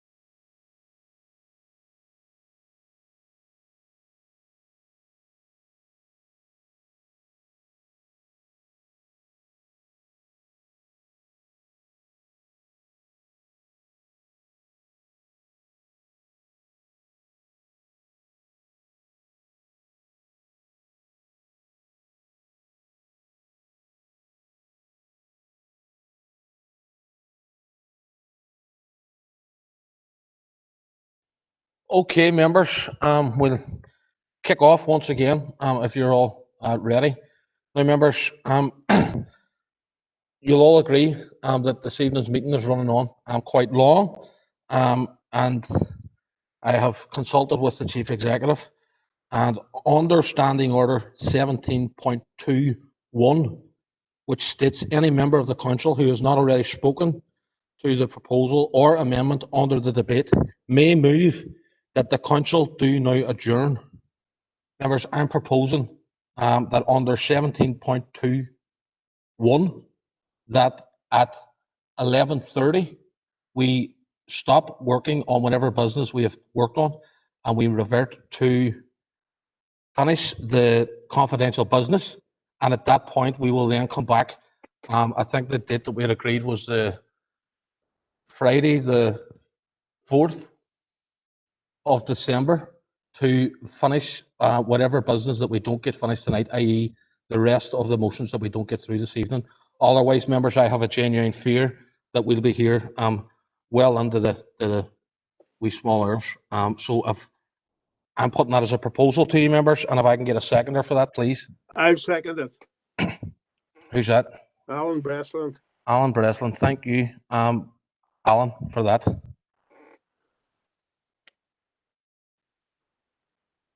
Members, I need to put that to a vote. I see Councillor Riley's happy with that suggestion, but I need to put it to a vote.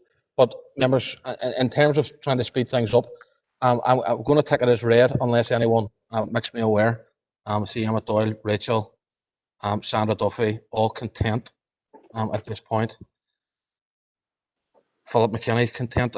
Paul Gallagher, on my screen that's coming up as a square, but I assume it means you're content. Hilary McClintock, content on behalf of the DUP.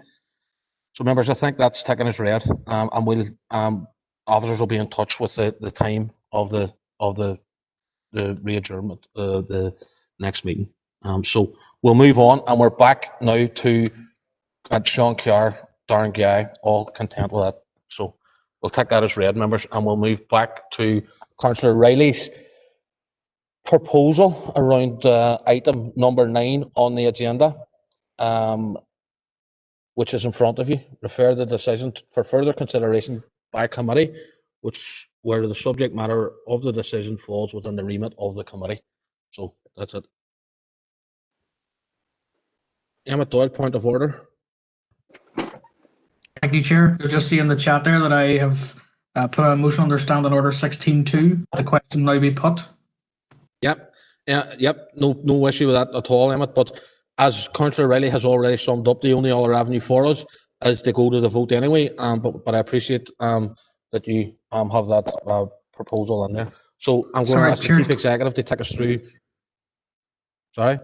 Can I just clarify, does that refer to just this option, or is this the overall piece of business that we're dealing with in terms of the call-in? Because my understanding would be the entire agenda item.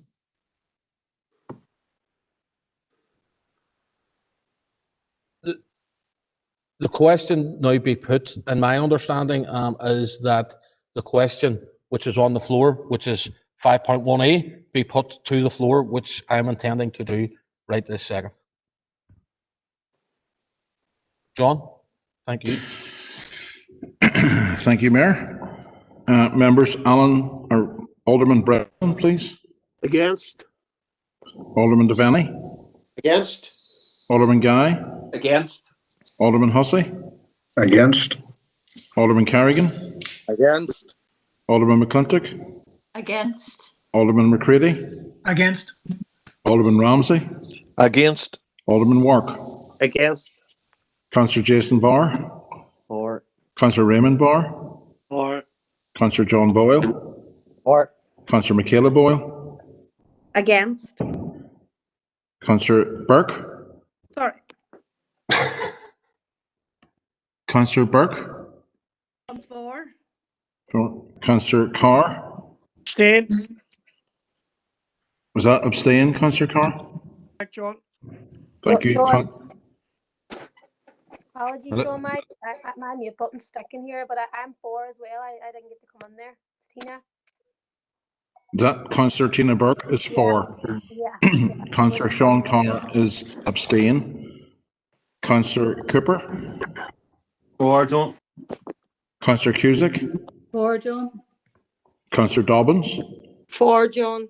Councillor Donnelly. Councillor Donnelly.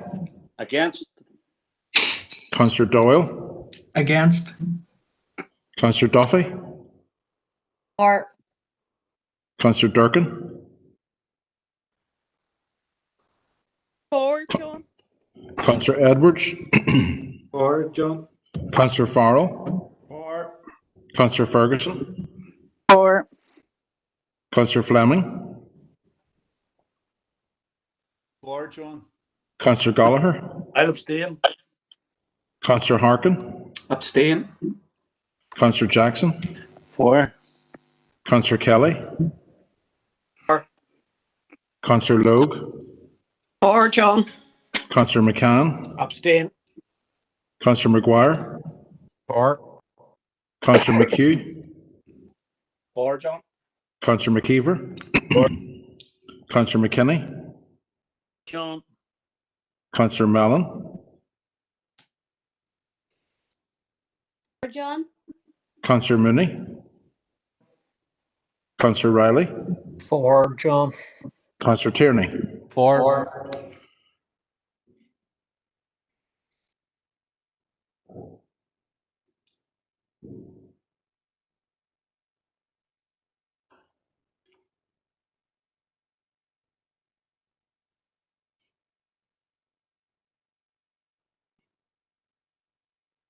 Mayor, I have recorded 24 for, 12 against, and 4 abstentions. So the motion is carried.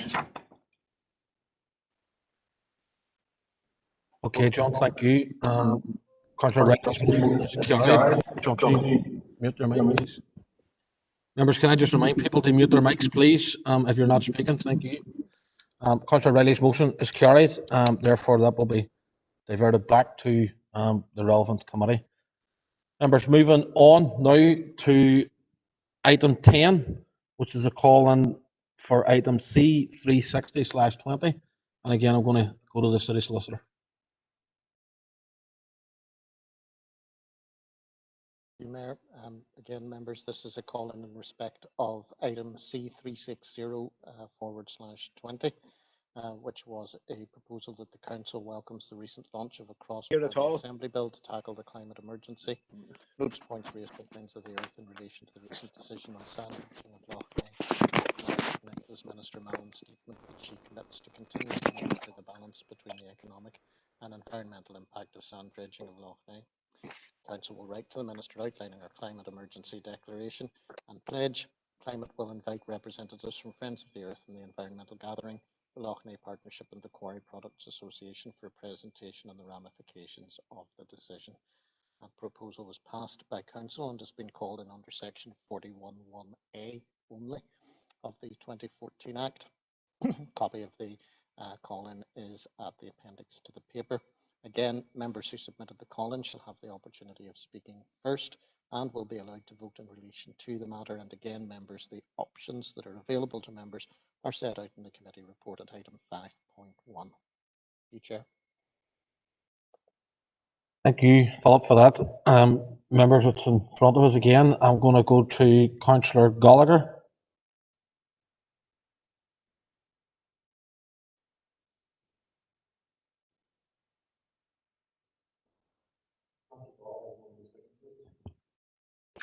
Thank you, Mayor. If you just bear with me, I have to switch across. Just, where am I at?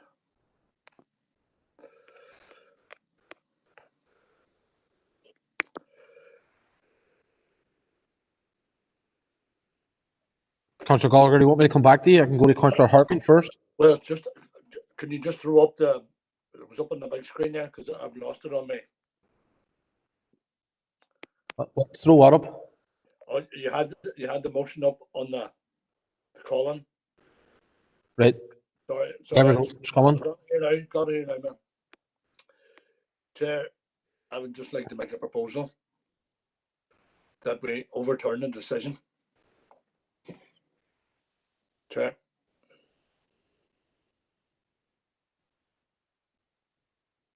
Okay, Councillor Gallagher, you're proposing that we go with 3.2C and overturn the decision.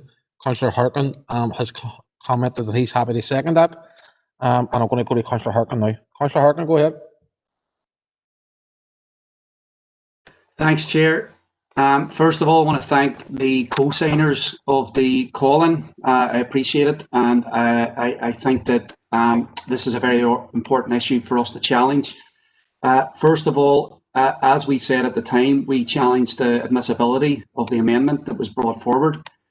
We didn't think that we believed that it utterly transformed the motion and ripped out the main thrust. We are fine with amendments to motions. We've had many motions that have been amended, sometimes radically amended so you don't recognise it. But on this particular amendment, the criticism of the decision by the Minister, the call for the Council to object to the decision of the Minister, the call for the Council to reverse, support efforts to reverse the decision of the Minister, were all taken out of the motion, which meant that it was a different motion completely from the one that we had brought in.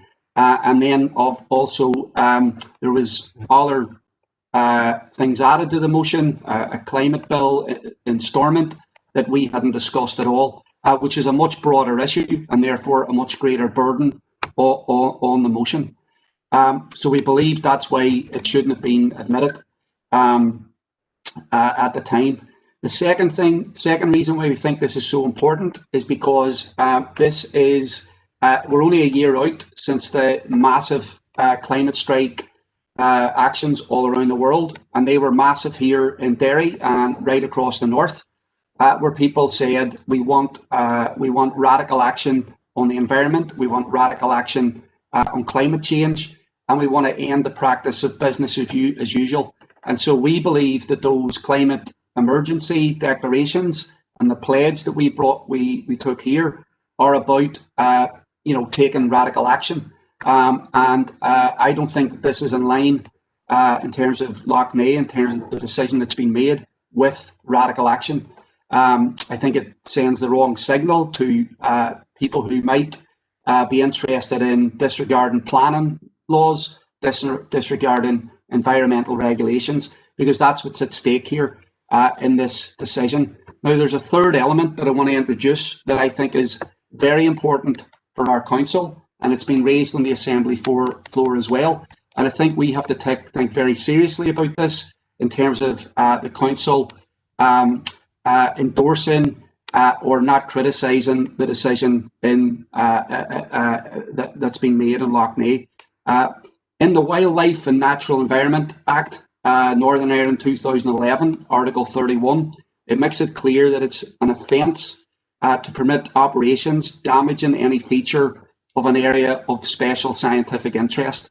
And the entirety of Loughney is an area of special scientific interest. So if extraction damages the ecosystem there, under this act, it would be deemed a criminal offence.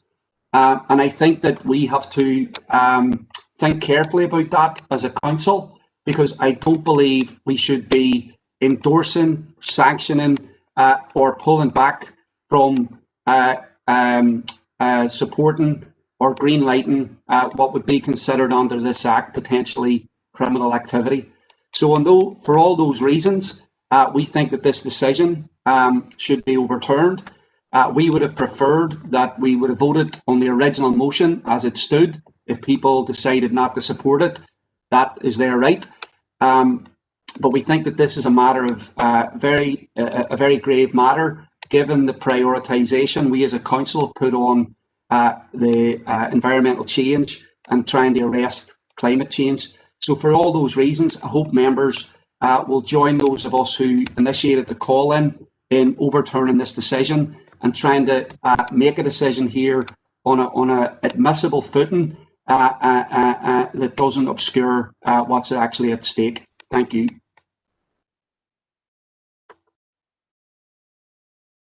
Thank you, Councillor Harkin, for that. Members, I'm just trying to look on the list to make sure that I've got the speakers or the signatures of the calling speaking first. So if you just bear with me. There's no other. Oh, Emma McCann. Councillor McCann.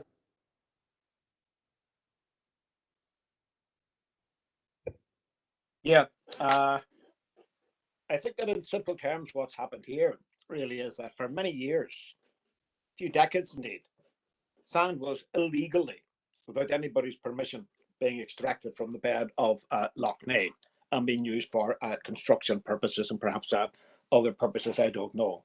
When it was realised this is an area of special scientific interest, as everybody will know, over recent years, the last 20 years or so, the issue of the environment and what the implications of defending the environment would mean have come into focus. So when it was realised, what would happen, I'll say it very quickly, anybody can read up the rest of it, the department simply nodded it through. The department says, okay, you never had permission, but now just carry on as you're going, as you have been doing. This is not the only instance of that happening with relation to planning, when people came along and got retrospective planning. That's what happened here. Okay? And that's what we were objecting to. And when we put down the motion for call-in, used the words, as Sean Harkin said, object, reverse. That's what we were looking to do, to have a direct comment to make that the council would objected to what happened and wanted it reversed, wanted the department to reverse this position. If you look at the motion as it eventually was amended, all that is gone. All that is gone. It's been defanged. And as far as we are concerned, I mean, that was improper. We said it perhaps in an intemperate way at the time, that it simply was improper to deal with the motion in that way, because it means that the council has never had an opportunity actually to discuss and debate and vote on what we had actually proposed. So it just is. Now that can't be right. And sort of what we are saying is, we've got a corporate policy to protect the environment, and indeed we've been better than most at living up to that. But illegally gouging sand from the bed of the loch and then having that passed by the minister, we think that that's unacceptable, and we should be saying so. And let me say this without insulting anybody personally. I think this has arisen because the tendency of parties which are represented on the executive, under all circumstances, to stand up for and to support their own minister will be far more likely to go against what other ministers are doing. That is not a good basis upon which to make decisions, particularly decisions on something as fundamental as the treatment of the environment. And I'll just finish saying this, there's something very, very simple, very fundamental sort of in all this. We have to treat the natural world with reverence. Otherwise, there'll be no natural world for us to bequeath to the next generation. We should stop the gouging of the. Councillor McCann, can you bring your rubber step close, please? If we're going to leave it to anybody. Okay, thanks very much. Thank you, Councillor McCann. Members, I haven't seen any other member who's signed the call-in looking to speak, with the exception of Councillor Gallagher, who'll have the opportunity to sum up at the end.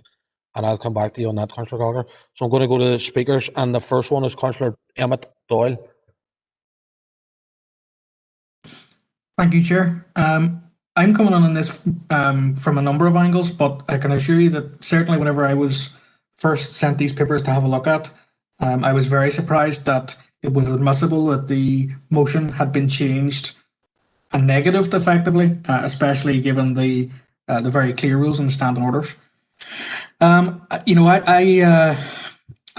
support the fact that this has been called on for that reason. However, I do have some sympathy for the minister referred to, because this shouldn't be a planning issue. It should never have been a planning issue. It should have been under Derry and should have been dealt with by the Environment Agency, because obviously there is huge implications for the environment. And I don't want to labour too much on this last point, but there are members here who have focused rightly on the impact to the climate and environment and everything else. But I think those members should reflect, because it wasn't a number of months ago, July I believe it was, that members of that same party were asking people to go around Derry in a cavalcade. You can't have it both ways. So again, I'd ask people to reflect on that. Thank you, Councillor Doyle. Alderman McClintock. Very brief, Mayor. We've no reason to change our opinion from that we expressed the last time. We won't be supporting Councillor Gallagher's proposal, but I would, Mayor, just like to question the legitimacy of the signatures on the call-in. I only see one actual signature on it. The rest seem to have been provided on bits of paper, so we'd just like a legal opinion as to whether or not they're admissible. Thank you. Yep, no worries. Alderman McClintock, I'll get you a legal opinion, but I would just imagine that given the circumstances that we're in the pandemic, that people couldn't come together to sign the one call-in, so they've been provided, but I'll get you a legal opinion on that if you wish. We had the same issue, but we did manage to get around everybody and get the proper signatures. Thank you. Yep, no worries. Maybe I'll get you a legal opinion. I'm not getting an argument with you about it. Philip? Yeah, Chair, exactly as you'd outlined, it was a matter which I discussed with some of the signatories of the call-in, that given the COVID-19 crisis, this seemed like a practical solution to a problem, and quite content that all of those members whose signatures are appended to the motion were genuinely attached to the call-in. Thank you for that, Philip. Alderman McClintock, I hope that clears that up for you. Councillor McKinney. Thank you, Mr. Mayor, for letting me in. As a party, we do really wish to protect the environment, but I'd like to just bring up something here that if we stop dredging Loch Ness, we also have then another environmental and economical problem. The sand will have to be brought in from somewhere else, which means the carbon footprint will rise. The vehicles will have to travel.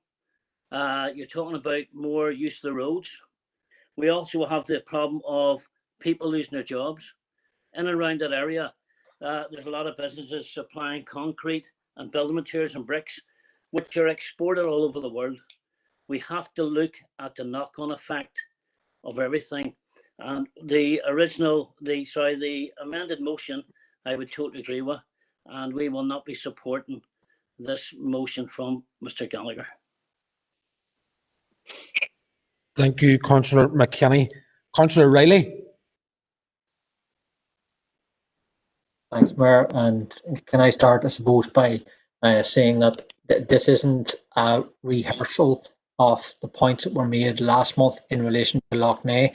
It's tempting to do that. I know that that as the previous speaker has outlined, sand is required to build things like the A5, the A6, the new homes that we want the housing executive to be able to construct.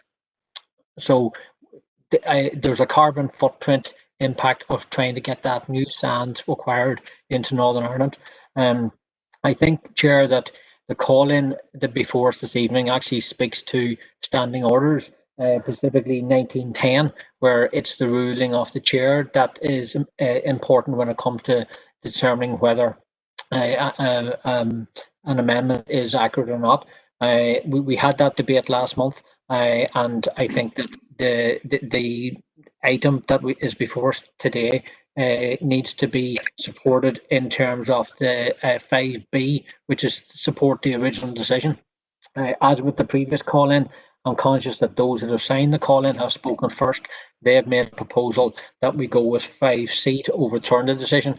But if that is not successful, if that is unsuccessful, then we would be proposing that we go with 5B, which is to support the original decision taken last month. Thank you, Chair. Thank you, Councillor Riley. Councillor Duffy. Thank you, Mayor, for allowing me in, and Councillor Riley just laid it out there. It is around the admissibility of the amendment, and that is at the discretion of yourself. All members of this virtual chamber know that, as it is provided for in standing orders.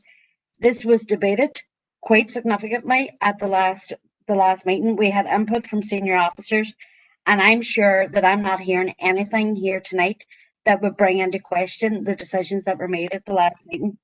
The original motion sought to condemn a decision by the Minister and invite evidence from one particular sector around it. But the specifics of this relate to a site that is outside our district. So it was right that the council sought to widen the evidence base in order to understand the specifics of the issues, and by inviting representatives to come and present to council, and for councillors to question those representatives and gain a more fuller understanding of the issues. So the fact remains that upon receipt of that information, a clear, more informed decision could be taken by ourselves as a council. I don't understand the furious lashing out that was accompanied by this matter at the last meeting. It was ridiculous. Like many of you, I'm sure I'm not familiar with the scale of the operation, the impact on the community, or any potential for the climate emergency mitigation if the Lough Neagh operation was to shut down. So it's no surprise that the motion was amended to seek the broad base of evidence, and the reality is that this call-on process has inevitably delayed the process of getting those proposed representatives to come before committee and make a proper decision. So I think this call-on has been a bit of a waste of time and delaying things. So I would actually like to second Councillor Riley's proposal in terms of we adopt 5B and support the original decision. Thank you for that, Councillor Mayor, Duffy. not But, any excuse me, proposal let me chair the meeting. That's what I was just about to say. Councillor Riley has only indicated that he will make that proposal, Councillor Duffy. And when he does, I'm sure you'll have the opportunity to second it. But we need to deal with Councillor Gallagher's proposal first of all. Councillor Sean Kerr. Oh, sorry. Sean's withdrawn his request to speak. Is that right, Sean? Yeah. Councillor Donnelly. Chair, don't have a lot to say. It's already been said by some of the co-signatures. But what I would say, Chair, is that there's copious amounts of fudge being consumed here tonight regarding this issue, not only this issue, but the previous issue what we debated. And what I can see is people riding two horses. They're paying lip service to the environment and concerns about the environment, but there's also the attitude of protect our ministers at all costs. So I'll be supporting Councillor Gallagher's proposal. Thank you, Councillor Donnelly. Members, no further indicated speakers, so I'm going to give Councillor Gallagher an opportunity to sum up. Thank you, Mayor, for letting us back in. Mayor, just on a process element, I don't think that just your current remarks here, you're preempting the process. We have a process here. We have a legitimate process here of a call-on, and you seem to be way ahead of yourself of talking about Councillor O'Reilly's proposal. That if my proposal is passed here, there won't be a second proposal. So I don't think you should be preempting the process. I don't think it's fair and right that we're all bringing legitimate processes here and they're getting preempted. Just on a second remark, Councillor McKinney there, I'm sitting in this virtual chamber as an elected member, as a councillor. I'm not sitting here as a mister, and I think I should be addressed as a councillor, just on a separate matter. But getting back to the matter in hand, we have a corporate position in this council, and the corporate position this council recognises the climate emergency, and that's what I believe should take primacy. I think this goes against the grain of that corporate position. I think it's going to do damage to the environment, and it is well detailed. If any council member wishes to check in our LDP or local development plan that we wish to protect our citizens within the environment.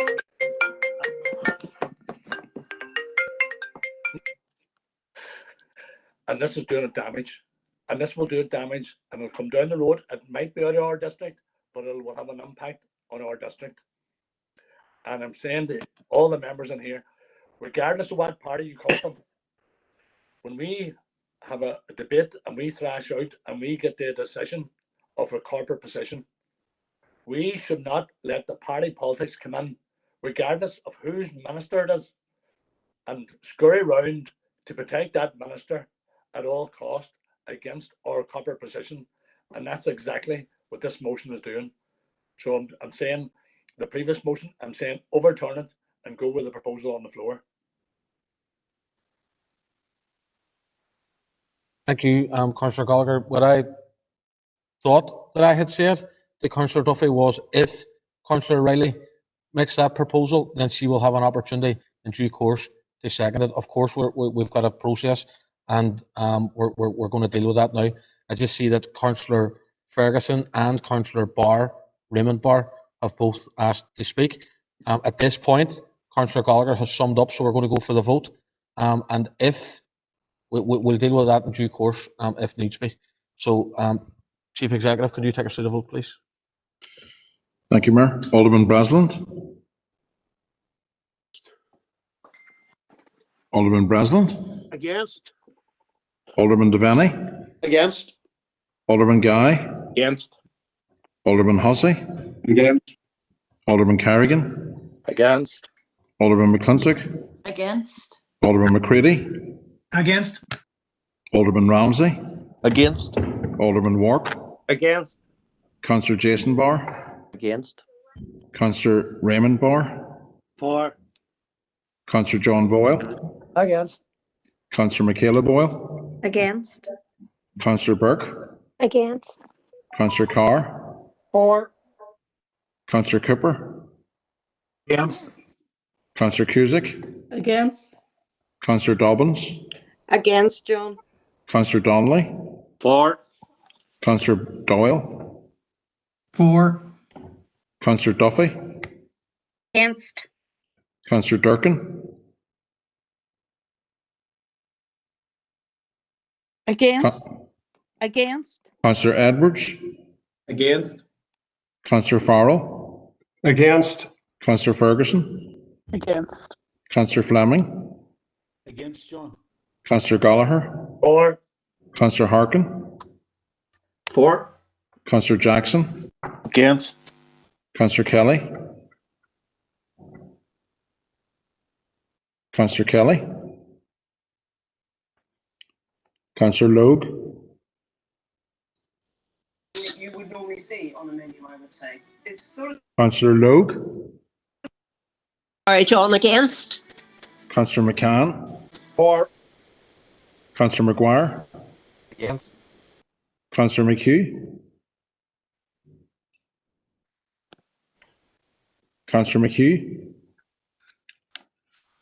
Councillor McKee. Sorry, was that you, Councillor McHugh? Yeah, sorry, against, John. Thank you. Councillor McKeever. Against, John. Councillor McKinney. Against, John. Councillor Mellon. Against, John. Councillor Mooney. Against, John. Councillor Riley. Against, John. Councillor Tierney. Against. Thank you, members.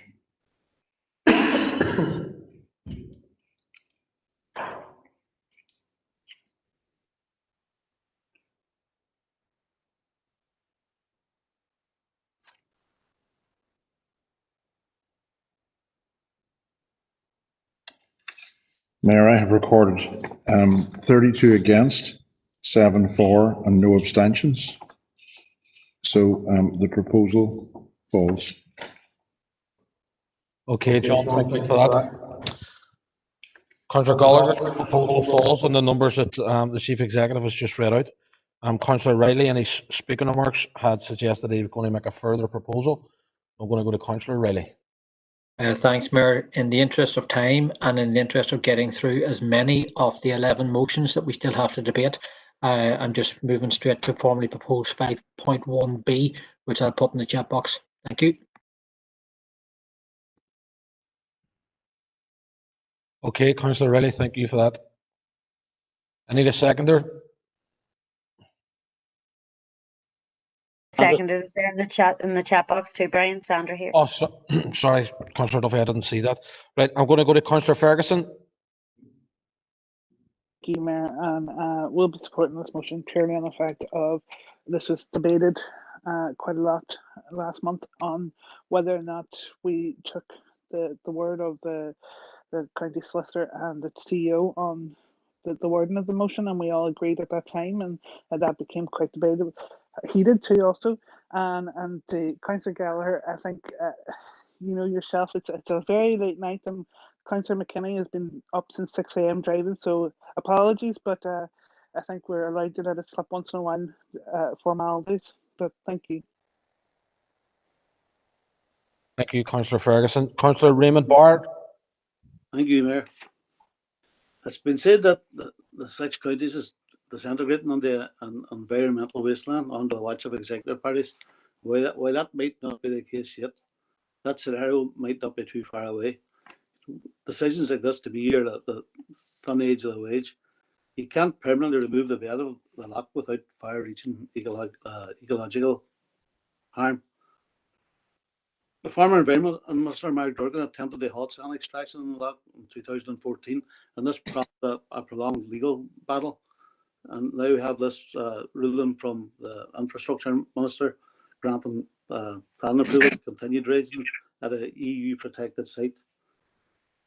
I would question some of the parties' sincerity when opposing environmental issues. Thank you.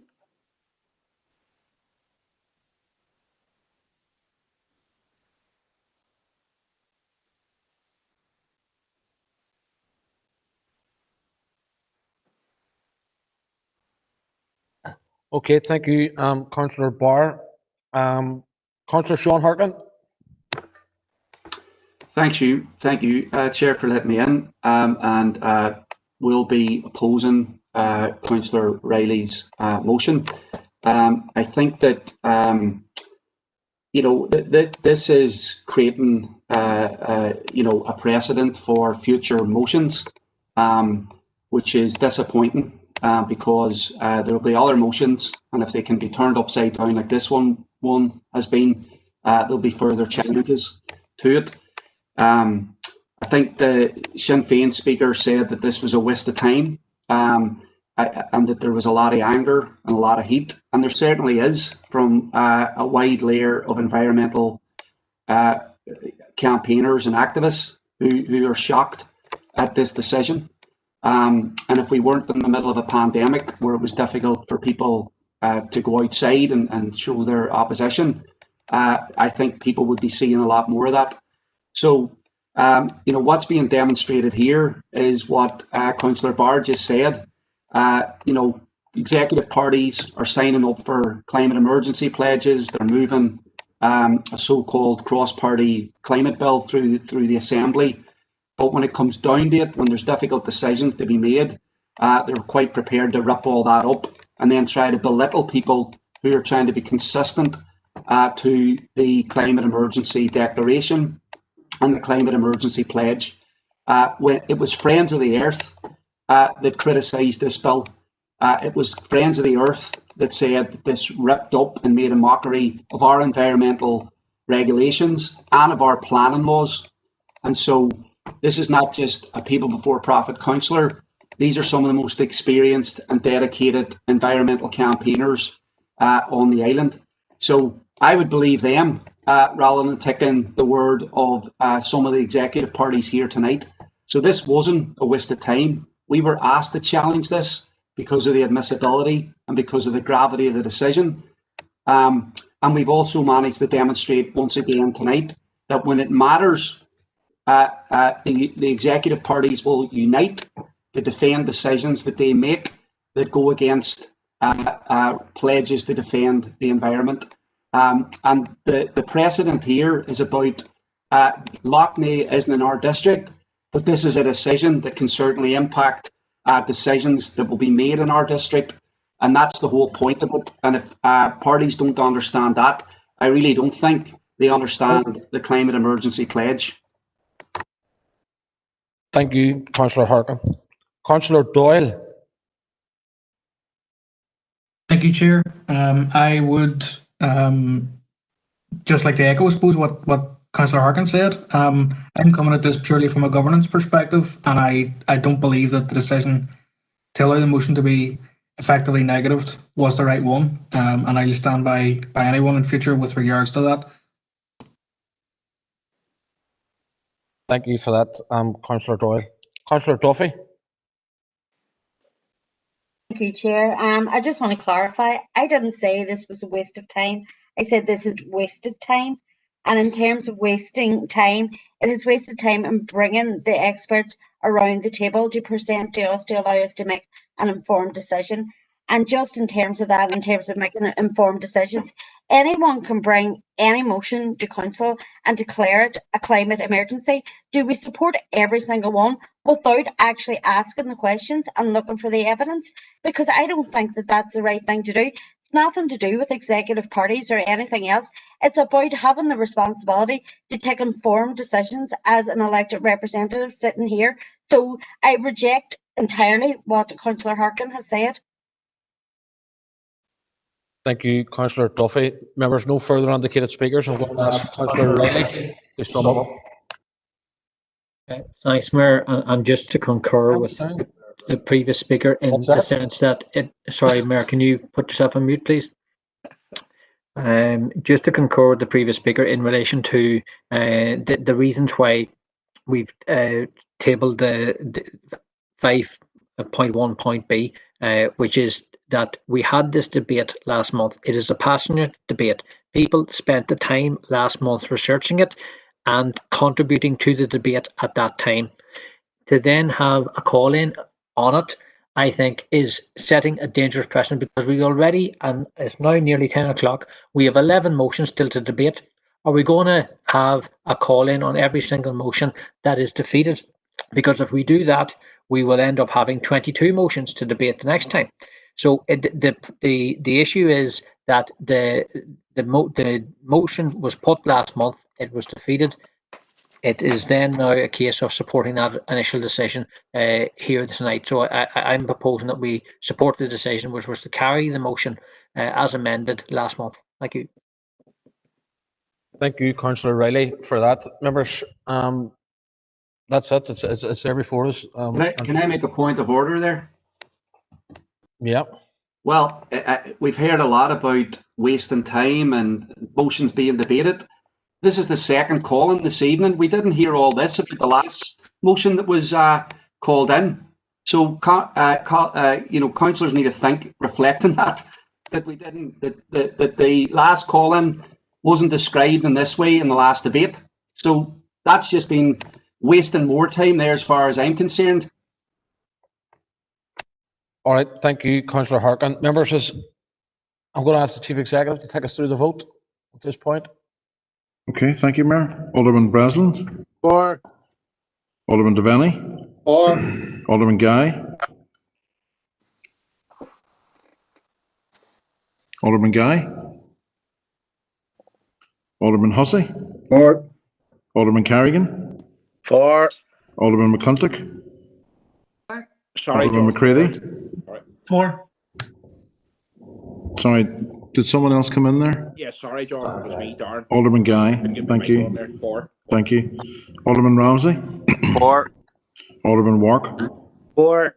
Councillor Jason Barr. For. Councillor Raymond Barr. Against. Councillor John Boyle. For. Councillor Michaela Boyle. For. Councillor Burke. For. Councillor Carr. Against. Councillor Cooper. Councillor Cooper. For. Sorry, John. For. Councillor Cusick. For. Councillor Dobbins. For, John. Councillor Donnelly. Councillor Donnelly. Against. Councillor Doyle. Against. Councillor Duffy. For. Councillor Durkin. Councillor Durkin. For. Councillor Edwards. For, John. Councillor Farrell. For. Councillor Ferguson. For. Councillor Fleming. For, John. Councillor Gallagher. Against. Councillor Harkin. Against. Councillor Jackson. For. Councillor Kelly. Councillor Logue. For, John. Councillor McCann. Against. Councillor McGuire. For, John. Councillor McHugh. For, John. Councillor McKeever. For. Councillor McKinney. For, John. Councillor Mellon. For, John. Councillor Mooney. For. Councillor Riley. For. Councillor Tierney. For. Thank you, members.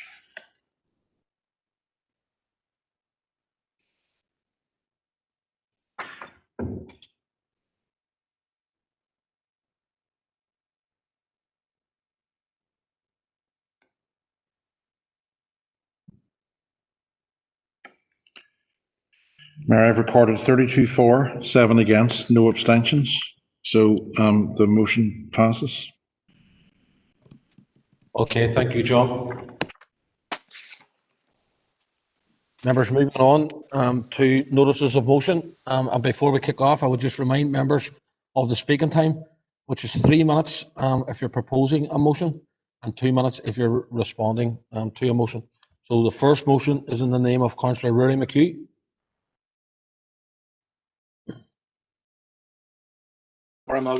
Thank you, Mayor. Try to be as quick as possible and take the motion as read, Mayor. Thank you. And I see your colleague Kieran Maguire is saying he's going to second that. So if you want to speak to it, Councillor McHugh, go ahead.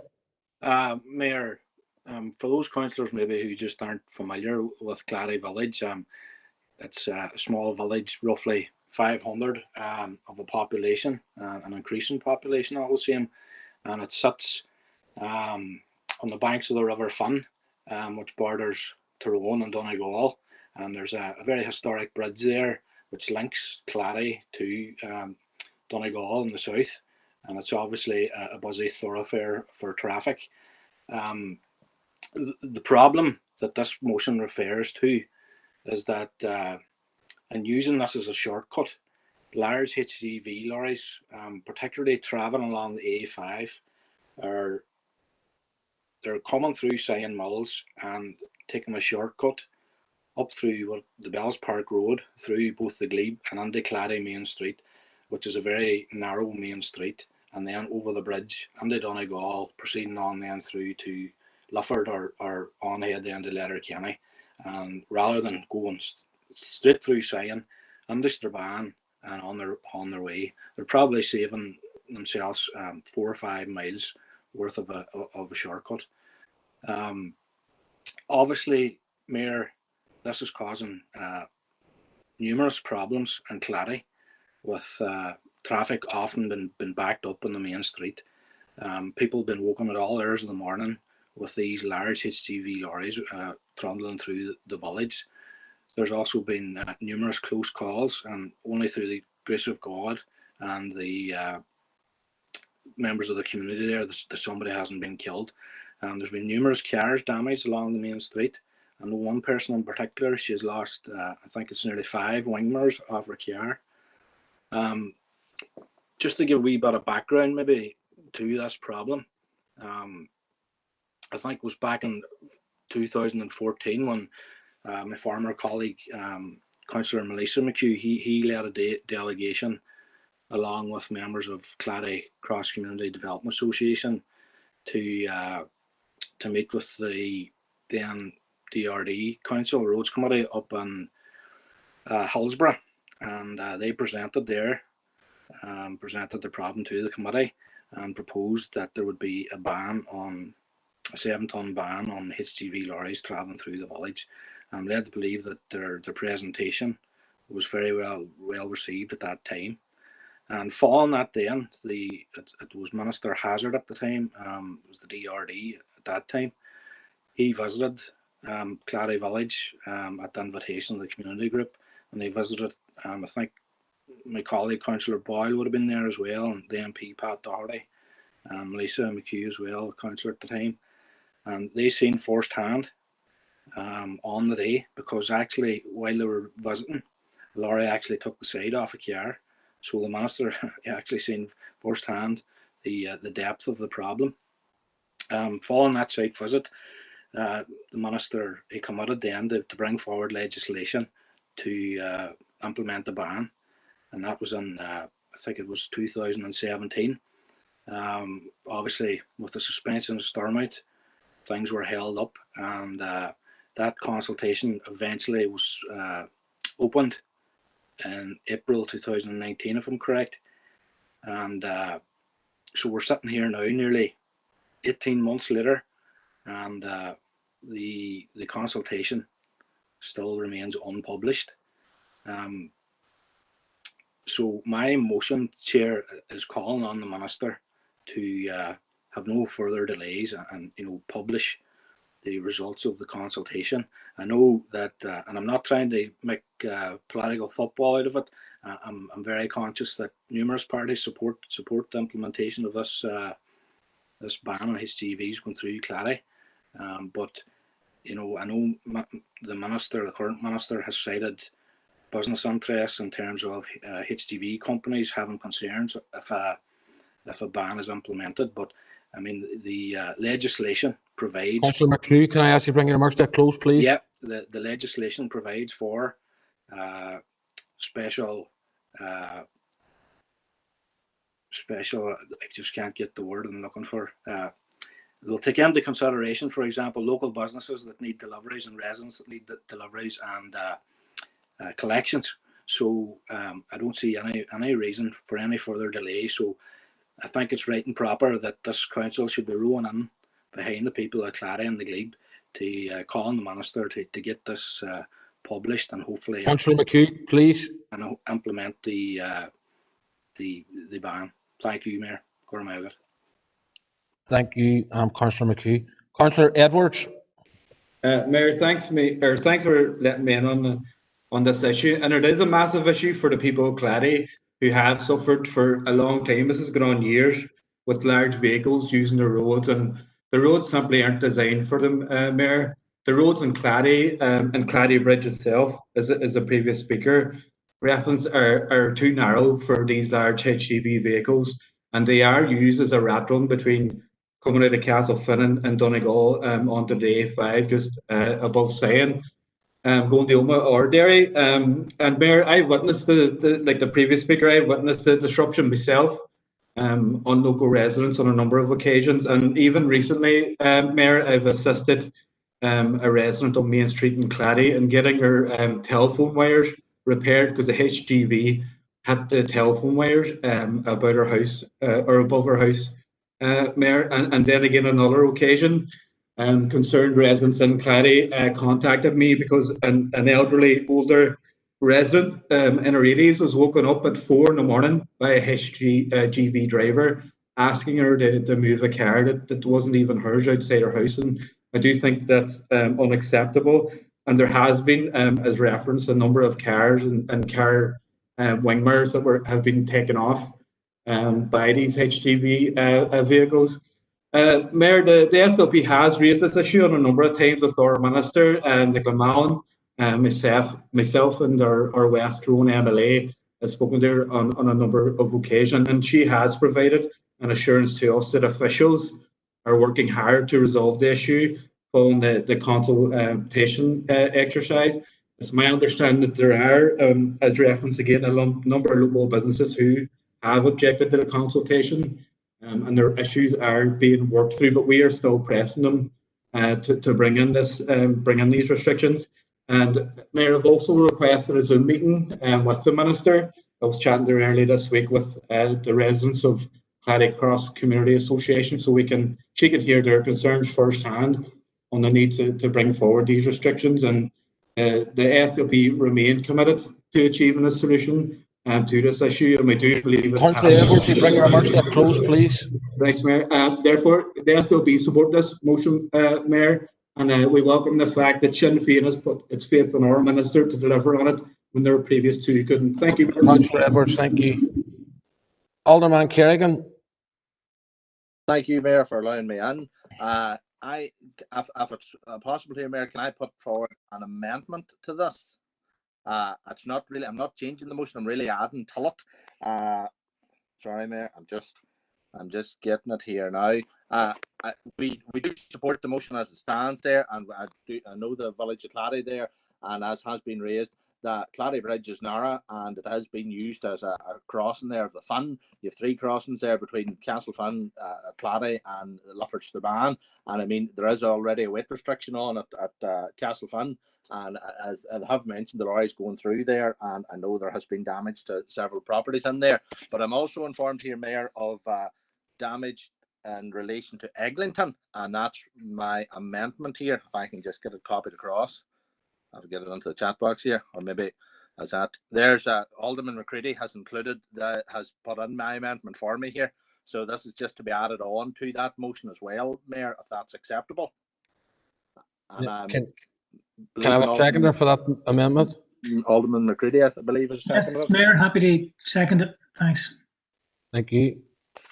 So we are content to support the motion, Mayor, but as stated there, sorry, I've just lost it there, the amendment stating that in addition, we call on the Minister to act on a similar demand from the people of Eglinton Village to urgently reassess current traffic conditions on the B8 118 Woodvale Road to Eglinton in order to identify sustainable traffic calming measures and to initiate a consultation to take place with Eglinton residents on the high impact or the impact of high volume of 7.5 ton HGV to determine similar solutions to that of Clady. So it is a common occurrence, and I know, Mayor, as well, I've seen the damage done. There's been one dwelling house in particular, even an Ardstraw, that has been clipped now on 2 occasions this year by lorries. And I mean, the historic bridge in Ardstraw as well has suffered damage with lorries crossing. So it's a common occurrence across this district. But Mayor, we're content to support the motion, and if the proposer of the motion, Councillor McHugh, would be acceptable, would find it acceptable to include our amendment as well, if that would be acceptable. As I. Thank you for that, Alderman Kerrigan. But the amendment will have to be put to the floor for a vote. But we'll come to that in due course. But your amendment's there for people to see it. Councillor Ferguson. Thank you, Mayor. I'll not speak too much on this. I had put in a similar amendment a couple of days ago to Teresa, but as the amendment that's currently on the table from the DUP was similar, I'll not bring that up. I just wanted to say, basically similar to Councillor McHugh, we have had similar situation here in Eglinton, and we have exhausted every avenue that we've been able to do at this moment. The current response from DFI is that this test pilot has gone up in Clady, and everybody has to wait to see what happens there before other villages can actually take any more enforcement. Residents, I take it in Clady as well as Eglinton, have been tortured by HGVs. Similar stories of wingmers and cars, and the roads being torn up, and HGVs having to go up on the curbs to get around bends, and it's just purely for shortcuts. So where at this point I was going to put in my own amendment to include Eglinton and let the Minister know that it was just as important. They were waiting the results of Clady. I'm happy to support the DUP's amendment. Thanks. Thank you, Councillor Ferguson. Councillor Raymond Barr. Thank you, Mayor. This has been a long-term problem for the people at Clady, and one that presents a real danger to the villagers. I think it's ridiculous it's taken so long to sort, but it's a motion I have no bar supporting. Thank you. Thank you, Councillor Barr. Alderman McCready. Thank you, Mr. Mayor, for allowing me in. Firstly, let me apologise to Councillor Rachel Ferguson. I was unaware that an amendment was going in from you. If I had known, I would have done something jointly or just let you run with it. So this is your amendment as much as it is mine or Keith's. So, and in the same vein that recently, specifically in Eglinton, the Alliance SDLP and ourselves, I know everyone is on the case, but we did meet up recently and reassess ourselves, listen to a lot of the residents from Eglinton, including the schools. That is a very dangerous situation, albeit there's some differences and the result of that being dangerous than from Clady. But I do believe we can learn the lessons in the process, which is currently going through and long overdue from Clady. But I hope you accept the amendment. And I was accused earlier of political opportunism, which I disagreed. But in this case, I am guilty. I think we need to push this in for Eglinton as well. So it's a timely motion for Clady. But if we can get the attention and remedial action, I'll take it in Eglinton as well. So I appreciate everyone's support if you do take it. Thanks, Mr. Mayor. Thank you, Alderman McCready. Councillor Edwards. Chair, I will withdraw my remarks, but what's been said is what I wanted to cover. Chair, Mayor, thank you. Okay, thank you. Councillor Riley. Yeah, thanks, Mayor. Just in support of the amendment that's down, I think that It is important that we look at that. I like other councillors, I received an email this evening just in relation to the motion that was down for Clady, asking it to be extended to Eglinton, as other elected members here this evening has said. This is something that has been worked on by a range of different councillors for that area and representatives for the area. I would also add that in my capacity as chair of the PCSP, there has been issues in relation to road safety raised as well. So happy enough with the amendment that is tabled. Thank you. Thank you, Councillor Riley. Members, no further speakers on this, so I'm going to go back to Councillor McHugh to sum up. Thank you, Mayor. Nothing really further to add, Mayor, except when I was speaking to the motion, you know, I made the point about not wishing to turn it into a political football. And, you know, as I said, the people of Clady and the Glebe, you know, this was a burning issue for them.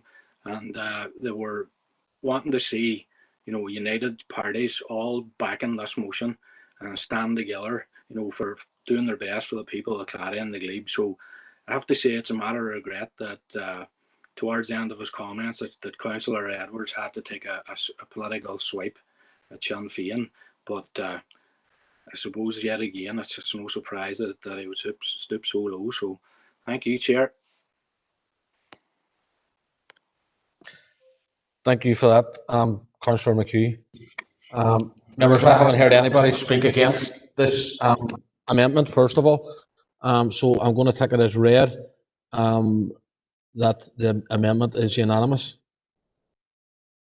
unless anyone wants to make me aware.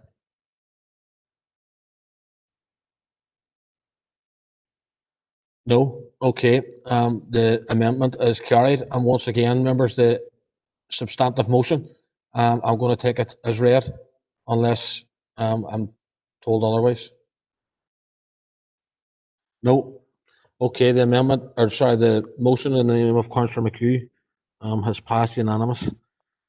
Next motion is in the name of Councillor Michaela Boyle. Thank you, Mayor. Could I have a seconder for? Yeah, Councillor Duffy's already indicated she's going to second it. Thank you, Councillor Duffy. Firstly, Mayor, I want to offer my thanks to all of our employees in district area for their efforts day and daily, and at most times outside working in the worst of weather conditions. They go beyond their duty and are committed to making our city and district a cleaner, greener and more vibrant district. Chair, I also want to take the opportunity to congratulate our council for its achievements on being the first zero waste city across Ireland and Britain, and to commend our project partners Zero Waste Northwest and Zero Waste Europe for their support in working with us to achieve the zero waste strategy. Great leadership has been shown in this area, and well done to everybody involved. Mayor, in my motion, I am seeking that Council continues to look at new and developing programmes of cleansing to deal with litter, dumping and fly tipping right across our district on a regular basis, and to raise greater awareness of environmental issues as well as more community involvement in this area of active citizenship. I'm asking that the Council forge stronger partnership with the groups involved and bring forward new Council-led initiatives, such as an Environmental Clean-up Week. I'm also asking that we commend the efforts of those volunteers who undertake environmental clean-up and litter pick initiatives across the Derry City and Strabane area, further complementing the sterling work of our Council cleansing staff in striving to ensure that our district remains a vibrant, attractive place to live, work and visit, free from fly tipping and illegal dumping. However, Chair, such a time-focused initiative involving as many groups and individuals as possible across the district can not only bring about immediate environmental improvements, but bring about longer-term improvements. And I think such an environmental clean-up initiative would be best suited to the brighter spring evenings. And hopefully, Mayor, at that point and that time of year, we are able to come together and get behind any initiatives Council bring forward.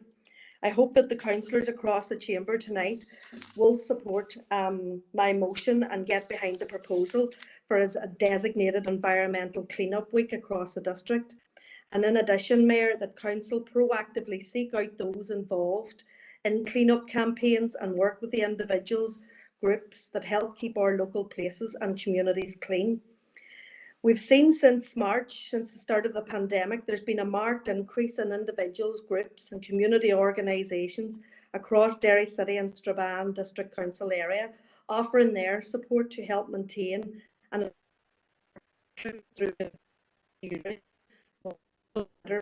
litter collection events. We need to support those who help communities by supporting this.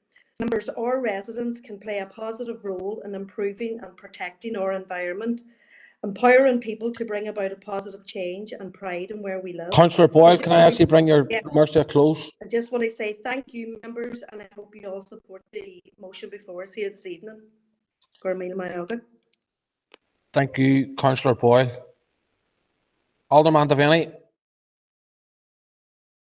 Thank you, Chair. And on behalf of the DUP, we have no problem in supporting this motion come here. And like the previous speaker, we would like to commend the efforts of those volunteers and groups out there who do tidy ups and clean ups. And this has been very eminent since March, since the pandemic has landed on us here. And I would also like to commend the staff, council staff, cleansing staff, who have carried out a remarkable job ensuring that our bins are emptied and all that type of stuff.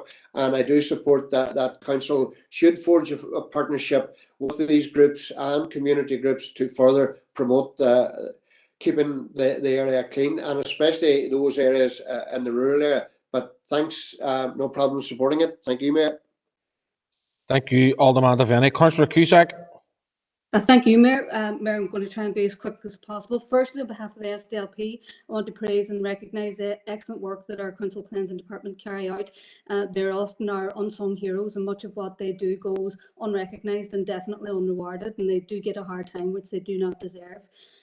This is something really close to my heart, Mayor, and I've both organised and participated in a number of litter picks in my area, laneway clean projects, etc. And I know a number of other councillors in this chamber have done that as well too in their areas. And there can be no denying, we all know that the incredible value of selfless volunteers who give of their time and energy freely, but also our cleansing department, who in my experience have been only too ready and willing to facilitate with any projects carried out by individual residents, community groups and all environmental organisations. For example, Live Here, Love Here, who I've been involved with. And Mayor, while the SDLP are minded to support the motion and completely agree with the promotion of safe and clean city and district, we would be conscious of making any further financial asks of what is already the most challenged budget in all of our departments, the cleansing department. And again, we know that that will have a direct impact on the rates as well too. So just be mindful of just calculating, how much that is going to cost, or if it's going to cost, because I would imagine the ask within the motion would, or rather should, be also directed to our marketing, communications and creative services and their role in supporting and promoting new and existing projects, because we have a fantastic marketing department to do brilliant work, and with their capacity and platforms, I believe these schemes could reach even wider audiences, because in my experience, and I'm sure the experience of other councillors and volunteers, it's actually getting the word out, maintaining that communication with volunteers, and that can be a major stumbling blocks to the success of any initiative. So, Mayor, just to sum up there, active citizenship and especially education is the key to unlocking pride and respect in our communities, and this needs participation and encouragement at all levels. And we welcome anything that council can do to aid this, because hopefully, Councillor Cusack, can you bring your remarks to a close, please? With this, we can actually help eradicate the problem in the first place, which is the main aim. Thank you. Thank you, Councillor Cusack. Members, I have no further indicated speakers on this, so I'm going to go to Councillor Boyle to sum up. No, thank you.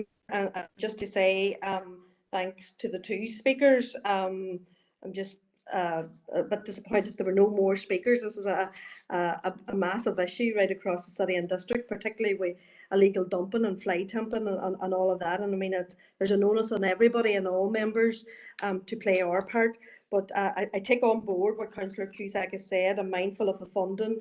You know, these are initiatives, and some of these initiatives don't actually cost very much. And quite rightly pointed out through our schools and community groups and education platforms and that. You know, there's ways of marketing this, but I am aware that a lot of people throughout the city and district would be only too happy to lend their support to council and our cleansing team to do what they can to make sure that they're the place that they live in, where they take pride of living in, and what they can do to help make our communities clean. Gormila Mayogat, thank you, Mayor.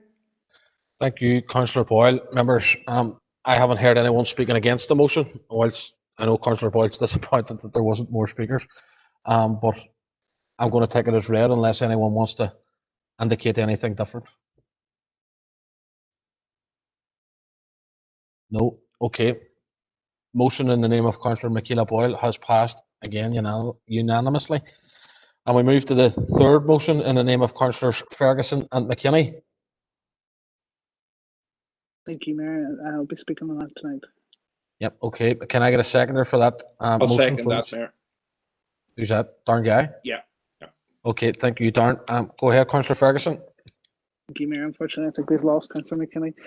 Yeah. So 12 months ago, I brought a similar motion to this chamber, which was unanimously voted through. This is before our executive had agreed on new decade, new approach. Our schools were struggling and our principals were crying out for support due to the funding crisis before them. It's estimated that an additional cost of servicing a parallel school systems in Northern Ireland is £57 million every year, and that we spend approximately £1 billion annually just to keep our society segregated.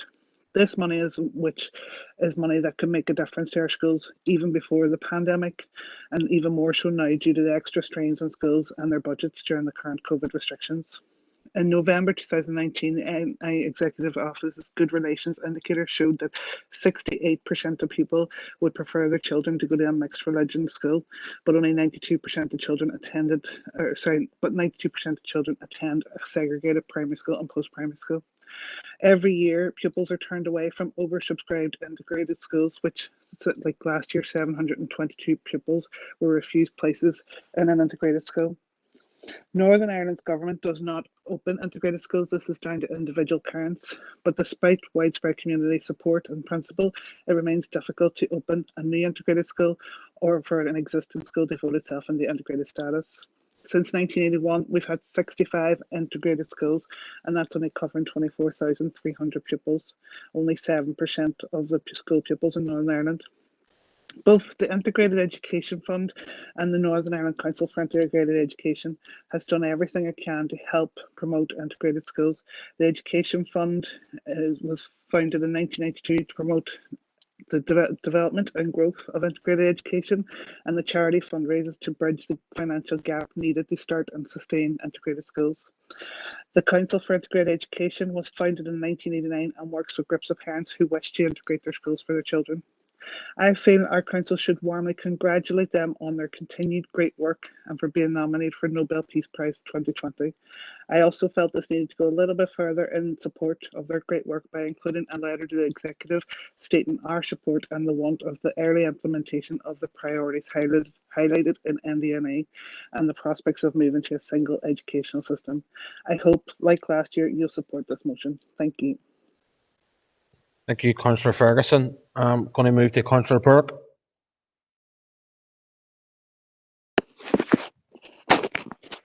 Thanks, Mayor, for bringing me in. We will be supporting this motion this evening, and can I just start by congratulating the IEF on their nomination for the 2020 Nobel Peace Prize. Our own education spokesperson, Karen Mullen, our MLA, had been engaging regularly with the IEF and has worked collaboratively on policy development and joint areas of working. I agree it's important. We need to see the implementation of the New Decade, New Approach Agreement, and particularly the commitments around education. The independent reviews mentioned in the motion needs to take into account the raft of other reviews that are currently planned within the education system and across other areas likely to have an impact, including the review into education underachievement and its linked to socio-economic background, the review of the Education Authority 2021, the 9 reviews outlined in teachers' pay agreements, and the Department of Finance review of arm's length. Now, without predetermining the outcome of the fundamental review, there's likely going to be wide-ranging recommendations. In terms of our own party, Sinn Féin wants the reviews first and key focus to be on the child and young person and improving their educational outcomes. Our education system, despite significant intervention from the Sinn Féin Finance Minister this year, remains under intense financial pressure. This review, without the necessary investment, will not have the impact that we need it to have. This is where we need the British and Irish government to live up to its obligations and provide the funding it promised throughout the course of the new decade new approach negotiation. A key part of the NDNA agreement was the commitment to co-design and work and collaborate with others to achieve outcomes. So it's important that any decision or any debate or review within education is done with genuine consultation with key stakeholders such as the schools, trade unions, parents, young people, and the sectoral bodies. And we as a party look forward to being part and playing a role in it. Thanks. Thank you, Councillor Burke. Alderman Ramsey. Thank you, Mayor. DUP support this motion. I'd like to thank Councillor Ferguson and McKinney for bringing this forward. All schools, DUP believe all schools in Northern Ireland should be integrated. Segregation was being kept alive by politics.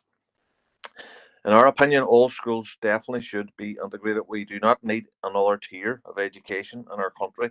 Around 7% of pupils in Northern Ireland are taught in integrated schools. That means the vast majority of children who are not involved in youth clubs or shared education projects may have no interaction with other religions or cultures until university or work. This is an obstacle to the vision of a shared future. In 2010, the former DUP minister, Peter Robinson, described Northern Ireland education system as a benign form of apartheid. DUP manifestos, including 2017 Westminster Election Manifesto, called for increased shared education across all education sectors. Maurice Bradley, MLA, this week said in his opinion, all schools should be integrated and we do not need another tier. If we can learn together, then we can live together as well. Our party support this motion. Thank you, Mayor. Thank you, Alderman Ramsey. Councillor Martin Riley. Thanks, Mayor. And like other speakers, just to start by thanking Councillor, the two councillors from the Alliance Party for tabling this here this evening. Just as with the debate that took place in the Assembly, where we supported a similar motion, we'll be supporting this one here before us this evening. We recognise the need for an external independent review of education provision, and we do share the sentiments that have been echoed already in relation to that independent review being open and accessible to all, so that people can make their views known on this. So we believe that that the independent review needs to look at all the options on the table, and happy to support the recommendation and the motion here before us tonight. Thank you. Thank you, Councillor Riley. Alderman Guy.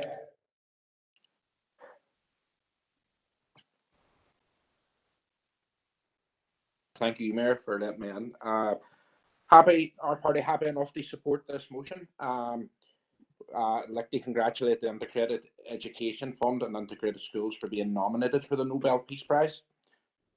Teaching our children in a shared environment will teach respect, build friendships, and help to knock down barriers. Our education system is sadly suffering financially, and these pressures can't keep up. Segregated education and not expect closures to schools right across Northern Ireland. Integrated education must be given the help and the boost that it needs. Thanks, Mayor. I'll leave it at that. Thank you, Alderman Guy. Councillor McCann. It just occurs to me as I listen to it that there's a great contrast between the fact that we're all, I think, it sounds like this motion is going to be passed unanimously, that we want integrated education. But at the same time, we maintain a system, don't we, sort of political division, where the whole idea of peace is based upon people, each community offer equality to the other community, which is in itself a divisive thing. If I think there's a contradiction between our good wishes, and I don't doubt the sincerity of everybody who says this, and pointing out that there is a contradiction between saying we want integrated schools, but saying that we want to base our politics sort of on the integrity of one community vis-a-vis the other. And, if we're going to, face up to the facts of this, we're talking earlier about the foundation of the Northern State and so on. Well, when the Northern State was founded, the first Minister of Education was Lord Londonderry, Ulster Unionist. And even though, despite the name, he pronounced it Lord Londonderry, he was in favour of integrated education. He was booted out of the Ministry of Education, the first ever in Northern Ireland, by his own party, because his own party had been, I was going to say blackmailed, I don't really mean that, had met the fierce opposition from the Catholic Church. And the Catholic Church north and south are the most ferocious defenders of separate education. I mean, it's sort of what they believe in more than anything else. I mean, they're full sort of woolly good wishes here and there, but they don't want Catholic and Protestant children to learn their multiplication tables in the same room as one another. So I think when we talk about integrated, and incidentally, there's a difference between shared education and integrated education. Shared education can mean, and in many cases does mean, that you use the same buildings, but you walk in the same room, some people go to the left and some people go to the right. That is highly problematical. Integrated education is different. We're 100% in favour of integrated education, but I think we have to be aware of the historical background and also of the contradictions in contemporary politics. Thank you, Councillor McCann. Councillor Donnelly.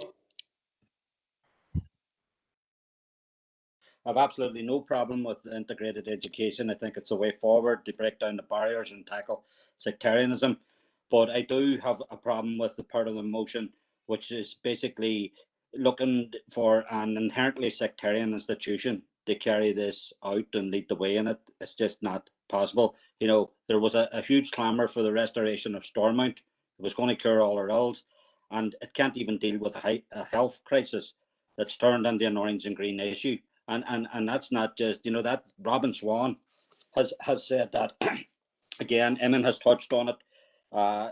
Partition, Stormont, that whole thing has led to sectarian systems and, which have allowed religious institutions to wield power and influence way above what they should. And it's been detrimental. And I'm talking both sides of the border here. We've seen what happened in Muller and baby homes in the 26 counties, and the huge influence that the Catholic Church had, the connection with the government there. Fully support integrated education, but can't support the motion and depend on, you would have to be delusional to expect this to come out of a system which actually thrives on division. Thank you, Councillor Donnelly. I'm going to go to Councillor Ferguson to sum up.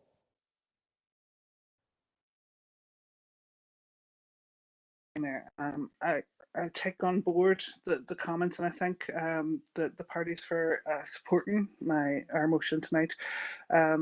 We do need to make a change, and 100% everybody's behind that. Will start with educating our children together. I know that some councillors aren't keen on the mechanism in which I'm bringing forward here, but at this moment in time, we need to make a start. It's down to the parents on their own at the moment. We need to support the parents. Thank you. Thank you, Councillor Ferguson. Members, most have spoken on that motion, with the exceptions of Councillor Donnelly, who has outlined that he can support the motion. Are we happy to go that anybody other, Councillor Donnelly's indicated that he's abstaining, anyone other than Councillor Donnelly is all for the motion? Abstain, Chair. Councillor Donnelly and Councillor Gallagher have abstained. Other than that, John, would you take a note of that? Yep, thank you. Motion in the name of Councillor McKinney, or Councillor Ferguson and McKinney, has passed. We'll move to the next motion in the name of Councillor Gary Donnelly. Thank you, Chair. The motion is that this council commends the global humanitarian work carried out by the Henry Reeve International Brigade and recommend that they are nominated for the 2021 Nobel Peace Prize. Can I get a seconder before you start, Councillor? Yeah. Happy to second, Sandra. Councillor Duffy and Councillor Doyle has said that too. Go ahead, Councillor Donnelly. Chair, I'm aware that there's a similar motion has been through Belfast by Sinn Féin, but it's not a case of I get back in here or whatever. I did have plans to put this in. Basically, the Henry Reeves Brigade is named after a U.S. citizen from New York who joined the Cuban fight for independence from Spain in 1868. In 2005, the name came about in 2005 when Fidel Castro of Cuba offered 1,500 medical professionals in the aftermath of Hurricane Katrina in the U.S. The U.S. declined that offer, and the contingent formed got the name of the Henry Reeves Brigade. There's a long history. Cuba has a long history of solidarity in this field. In 1960, the Chilean earthquake, the Cubans offered medical aid, including doctors and medical professionals. There's been 30 further medical missions between them and the foundation of the Henry Reeves Brigades. They've helped over 19 countries deliver preventive and curative care. This has helped millions of people and saved countless lives. They've dealt with the children of the Chernobyl disaster regarding radiation poisoning, and they've tended to 25,000 patients. The majority of them were women and children, and they've recently announced that they're going to resume the program for the sons and daughters of these then children because they're showing similar ailments to that of their parents. The Latin American Medical School was established in 1998, and they've trained over 29,000 doctors from over 100 nations from every region of the world, and they're currently training at the minute well over 1,000 students from 87 countries. These are medical professionals, the Henry Reeves International Brigade, medical professionals who have supplied medical solidarity worldwide for major health crises to dozens of nations. They've had over 8,000 medical professionals dealing with floods, hurricanes, earthquakes, epidemics, including in hurricanes in Guatemala 2005, where they supplied 600 doctors, floods in Bolivia 2006, 600 doctors, earthquakes in Indonesia 2006, 150 medical professionals, including 80 doctors, Mexico, floods in Mexico 2007, 39 doctors, China 2008 after an earthquake. The list goes on and on. 2005, the Kashmir earthquake, where they left behind 32 field hospitals, and they had given 1,000 scholarships to Pakistani students. 2010 Chile earthquake, 2014 West Africa. Councillor Donnelly, can you bring your remarks to a close, please? The Ebola outbreak. Chair, I would just ask I think this is they well deserve to be nominated, and I would ask people to support the motion. Chair, whilst a council can't nominate them themselves, but it's important that we recommend that they are, and we encourage those who fall within the remit who can nominate them to do so, and this includes MPs, university chancellors and professors. Thank you, Councillor Donnelly. Councillor Duffy. Thank you, Mayor, for allowing me in, and thank you, Councillor Donnelly, for bringing the motion. And Sinn Féin have absolutely no issue in supporting the motion as outlined by Councillor Donnelly. We did bring the motion to the Assembly in September. Completely concur with everything that Councillor Donnelly has outlined there. We have always been really greatly impressed by the Henry Reeves International Brigade from its formation in 2005 by the Cuban government. The medical team have now treated more than 3.5 million people in 21 countries throughout the world. And who could have failed to have been both impressed and inspired at the sight of the Henry Reeves Medical Brigade stepping off the plane in COVID epicenters around the world? They were to the fore in the global fight back against COVID-19, sending medical personnel to Europe, Africa, and other struggling nations across the globe. The Henry Reeves International Brigade have previously been awarded the Dr. Lee Young Memorial Prize for Public Health by WHO, and are now reflecting on the remarkable contribution of the brigade in the fight back against COVID-19. It is only right that they should receive the Nobel Peace Prize. The international solidarity, selflessness and care shown by the Henry Reeves International Medical Brigade has been an inspiration and a beacon of light in the midst of the darkest days. So absolutely, I'm happy to second and support this motion. Thank you, Councillor Duffy. Councillor Mooney.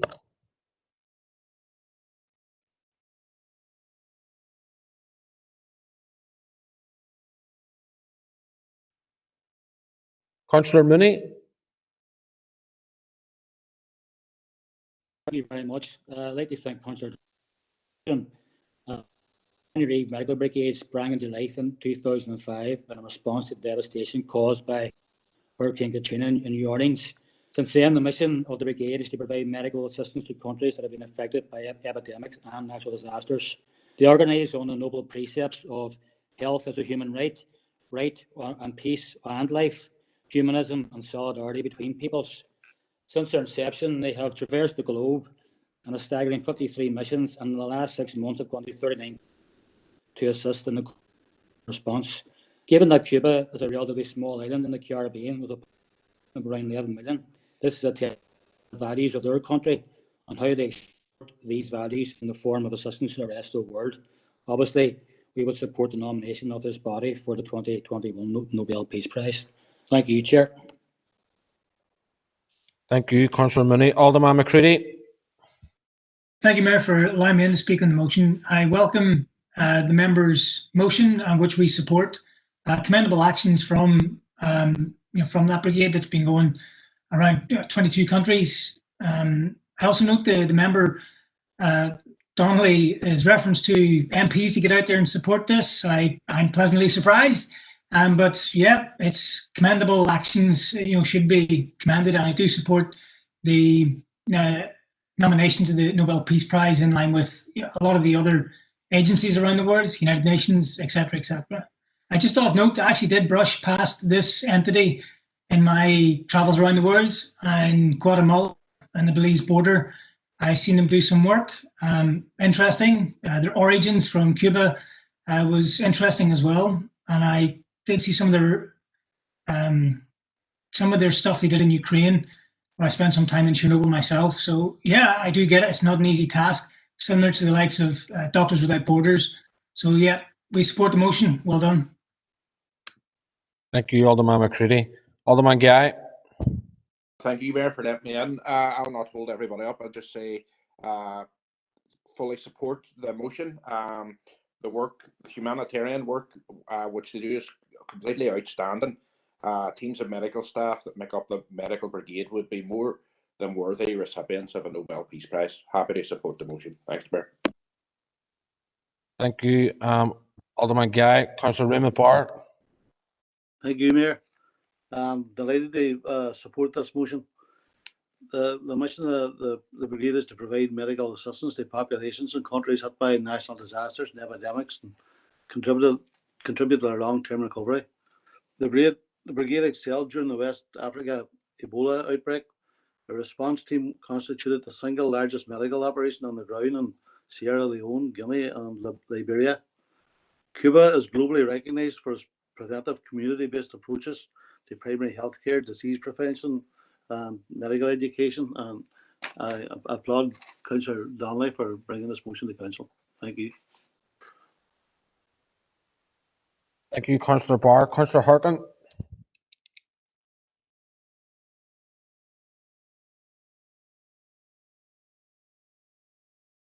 Councillor Harkin. Thank you, Chair. We are adding our support to the motion. We want to thank Councillor Donnelly for bringing it forward.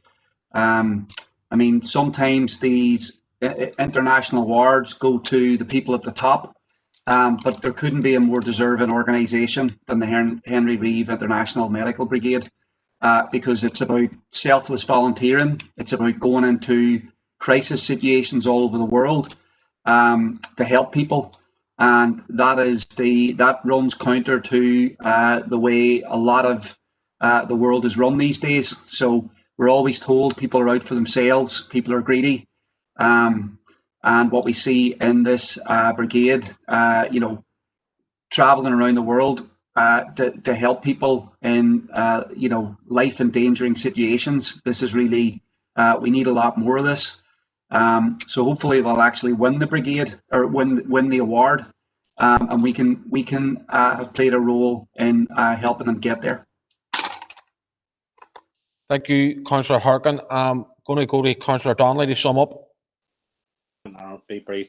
Chair, I think, this has been a long meeting, sometimes very acrimonious, but I think, and I'd like to thank each and every member from all parties and independents here who've supported this. It's a bit of a real light in this meeting, to be honest, and over the moon with the support here. I just want to finish, Chair, with two small quotes from people who have availed of the help. And the first one is from Attilio Fontana, president of the Lombardy region in Italy, who said they were the first to accept our request for help and the last to return home.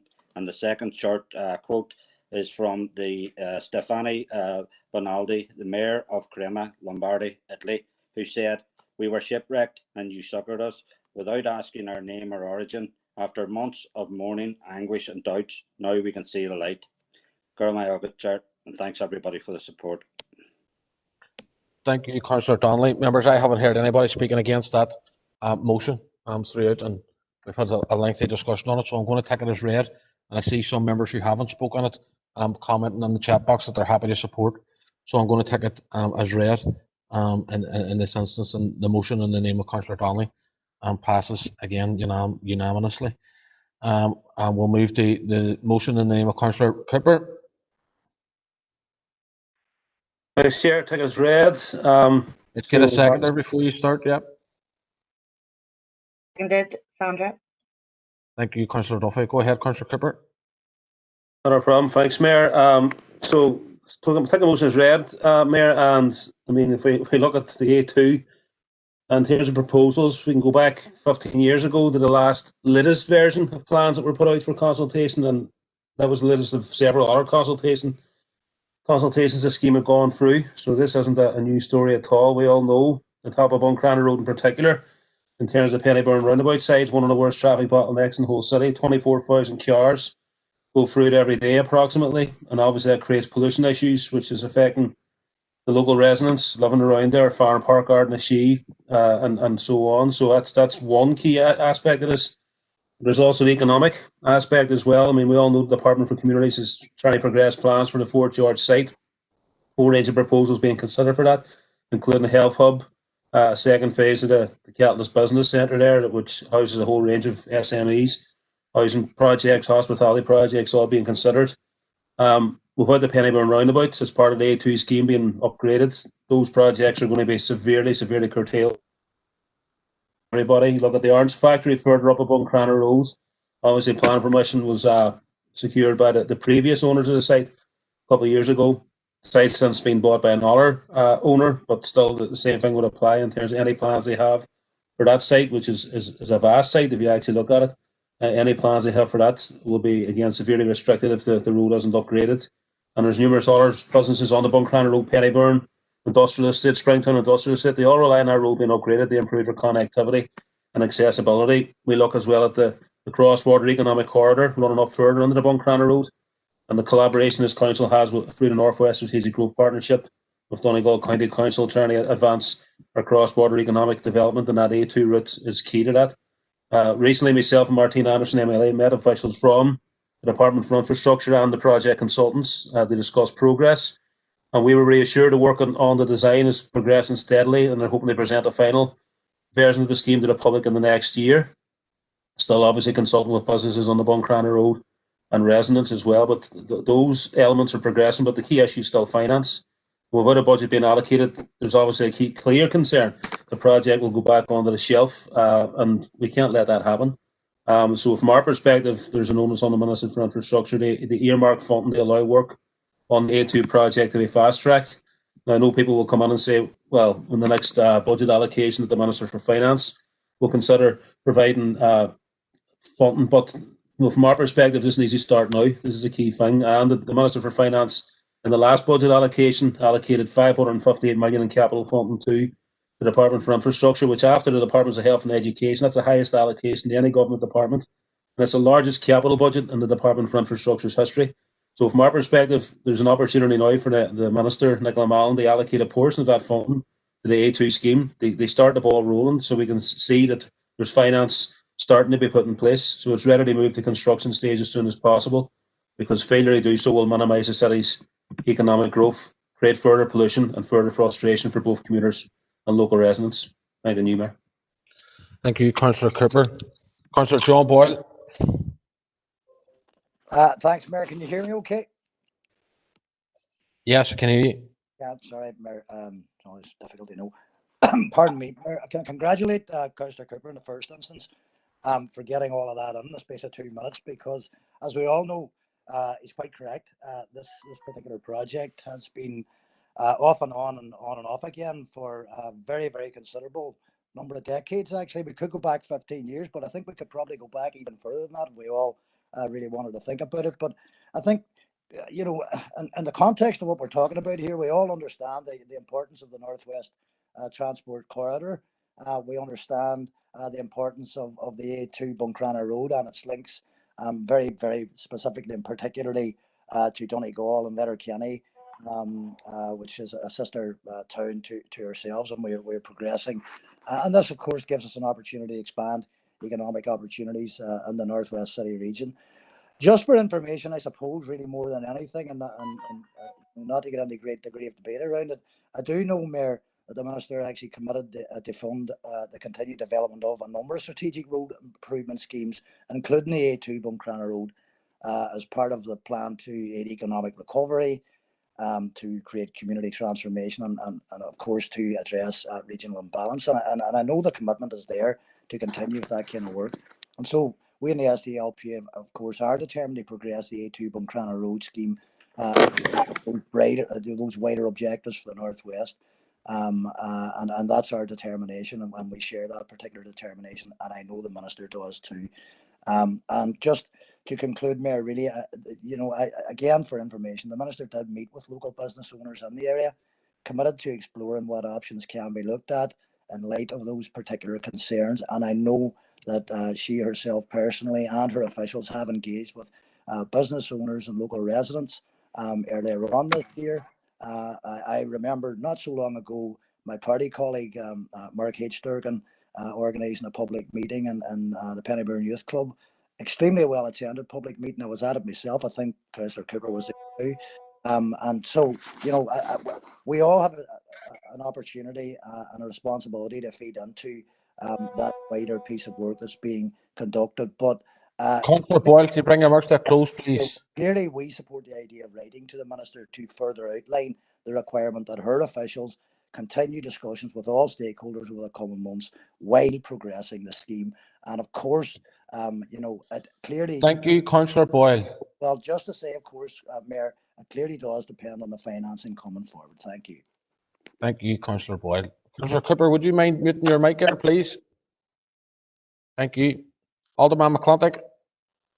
Mayor, and just very briefly, happy to support this motion, straightforward motion. Our connectivity is so important to us here with the A6 progression, and we need to get the A2, the A5 and the A2 underway. This project has just been so long on the radar. The congestion on this road does need sorted for the local people, the local businesses, and for the whole connectivity aspect to the border as well. So I hope that the Minister can find a way forward with this as soon as possible. Thanks, Mayor.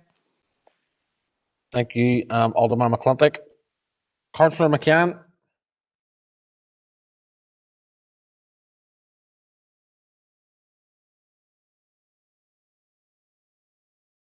Oh, sorry, I had to run to catch up there. One thing, I want to say a couple of things about it very quickly. Now, one is that the uncritical support for building more and bigger roads so we can suck more motor cars onto those roads is not something that I accept. Of course we need roads, but the idea is sort of that simply building a more concrete strips across the landscape, that is a good thing in itself. I question that. I also sort of wonder if we're going to have any sort of emphasis on the need to develop public transport and the need to develop rail. We're talking about the A2. It's ridiculous that we don't have a rail link, which is going down to Letterkenny and Buncrana and linking Donegal into Limavady and Strabane and so forth. The way we used to have, nothing exotic, sort of far thinking about this. It's the way things were about 100 years ago until we destroyed our rail surface at worshipping at the god of the gasoline propelled automobile. So I think that we ought to step back a bit every now and again and ask ourselves, is development a good thing in itself? Or are there other considerations working the way there as well? And I think, as I say, if we say we need roads for the cars to come in and out. We need fewer cars, not more. We don't need to be sucking cars onto concrete. We need to be devising strategies which mean that people will use public transport far more. And as I say, the cleanest, the quickest, the cheapest means of mass transportation that we've ever had are trains. And that's where our focus should be.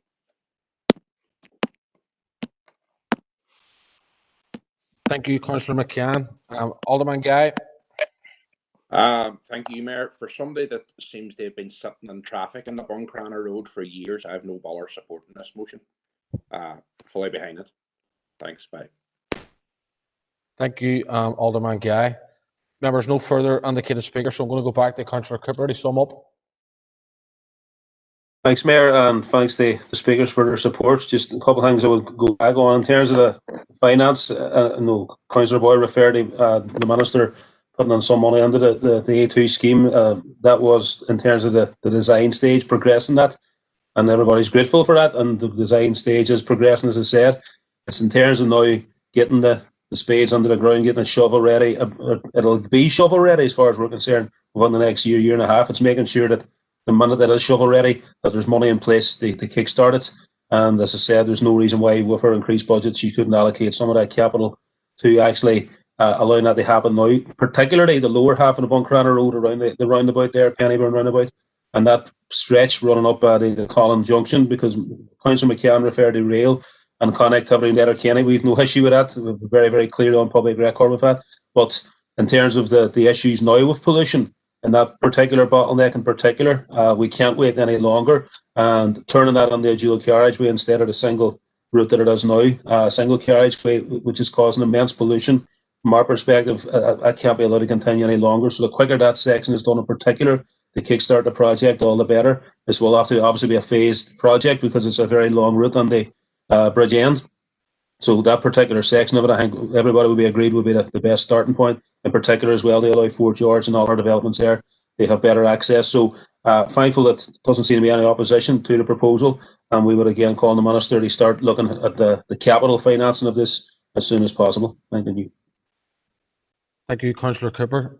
Members, I haven't heard anybody speak against it. So again, I'm going to take it as read, unless anybody wants to make me aware of anything different. No. Okay. Motion in the name of Councillor Cooper is carried unanimously.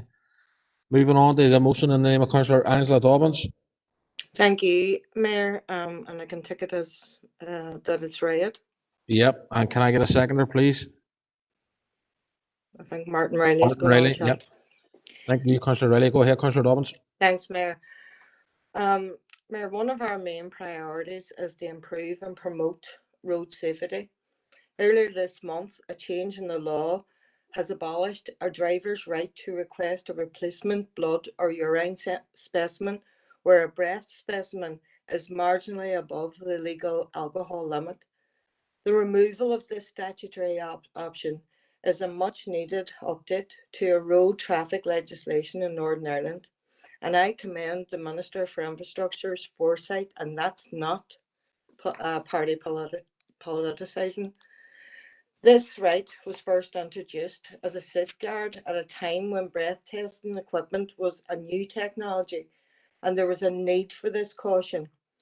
While advances in technology and rigorous testing of devices has made this requirement obsolete, up until now, drivers could still put the option to use, but for the wrong reasons. It has been used as a delaying tactic, as the time taken to arrange a replacement sample has been to be taken by a doctor means it is likely the alcohol level will have fallen since the point of detection. This can lead to rightful prosecution being successfully evaded. Make no mistake, drink driving kills and wrecks so many lives in the aftermath. There's no excuse for this, and as a council, we should be promoting a zero tolerance approach. All road users deserve to feel safe and should be protected from those who recklessly get behind the wheel. Even one drink impairs judgment. This legislation will help keep our roads safe and protect everyone in our community. Keeping our roads safe is everyone's responsibility. The current COVID-19 crisis means frontline services are facing unparalleled pressures, and with Christmas approaching, this is a timely step in increasing the fight against drink driving and the harm that it causes. However, the simple message remains: any alcohol consumption is unsafe when driving. It's not worth the risk. The only safe amount of alcohol you can have to drive is none. Don't. We should be promoting the Don't Risk It campaign. Our message must be clear. One drink can impair. One drink can cause a collision. One drink can cause a collision which kills or injures. So never ever drink and drive. That's a message that this council needs to be putting out there. There is no safe limit. I've kept it short and sweet. I'm not putting out statistics because they would only really fry your head. They are so high, and this needs to come down.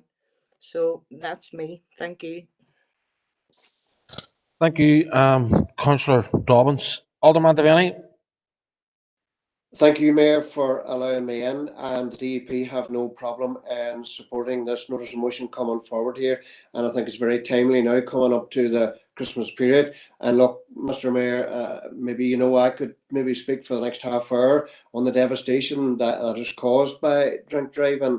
A serious accident my wife had 20 years ago, and we know the serious effect that has on everyday life. And I do support that council include the anti-drinking campaign in their Christmas marketing coming up. And well done to Councillor Dobbins for bringing this forward, and we will be supporting it, Mayor. Thank you, Alderman Devaney. Councillor Dan Kelly. Thank you, Mayor. Mayor, I want to commend the mover of the motion for bringing it to consideration, and will speak briefly to it.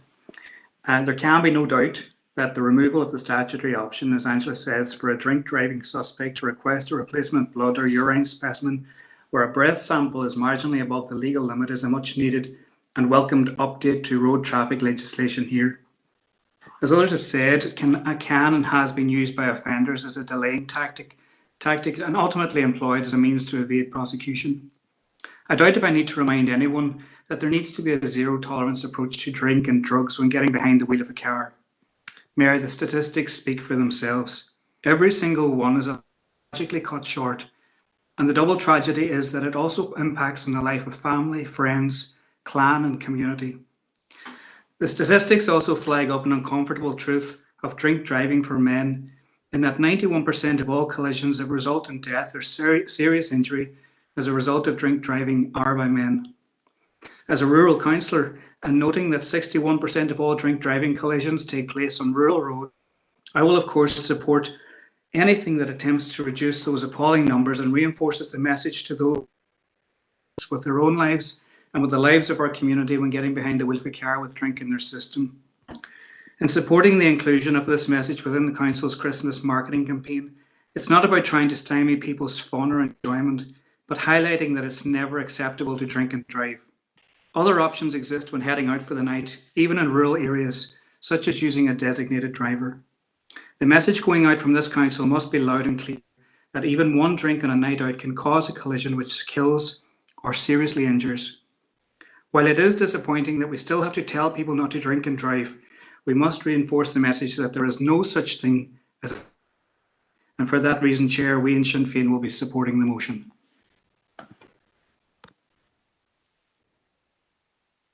Thank you, Councillor Kelly. Councillor Duffy.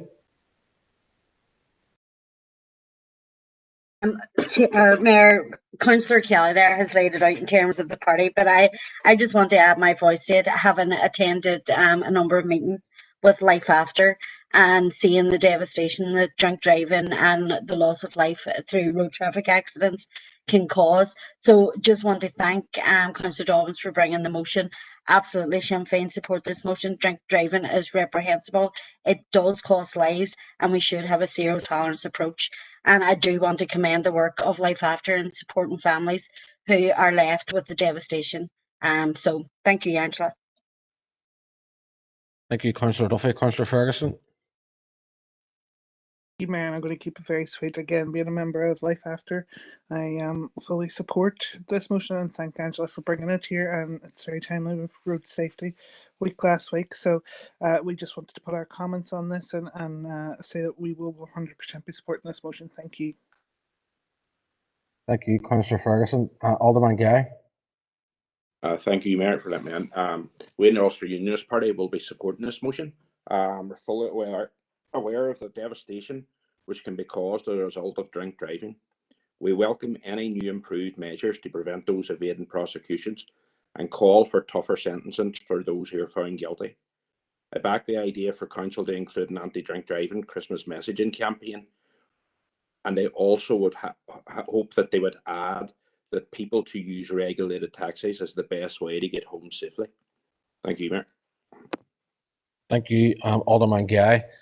Just before I go to Councillor Dobbins, to sum up, as I'm also a steering group member of Life After, and I fully support this motion. I've seen and spoken to families who've been devastated by death at road traffic accidents, and I have no issue whatsoever in getting behind this campaign over the coming period. And again, well, thank you to Councillor Dobbins for bringing it forward. Now I'm going to go to Councillor Dobbins to sum up. Thank you, Mayor, and thanks everybody for their support. As I say, the statistics are dire reading. The 2016 Act completed its passage through the Northern Ireland Assembly in January 2016, and it contains a range of measures to tackle the harm caused by drink driving. The removal of this statutory option represents a second phase of implementation of the measures of that 2016 Act. The final phase will be the introduction of a new drink drive limits, and I sincerely hope that whoever is sitting on the seat, the ministerial seat, whoever it is, brings that down to zero. Thank you, Mayor. Thank you, Councillor Dobbins. Members, I've heard no one speak against this particular motion, so I'm going to take it as read unless anyone wants to make me aware of anything different. I have asked for a recorded vote, Chair. Okay, Councillor Duffy. John? Thank you, Mayor. Members, Alderman Breslin first, please.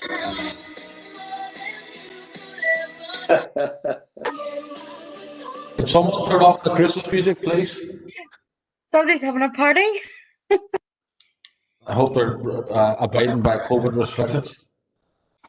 Alderman Breslin. For. Alderman Devaney. For. Alderman Guy. For. Alderman Hussey. For. Alderman Carrigan. For. Alderman McClintock. For. Alderman McCready. For. Alderman Ramsey. For. Alderman Wark. For. Councillor Jason Barr. For. Councillor Raymond Barr. For. Councillor John Boyle. For. Councillor Michaela Boyle. For. Councillor Tina Burke. For. Councillor Carr. For. Councillor Cooper. For. Councillor Cusick. For. Councillor Dobbins. Councillor Donnelly. For. Councillor Doyle. For. Councillor Duffy. For. Councillor Durkin. For. Councillor Edwards. For. Councillor Farrell. For. Councillor Ferguson. For. Councillor Flanagan. Councillor Gallagher. Councillor Gallagher.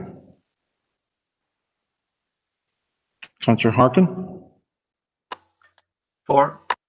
Councillor Jackson. For. Councillor Kelly. For. Councillor Logue. For, John. Councillor McCann. For. Councillor McGuire. Councillor McGuire. Councillor McHugh. For John. Councillor McKeever. For John. Councillor McKinney. Councillor McKinney. Councillor Mellon. For. Councillor Mooney. For. Councillor Riley. For. Councillor Tierney. For. All members who have voted for. Okay, thank you, John. So that motion in the name of Councillor Dobbins is passed, and we'll move to the motion in the name of Councillor Emmett Doyle. Councillor Doyle. Thank you, Chair. And Justin, before I ask for a seconder, just to say thank you and thanks to the members who've sent welcoming messages over the last week or so. Really appreciate that. Can I ask for a seconder, Mayor? Yep. Anyone second this? Happy Yes, to second. Mayor, Ryan Alderman McCready, McCready. if Yep. Go possible. ahead, Councillor Doyle. Appreciate that, Alderman. We know that throughout the pandemic and beforehand that this city has faced and continues to face a problem with regards to the mental health of our citizens. A rapid review has been carried out by the Department of Health on the site of the ongoing pandemic and a result of issues alongside lockdown and social isolation. And I just want to quote from that report if I can. There is consistent evidence linking social isolation and loneliness to worse mental health outcomes. Social isolation, entrapment, and loneliness contribute to a suicide risk and are likely to increase during the pandemic, particularly for bereaved individuals. Other concerns in these settings include social effects of banning religious gatherings and funerals. Now, we know from organisations in our own city and district the frequency of issues around alcoholism and drug abuse, as well as we've seen in recent days on the news, domestic violence. This pandemic is affecting so many aspects of our lives. Many of those impacts have been demonstrably negative, as outlined in the motion. Those frequently experiencing loneliness in particular are at a 21% increased risk of having suicidal thoughts. That amounts to a massive number of the people that we serve.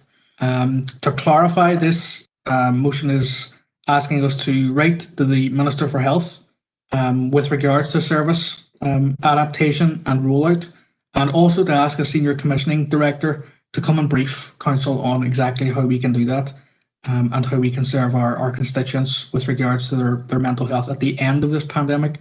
I know across parties and across everyone in this council, everyone has a responsibility and is carrying it out with regards to supporting people's mental health. It's something that I'm very particularly keen on as someone who suffers from a mental health problem myself. So I would ask as many people as possible through this chamber tonight to support the motion. Thank you, Chair. Thank you, Councillor Doyle. Councillor Mellon. Thank you, Mayor. Thank you to the proposer for bringing this issue into our chambers, our virtual chambers tonight.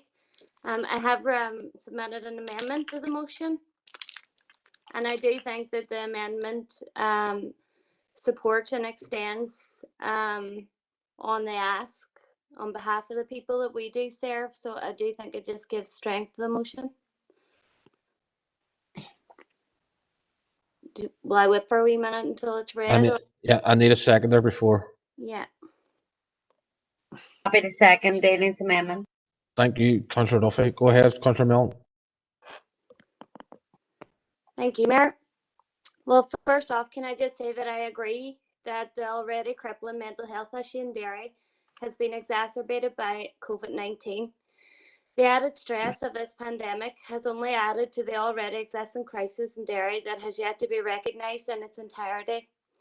It should be embedded in us all, particularly those of us in a position of trust and responsibility, to support and promote positive mental health.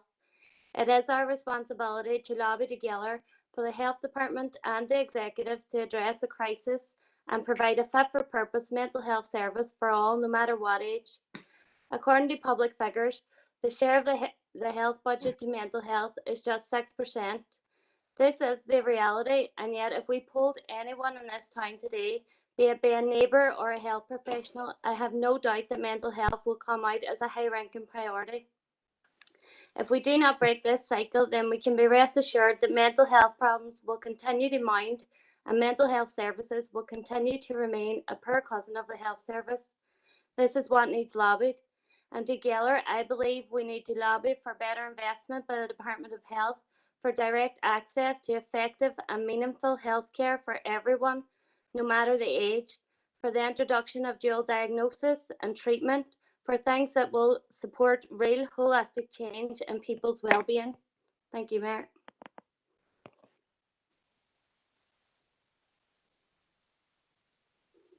Okay, thank you, Councillor Mellon, for that.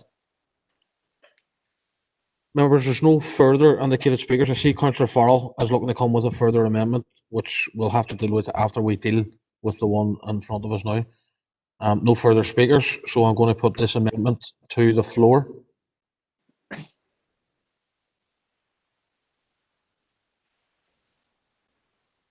Are we content with the amendment, or do we want to put it to a vote?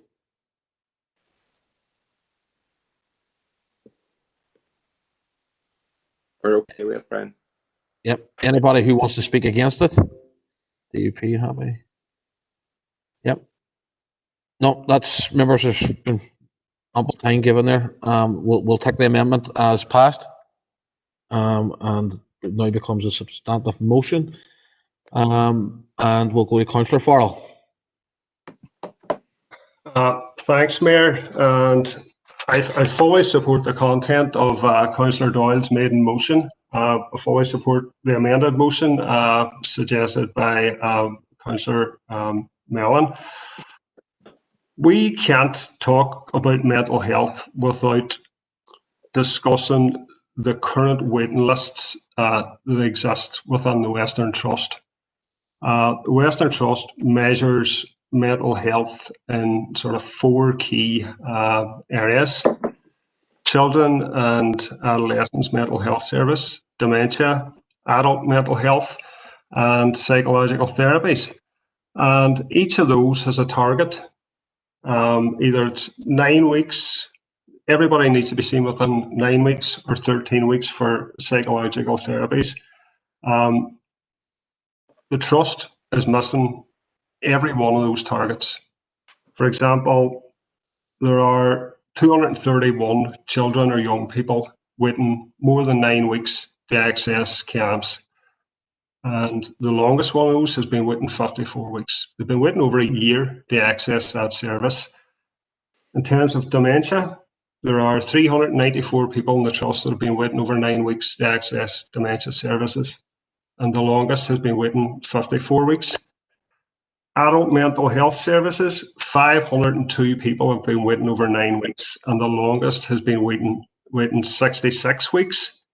And psychological therapy, 1,268 people have been waiting over 13 weeks, and the longest has been waiting 171 weeks. That isn't acceptable. Behind each of those figures, there's human beings that need help and support, and the current system, the current makeup, the current support that's being given just isn't good enough. So I'm going to put my amendment. I'm not amending the motion. This is in addition to the substantive motion. So it's further calls on the Western Trust and the Department of Health to work collaboratively to deliver waiting time targets to access existing mental health services. Thanks. Okay, Councillor Farrell, thank you. Can I get a seconder for that amendment? Second, Brian. Yep, there's a few there. Councillor Riley is on there anyway. Members, it's before you. It's just going on the screen.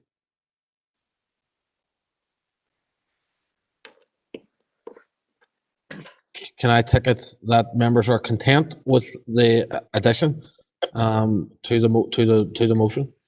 Ryan McCready looking to speak to it. Go ahead, Alderman McCready. Mayor, no, I'm happy. I'd rather speak once it's been substantive. Thanks. Oh, okay, thank you, Alderman. Members, no one jumping out looking to speak to it, so I'm going to take it as read that people are happy with it. Okay. Content. Alderman McCready, go ahead. Thanks, Mayor. I just wanted to come in. I was going to come in the original one, but it's evolved, I think, greatly with both of the amendments. It strengthens, broadens, and certainly in the right area. I know, firstly, I should have actually said welcome to the new member, Emma Doyle. You're very welcome in the chamber. It's good to have another person with diverse views, and I wish you the very best on your journey through council. Back on the motion, 100%. It's only recently in the last year and a half I've started to get directly involved and engaged in the mental health intervention side of things at the suicide prevention, and it is horrendous. It really is, and anything we can do here to press amongst the Western Trust and the Department of Health, let's do it and let's see if we can have some form of restructure and support to the mental health and a full wraparound service. Because at the moment, anecdotally, I've been at most of the stages with some of the people that I help, and it's really difficult to go through at the best of times. But to see some of the waiting times and the issues therein, it's very difficult to really stomach that. So I welcome Councillor Doyle's and the amendments, and I hope this goes through with no issues. Thanks, Mayor. Thank you, Alderman McCready. Councillor Doyle on the amendment. Thank you, Mayor. Just like to thank the two amenders for their input to widen and broaden the motion. I think it's something that we all in this chamber care deeply about. We know that there's a problem, and we know that we are. I'm sure we've all had conversations with people throughout the city and district that have been difficult with regards to their mental health.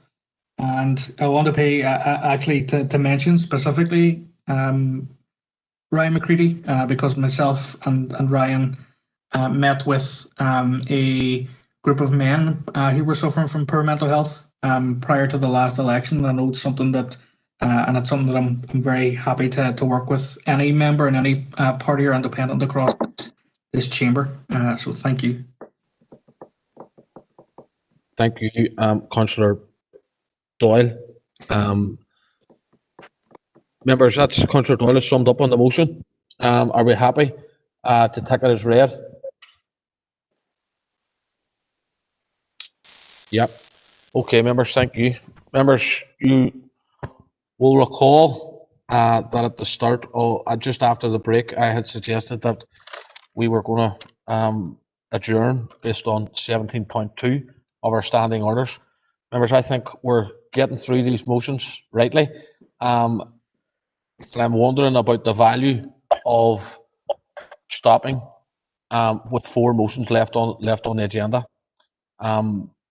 We might rattle through them right and quickly. So I want to just get a sense from members if you're happy to push on and try and get it wrapped up tonight, or you want to stop. I'm completely open.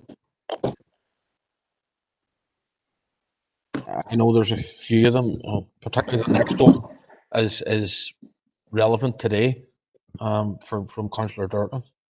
Councillor Barr rattled on. Yep. Okay, members. Yep. Most people are saying keep going.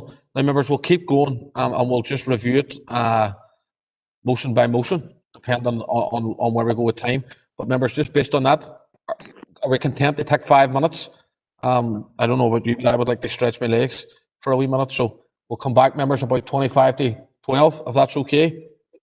Thank you.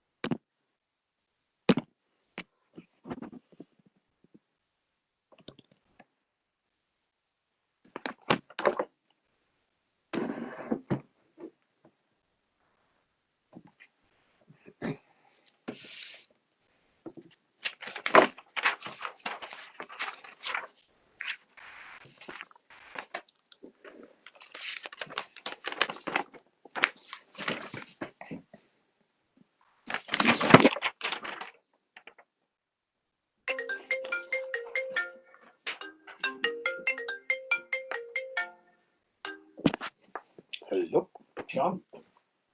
Yeah. Yeah.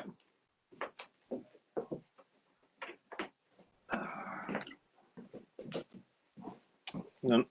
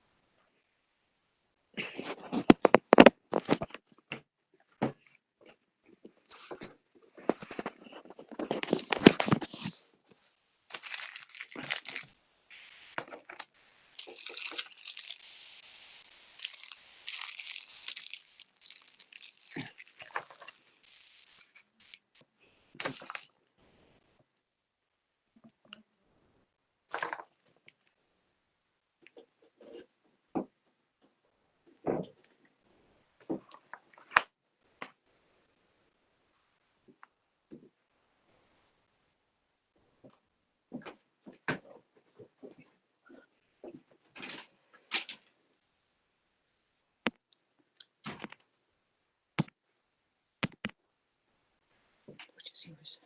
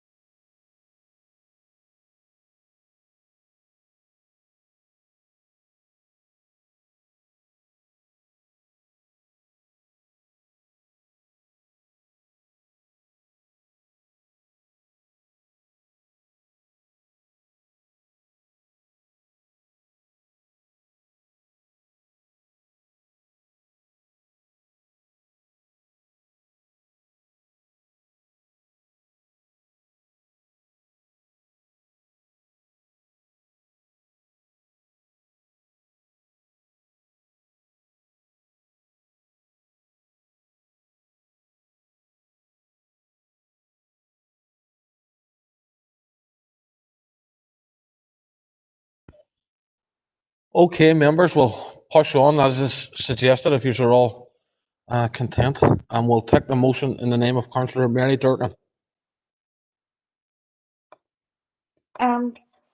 Mayor, take that as read. Thank you. Can I get a seconder, please? Emma Doyle, thank you. Go ahead, Councillor Durkin.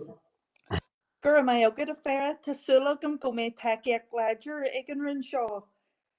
Today is Carers Day, and this is a motion that's paying tribute to and also recognising the challenges faced by all the unpaid and formal carers among us, whether that's caring for family, neighbours, friends, partners.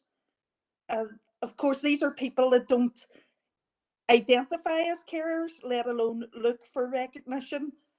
However, in the day that's on it, there has been new research released by Carers NI, and that number of carers is rising. It's estimated at 360,000 across the north, 22,000 in Derry and Strabane. But of course, that's an underestimation because, a lot of carers don't identify themselves as carers. And these people actually have an important role in the bigger health and social care system. And in the last motion, we talked about the pressures on that health and care system, and we heard about the stories behind those people that are waiting on services. And behind those people, there's often a carer who are struggling themselves. And these people are saving the state more than £19 million per day since the beginning of the pandemic. 85% of carers here are providing more support now than before COVID. And that's because of both the people they're caring for have developing more complex needs, and also because of disruption to daycare routines and respite services. And most carers responding to this research have not had a break from caring for the past 8 months. Many of them are exhausted. Many of them are lonely. Many of them can't find answers in the direction they need.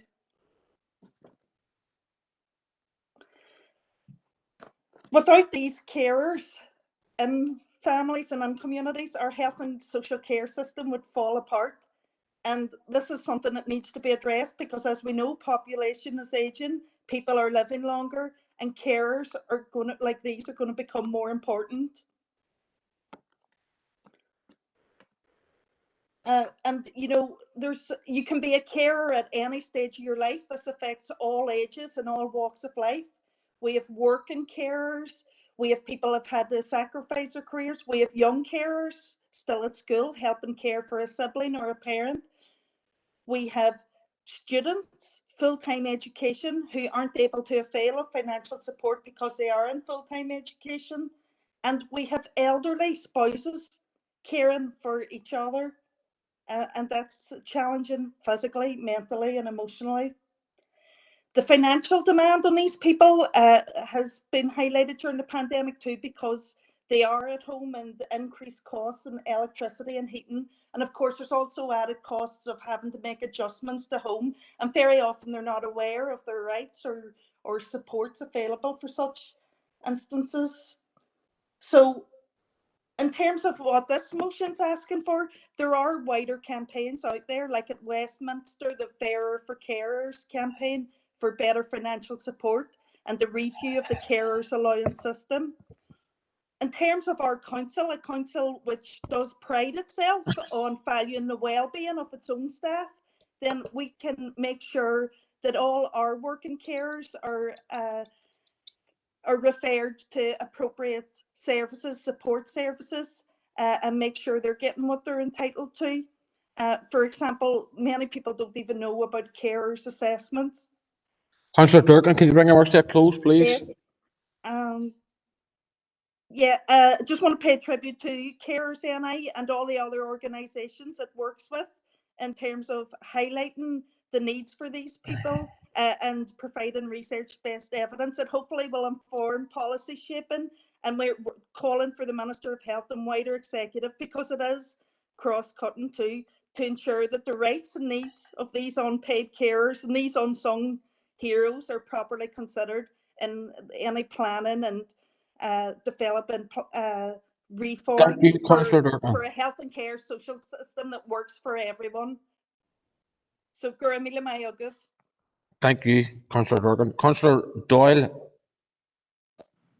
Thank you, Mayor. Can I pay tribute to Mary's motion and thank her for inviting me to an event that she had arranged with Carers NI during the week. Just to follow up on that meeting, I've been in contact with Claire Ann from Carers NI about a bugbear of mine, which is medical workforce planning. And I know that there's been a number of reviews undertaken by the Department of Health, and when I do get that information, I'm happy to share it with members, because I know there's a genuine interest in this across the chamber. Thank you. Thank you, Councillor Doyle. Councillor Ferguson. Thank you, Mayor, and thank you, Councillor Durkin, for bringing this forward. The figures are stark: £19 million a day, and like you say, 23,000 carers in our district that identify as carers, and there's many out there that don't identify, whether that be young carers, if you've spoken on, children looking after family members, or just because it's part of their day-to-day routine and they don't know that they are a carer, or that they don't think it's beneficial to identify as a carer. So I'm glad you've brought this motion, and it's great that it's on Carers Day. I do hope it does what is intended, which is to highlight the need for more resources and money to go in to support our carers, and hopefully it'll help some people reach out and get the support that's available. Thank you. Thank you, Councillor Ferguson. Alderman McClintock. Letting me in, and thanks to Councillor Durkin for bringing this motion before us.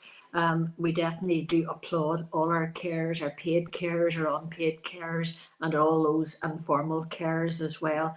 And as has been said, many carers don't even think of themselves as carers, because most are caring for family members. So although they don't even see it as being a burden, it can take a real toll on them, especially if they're trying to juggle work commitments or educational commitments. And particularly during this time of the whole pandemic, I think the burden on them has been really immense.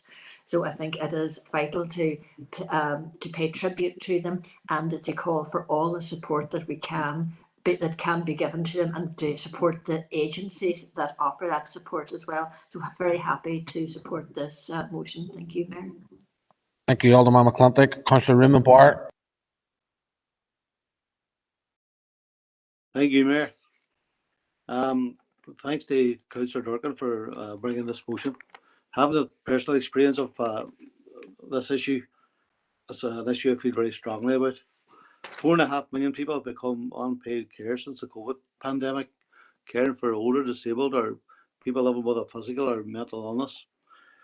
They'll have been supporting loved ones with food, shopping, collecting medicines, managing finances, providing reassurance and emotional support. Some taking on intense caring roles such as personal care, administering medication, and preparing meals. The impact this has on carers is mostly negative. A lot of them have no practical support. They allow respite. They incur increased costs, accessing food and care products. The mental and physical strain can result in ill health, the breakup of relationships. Health trust, in my opinion, exploit unpaid carers with very little regard of the consequential negative effect it has in the lives of these people. And once again, I commend Councillor Durkin for bringing this motion forward. Thank you. Thank you, Councillor Barr. Councillor Donnelly. Chair, I too would like to thank Councillor Durkin for bringing this motion, but not only for bringing the motion, but for also organising the Zoom meeting that happened during the week there, and for inviting me to it. There was a wealth of knowledge at it, and it was very informative. I'll not repeat any of the stuff that has been already said, but there's one aspect of it. In my dealings within the community sector, I deal with particularly, a single parent who would have a child or a young person who depends on them. Would know that parent, that care, would know the ins and outs. And one of their main sort of concerns for a lot of these type of people is that what happens if I'm not here? That is a terrifying thought that a lot of those carers have to deal with. And it was through that Zoom meeting that I learnt about the carers assessment, where that deals with this type of issues and for potential backup plans. So, I think it is, as said by Councillor Durkin there, it's important that, the care assessment, that people avail of it. And again, thanks for the bringing the motion forward, and thanks for the invite to this meeting. Carmagad. Thank you, Councillor Donnelly. Councillor Harkin.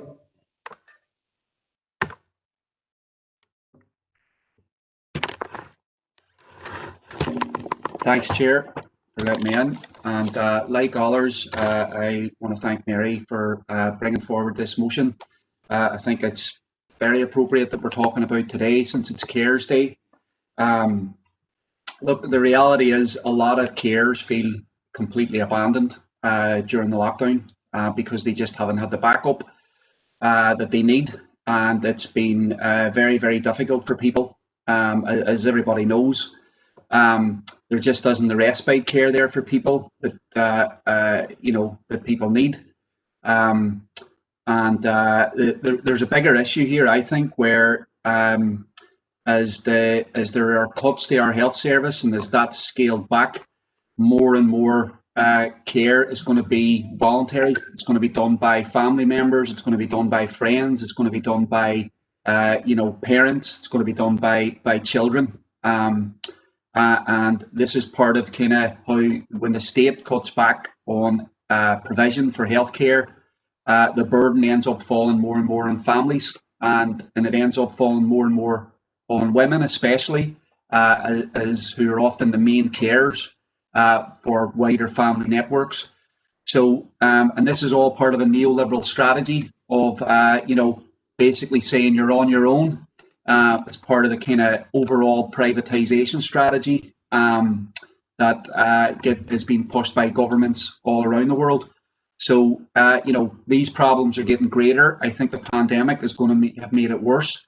So I think we have to talk about it, and it leads us to discussions about, funding doesn't solve all problems, but we need plans to address this. We need people to get the respite they need. We need people to get the backup services and assessment plans that actually helps people, and make sure individuals and communities aren't getting completely overburdened. So thanks again to Councillor Durkin for bringing forward the motion so we could talk about it and pay tribute to the the work of CARES. Thank you, Councillor Harkin. Councillor Fleming. Thanking you, Mayor. Thanks, Brian. Once again, congratulations on chairing tonight's meeting.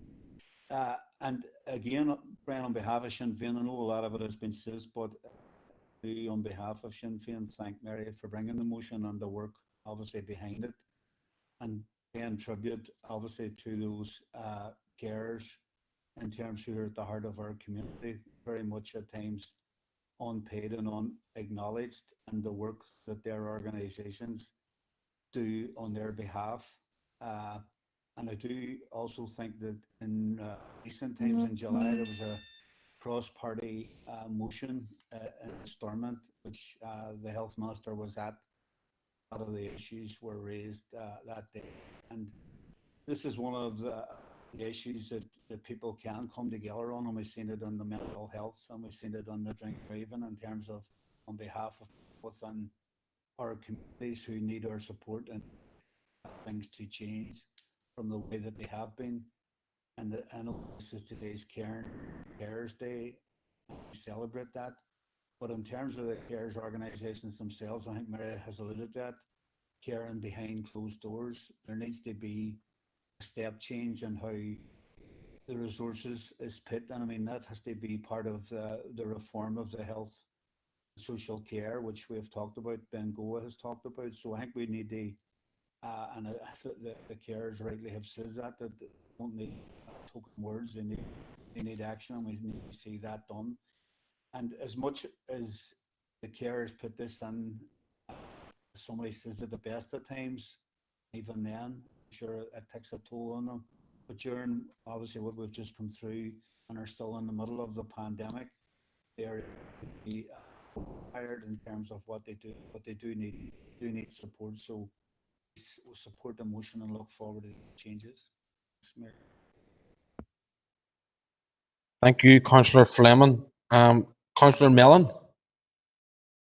Thank you, Mayor. I'm not going to go over what's already been said. I know Councillor Fleming has already given our support in terms of the party's position and support for the motion. I personally would like to thank Councillor Durkin for bringing this motion forward. As a youth worker, I see the move in the trends of taking different roles within the families.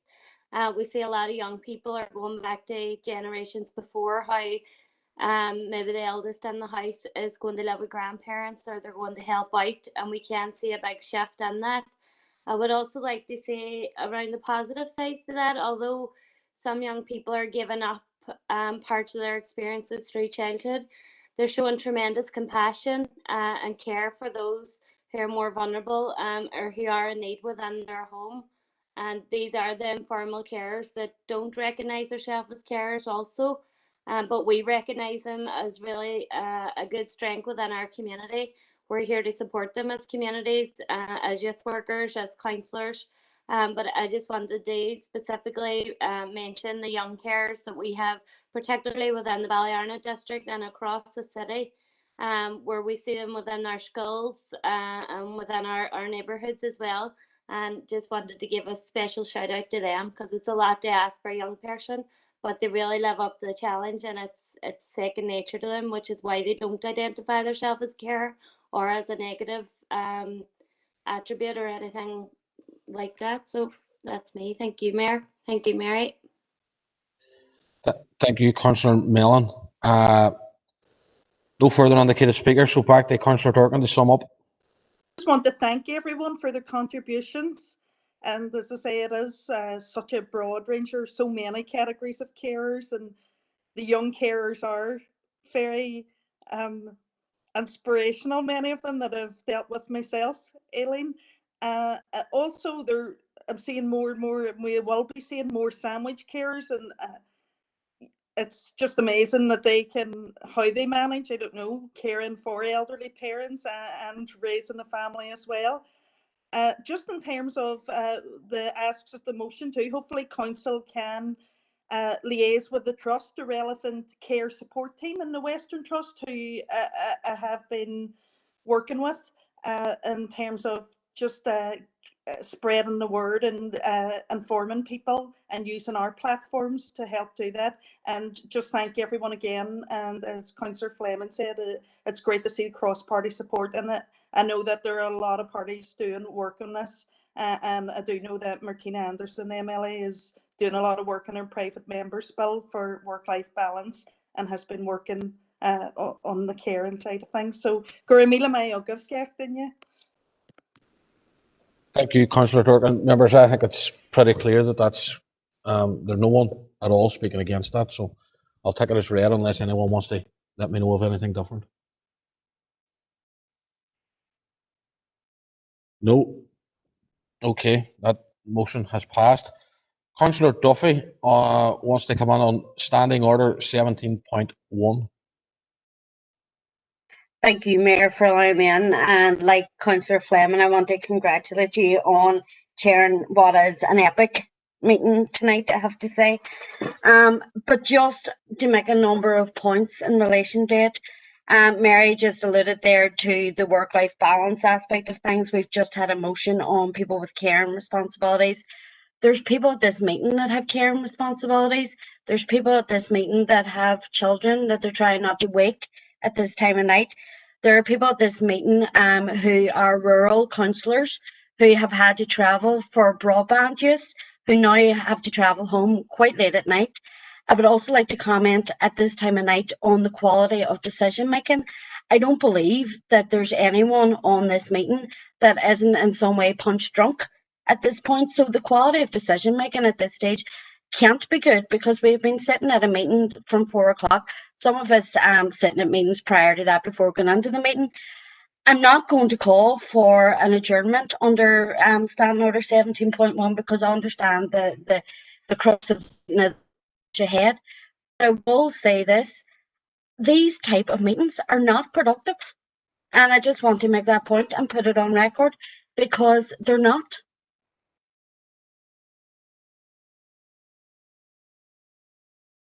Yep. Sorry, who's that calling? Darren. Alderman Guy. Could I come in there and just agree with Sandra? And if you do want to call a shop, then I'm happy enough to come back at the date arranged. Members, at less than 30 minutes ago, I asked for a feeling, and the mood was to push on. I have responsibilities and things that I've got to do tomorrow as well, so I'm more than happy to call it a day. And I know our officers not only have been working all day today, but have to work all day tomorrow as well. So, members, if the feeling and what I'm seeing coming on in the chat box is that we call it a day, then under 17.2, I'm more than happy to call that now at this point, and I need a seconder for that. So if, I think we'll not be too far to get one. I agree, Mayor. Yeah, we're all seconding it, Mayor. Yep. However, members, in relation to the confidential business, we do have to conclude that this evening. So if you don't mind, just bear with me, and I will try and rattle through it as quickly as we can. But we do have to get through that this evening. So can I get a proposer and a seconder to go into confidential? Propose, John Boyd. Mayor Morris. Thank you both very much, and we'll just give it a wee minute to the broadcast ends.